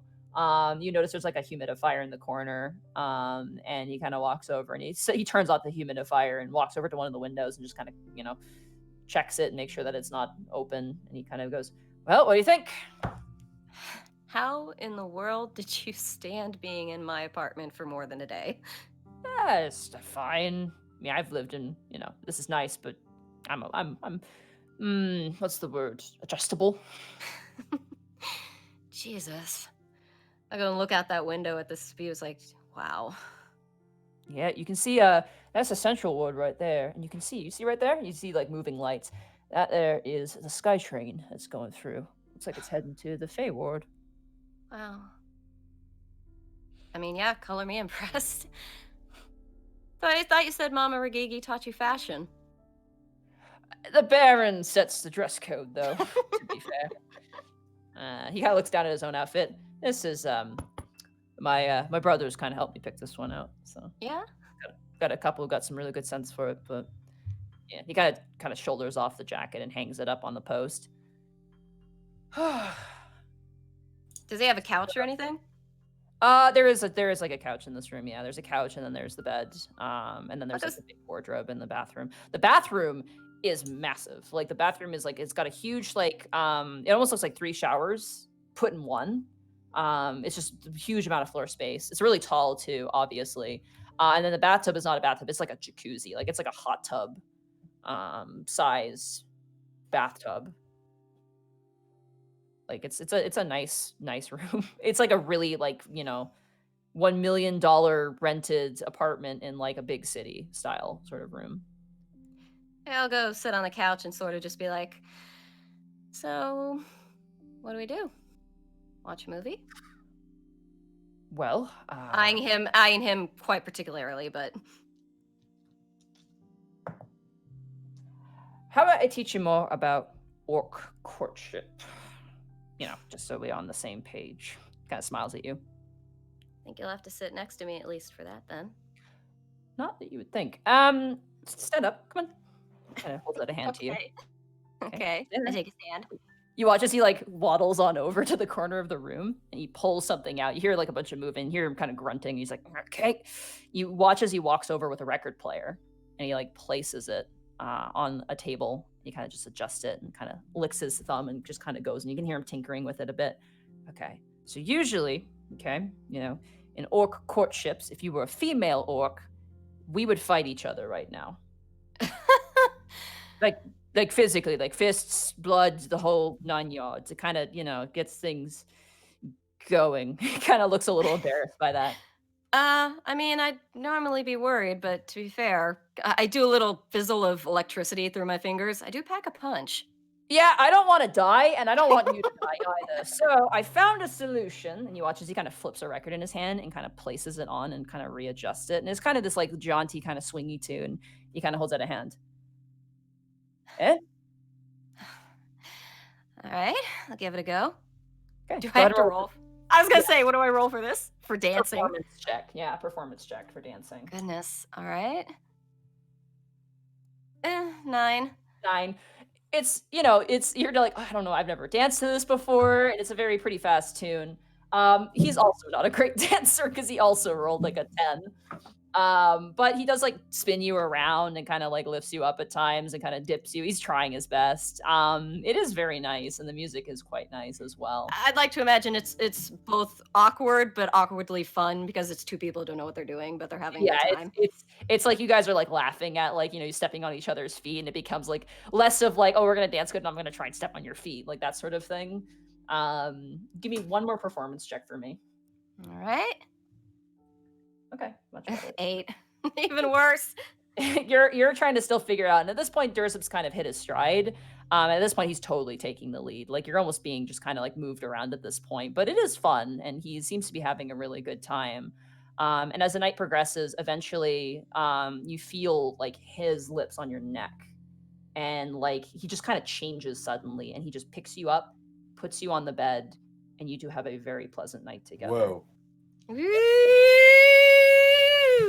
I need 2 rolls for me. I want you to roll a charisma check. Oh goodness. Okay. Oh God. Whatever. Don't panic it. If you say Constitution, I will die. I mean, actually, that's my second best stat. Okay. 15. And now I need a Constitution save. Oh my god! It's like Oh yes. it's like that scene in Dragon Age. with the Are really you big ready, tusk- kids? It's a really big tusked guy. Aye, Captain. 11. Okay. So you're both having a great time. A lot of communication between the two of you. Both of you have a very nice time. Durs is Dursup is kind of like a goofy idiot. When it comes down to it, he scares you a bit. But he's comforting and he takes care of you, and you two spend a very nice night with each other. And as the lights dim down low and the dawn takes all of you, that is where we're going to end the session for tonight. Something told me, I'll tell you Hey. what. Ayo! Hey. Here. All right. I get it. Oh yeah. Bye, Goodbye, Austin. Austin. Goodbye, Austin. Bye. Oh, Austin. it's so good. This was a It's fun episode for me. so I was good. really looking Yeah. forward to that one. Carnival fun, intrigue. The tower. The Tower of Terror. Oh my god. What the hell? This episode had everything. Episode 25. Sure Okay, is. great. Is it 26. Oh yeah, it is 26. My thing is coming up weird. There we go, 26. Ah, shit. Uh-oh. Ah, beans. Well, I guess it's untitled for the moment being. Episode 26. Somebody's typing out their Oh, shit. All right. wow. Okay. Wow. We got to go around the horn. That was a lot of information. That was to take intense. in. Yeah. You can see That why was I was that was literally an emotional roller coaster. We went fucking everywhere. that was pretty good. Oh man. Hold on. I can't believe I cursed you with a nat 1. I That was can't believe. funny. I God, fucking- that was so perfect. I can't believe you lost at bumper cars. I was rooting for you, Kel. Man. Yeah, fuck off, Arkov. That's what you get for being a shithead. I was expecting it. After that Yeah, natural are you? 1, I was thinking I'm sorry. bumper cars. I just looked at the Twitch chat and someone said Dursup and Gibby held hands all night, and I'm just like shaking my head like that is way What too is that? What is that stupid thing? It's like that. It's like that Hi, I'm Daisy comic. Man, What what, is a it? passionate night of pants on hugging that was. What is it they say in it? What is it that they say in Persona whenever you like it basically bones your particular social contact? They're like, you spent the entire night together collecting stamps, and that's it. That's all you Nothing did. else happened. It's like Nothing else. nondescript night together. Someone's got a pretty good title suggestion. Emotional roller coaster. That's No. literally what it was. I also saw one that says motion sickness. Ooh. I like emotional roller coaster because it kind of. I'm down with emotional roller coaster. Yeah. Chat is killing me right now. Let's go around the horn real quick, Sarah. Where can they find you? In Durzup's bed. Heyo. Meow. See, I forgot to do something with his ears. I missed that opportunity. Well, it Let's made not it get- to let's back. not get It too made it to carried back. away. Let's not get Yeah. too carried away. No, I know. It's like, hey, dancing's fine. Ears crossing the line. Tusks. We'll think about it. Oh, Whoa. there was a lot of Whoa. touching. There was a Whoa. lot. Uh-oh. Whoa. Uh-oh. I will say that much. I'm sorry. I was, You touched his tusks a lot. I'm a Twitter at Sarah with an H and with an E Willia. Yes. Is Gibby dead? That was what the con save was for. You passed your con save. You're fine. What are you legitimately for me? Yeah, you had to roll. No. You had to roll for circumference. No. Connor, You- Connor, do you want would've- to explain what happens if you fail that check? Yeah. I can't believe Gibby would have been transported to the afterlife and she would have seen Panic Motherfucking Grim Tongue with a halo over his head. He would have turned to you and said, "First time." Oh my god! No, you would have probably been moving at half speed for the rest of the day. Death by snoo snoo. Death No, by you- Snoo. You would have just had Please. half your What- movement speed what- for the next what's that day line? or so. What's that line? Body is willing, but the flesh is the Weak flesh and is flabby. weak and spongy. Yeah, spongy, that's what it was. Arco, where can they find you? You can find me on twitch.tv/Edward Bosco. Fuck off. Where on Fridays we do Friday Night Flashbang. Check out last night's VOD in particular. It was an amazing show. The pinnacle of editing and storytelling on Twitch. Shut up. You can fucking Monty. Where can they find you? Hi, you can find me at Monteglue on Twitter. You can find me at twitch.tv/Monteglue. Tomorrow should be Final Fantasy 9. Woo! I have hiccups. Hold on. Oh no, it was a burp. Never mind. I thought it was a hiccup. You can also find me at also streaming on Thursdays. We're playing Ocarina of Time. It's been a lovely time. I ran into like some glitches and stuff too. I'm having a good time of it right now. Oh yeah. We're playing through the entire series, so we're starting with, well, not the entire series, but like the 3D games at least. Starting with Ocarina. We're gonna do Majora's Mask, Wind Waker, and then Twilight Princess, Skyward Sword, and then Breath of the Wild probably. So Why did you say it like that? You sounded so Skyward Sword. Skyward Sword is It's not Skyward that Sword's bad, all is it? motion controls. It's rough. It's definitely It's not that bad. I it's played not it. that I bad, liked but it's not I that liked good it. either. I thought parts of it are fine, but other parts of it are just like awful. Anyway. But Groose is in it. Okay, Groose saves the game. Like Groose is the entire reason why I stuck with that game, because he's the best character. That's probably the best character development in any Zelda game I've ever seen in my entire life. Link has not learned anything. Groose had an emotional journey, and I care about that. Anyway, that's all for me. Connor, where can they find you? Only can find me on Twitter, Twitch, and YouTube.com/DistortionDevil, where I stream Tuesdays, Fridays, Saturdays, and Sundays. Tuesday is Warhammer 40k Kill Team night, although we might be graduating to regular 500-point 9th edition when that comes out for Warhammer. Or, alternatively, we might actually be learning me how to play Age of Sigmar. Because there's new vampire sets out, and I'm like, ooh, my Von Karsteins. So yeah, tabletop simulator night is what I'll just be calling it for lack of a better name. Friday is Friday Funhouse, where I play a lot of fun games with my friends, just do whatever I feel like. Saturday, play through the entire Yakuza series. Right now I'm on Yakuza Kiwami 2 for the time being. And that happened shortly before either Gateway or Prince Division, whichever is which. And Sunday I play games with the Harbingers, the community over at Dead House Sonata's Discord. And speaking of which, if you haven't heard of Dead House Sonata, all of the information you could ever want about the game is right here at that link I just posted in the chat. But if you want a brief rundown, it is a spiritual successor to the Legacy of Kain. Dead House Sonata is a narrative-driven action RPG where you play as the undead to fight the living. You are an unstoppable force from Dead House, a monster among men, dealing death and destruction on a massive scale. If that at all intrigues you, then you can click that link and purchase yourself a Founders Pack to get early access to the game before it comes out in the fourth quarter of this year. And you can affect the storyline with your actions in the first age. Ooh, it'll be interesting. Also, be sure to check out my DMs Guild, where I have some subclasses coming out. February, real soon here, I'm going to have the Passion Domain Cleric. It focuses on buffs, debuffs, and also improving skill checks and giving you extra bonuses when you succeed in skill checks as well. It's a lot of fun.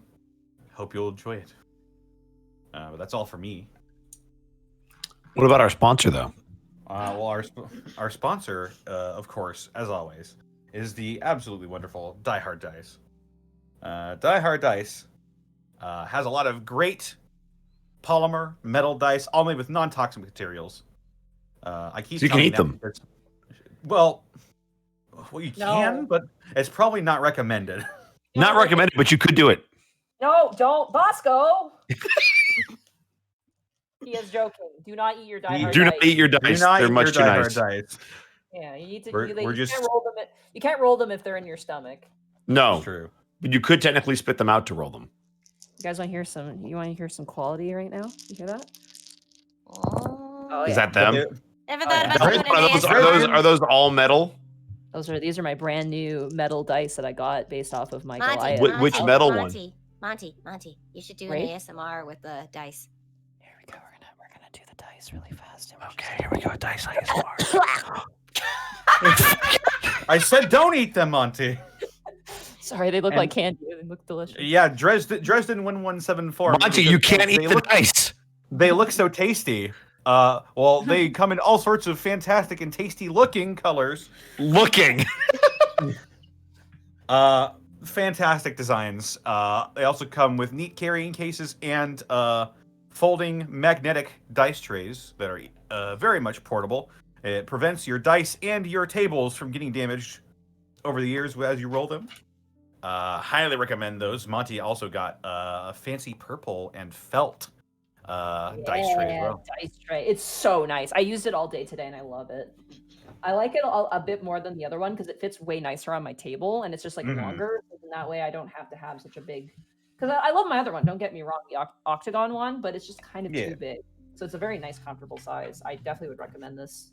And the color is really nice. And if you'd like to pick up some dice or dice carrying cases or trays yourself, then head on over to dieharddice.com and use the affiliate code Expect 2021 for. I guess if people are watching this VOD, I guess it'll be okay to reveal the next code here. Give me just a second. But for today, for the people in the stream right now, I don't want Diana to take my kneecaps. Oh, I think we'll be fine. I think we'll be fine. I think we'll be fine. Although I don't think you can use it until next month, right? Right. The code for right now is Expect 2021 for January. That is 1 day. You have 1 day left for this code. And next month, it's going to be... Hang on. I need to open my Google Drive for this. Bear with me. I completely neglected to...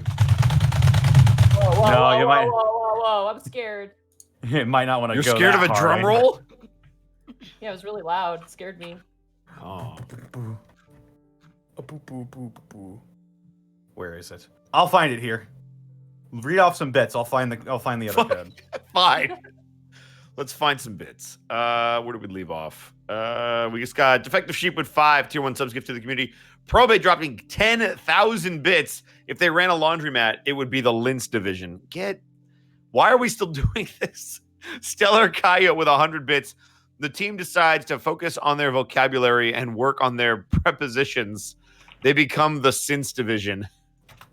Foxleaf Foe with 11 bits and Shamrocks. Daver Boy with 100 bits. If the gang polished all their gear enough, they'd be the Glints division. Oh no.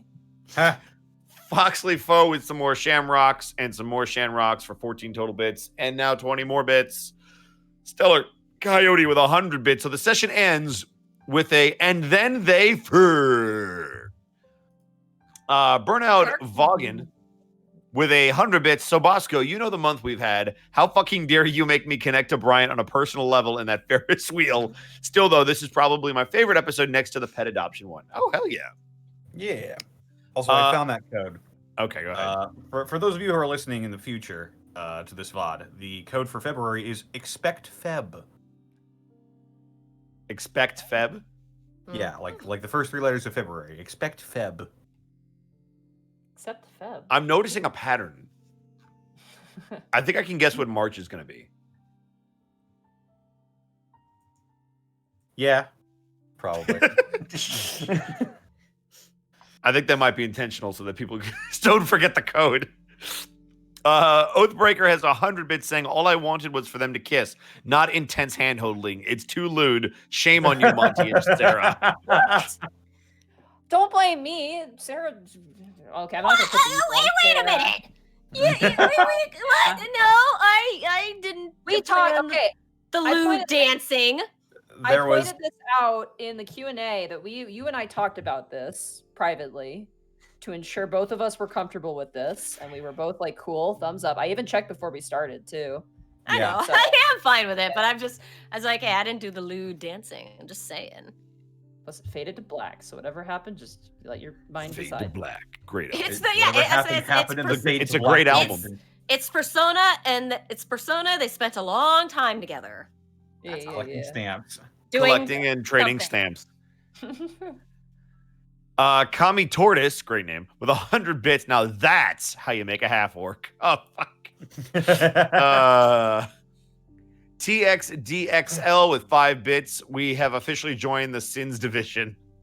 And Mad Monk Montague with 300 bits saying, hey, Bosco, you got my name wrong earlier, so I'll see you with lots of bits and compliments at your next stream. Hashtag Team Arcov. Yes, you can find me if you want to donate all your bits at twitch.tv/Arcov and on Twitter @Arcov. Tomorrow I'm going to be hanging out with the Murder Cave, all those lovely cats and kittens, playing some video games. So come on by tomorrow and check me out on twitch.tv/Arcov. Also, helping Colonel Shiru throughout the week beat up all the Halo games. We're on Halo Reach. Definitely come check that out. I like to stream some multiplayer stuff.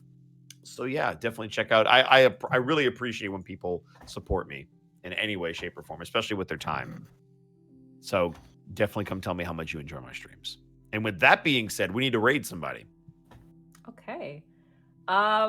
I want to raid Theropod. Just I do because too. He's probably listening to the episode. He's probably I gonna wanna- freak the hell out, especially at the Yeah, end. he's probably gonna freak out. So, are you guys cool if we raid Theropod Yes. art? Yay! Yes. All right, we're gonna raid Theropod art. Theropod art. Make sure I have it right. Theropod art. All right, thank you guys so much for coming to the episode. See you on Wednesday, and next week will be Gateway. Yeah, goodbye.